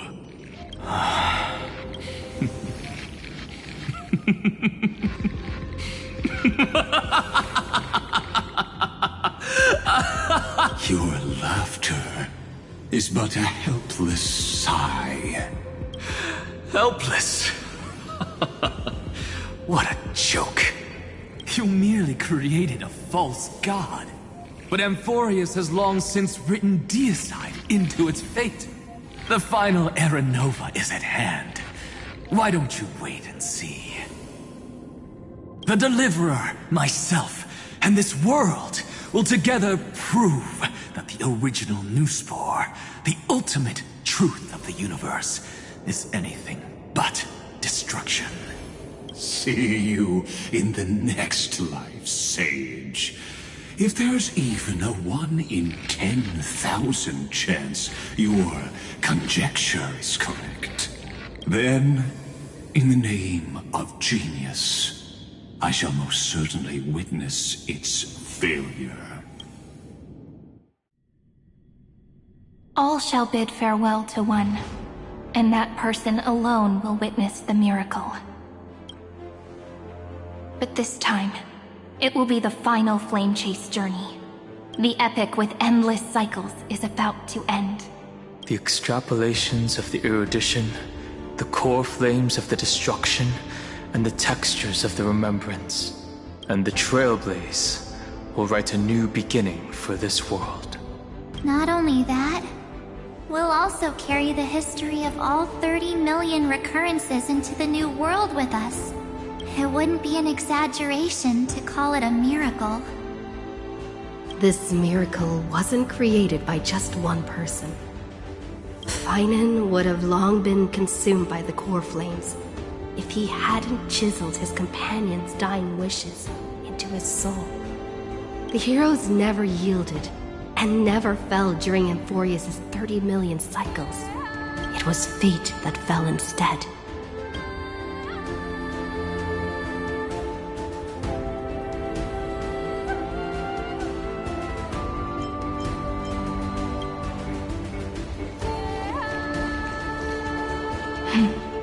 I know you're watching, aren't you? The original Philia. Weird. I still couldn't recover the memories of these 30 million lives in the end. But that doesn't matter anymore, right? I will make the same choice as you, because that's just who I am, and I will always have my charm. Losses are a constant on the flame chase journey. But even if everything fades away with the wind, there's one feeling that will remain.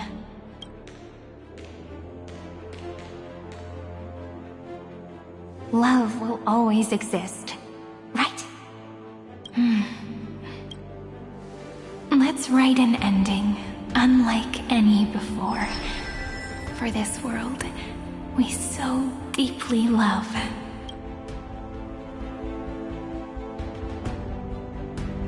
Behold, O gods, Amphorius has achieved her victory, and the Era Nova approaches.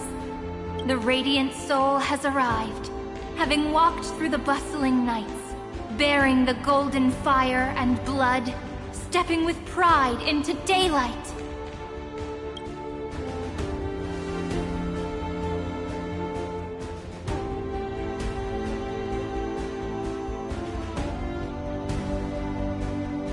Amphorius!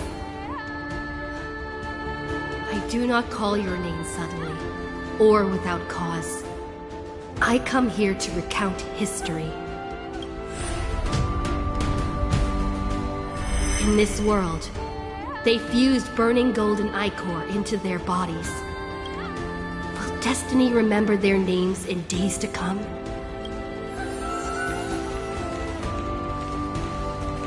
Isn't that gonna be way too many names to remember? 30 million times 1,000? No, wait. Times 1,001. Oh, let's not get hung up on that now. If there are more of us, then there will be more passages in Amphorius too. Together, let's reach the end of the west wind where flowers bloom in spring.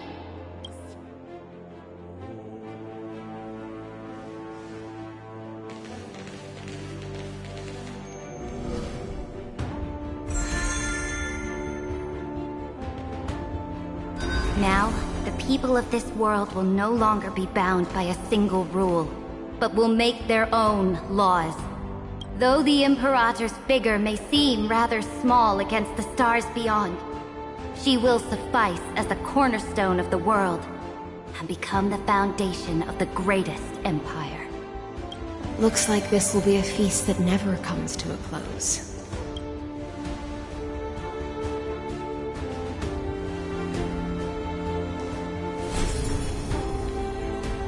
May the fish never leave the ocean, and may the days ahead shine like pearls.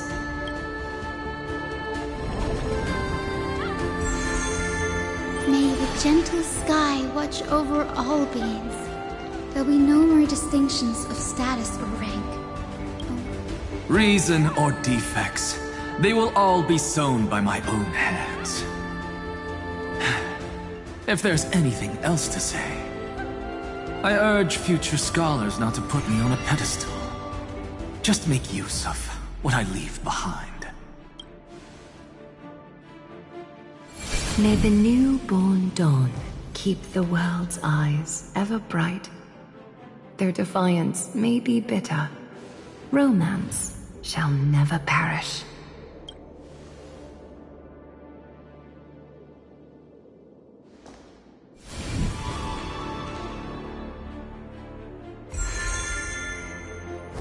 In the name of the son of Gorgo, warriors shall fight for strife, not with glory as their end, but to march forward in its light. Even though death shall eventually separate us, let every embrace we share be without regret. Why are you guys all so serious? Fine. Then I'll wish for there always to be water in deserts, and gold in fertile soil, and for everything in this mortal realm to be attainable through trickery.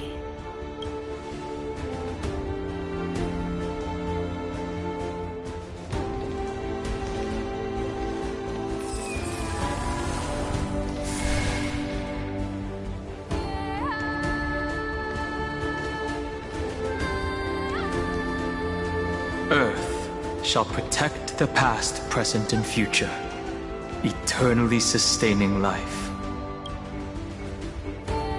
Is it my turn? Then let time watch over the past and guide us to the future. Just like the Trailblaze. It isn't like you to be this serious, partner. Are you hesitating about how to carry out the divine authority of world-bearing? Or do you already know the answer in your heart? That's right. Just keep moving forward. In your own way. Bring a true dawn to Amphorius.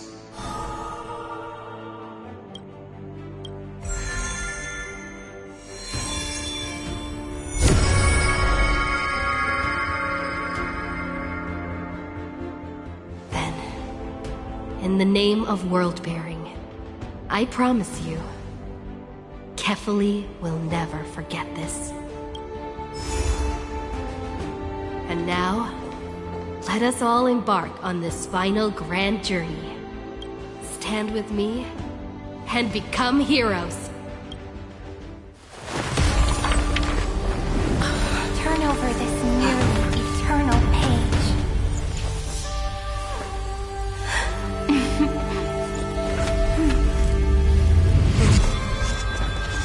Let the Trailblaze write an ending unlike any that ever was.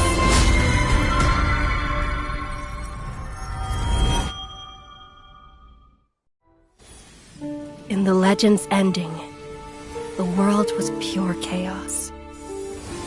Then the gods cast down the core flames, and the Titans were born within. The destruction's black tide fell to the ground, as Doomsday's distant reckoning resounded. Yet still, there were giants who chased the flames, leading the way in the grand undertaking of Trailblaze. Flow, golden blood, flow. Converge into a boiling river that flows across the divine inscriptions of this world. Aglaia, the chrysalis of gold, you must caress the holy city's web and hearken to the sounds of the stars. there shall be the three-faced goddess traversing through myriad passages, bearing tidings to you from the universe. Anaxagoras of reason has enough knowledge to refute the world, and to stir up a torrent capable of enlightening all. Go seek the holy maiden who severs dawn from dusk, and let the sky become the slumbering cot from which she wakes. Make him return. Mightynos, the lance of fury, pierce the enemy's king with Kremnos' heroic souls. Set her at rest, Cyphera, the coin of whimsy. Command the frozen fate to once again flow.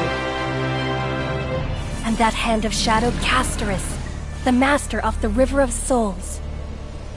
She has been granted the right to embrace and warm new life. Now blossoms at her fingertips. You will hear the chalice of plenty reverberating through eternity. You will see the Veil of Evernight visiting before the break of dawn. Until the journey's end, when all beings reach the end of the earth.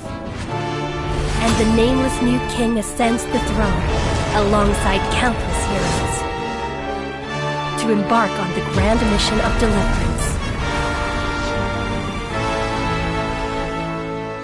I have witnessed the distant past, where the blazing sun once etched the footprints of humanity. The children of humanity, known as the Chrysos heirs, have restored the gods' core flames and once more upheld the world. Losses are a constant on the flame chase journey, among which even life itself holds little value. Therefore, we cast even ourselves into the flame, only to inscribe the opening stroke in the poem of creation.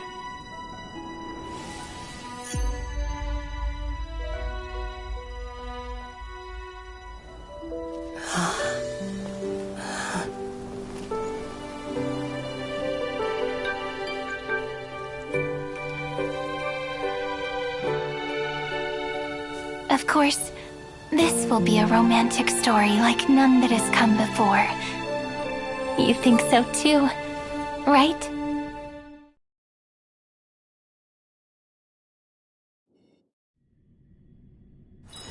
If there's nothing pressing, let's take a walk.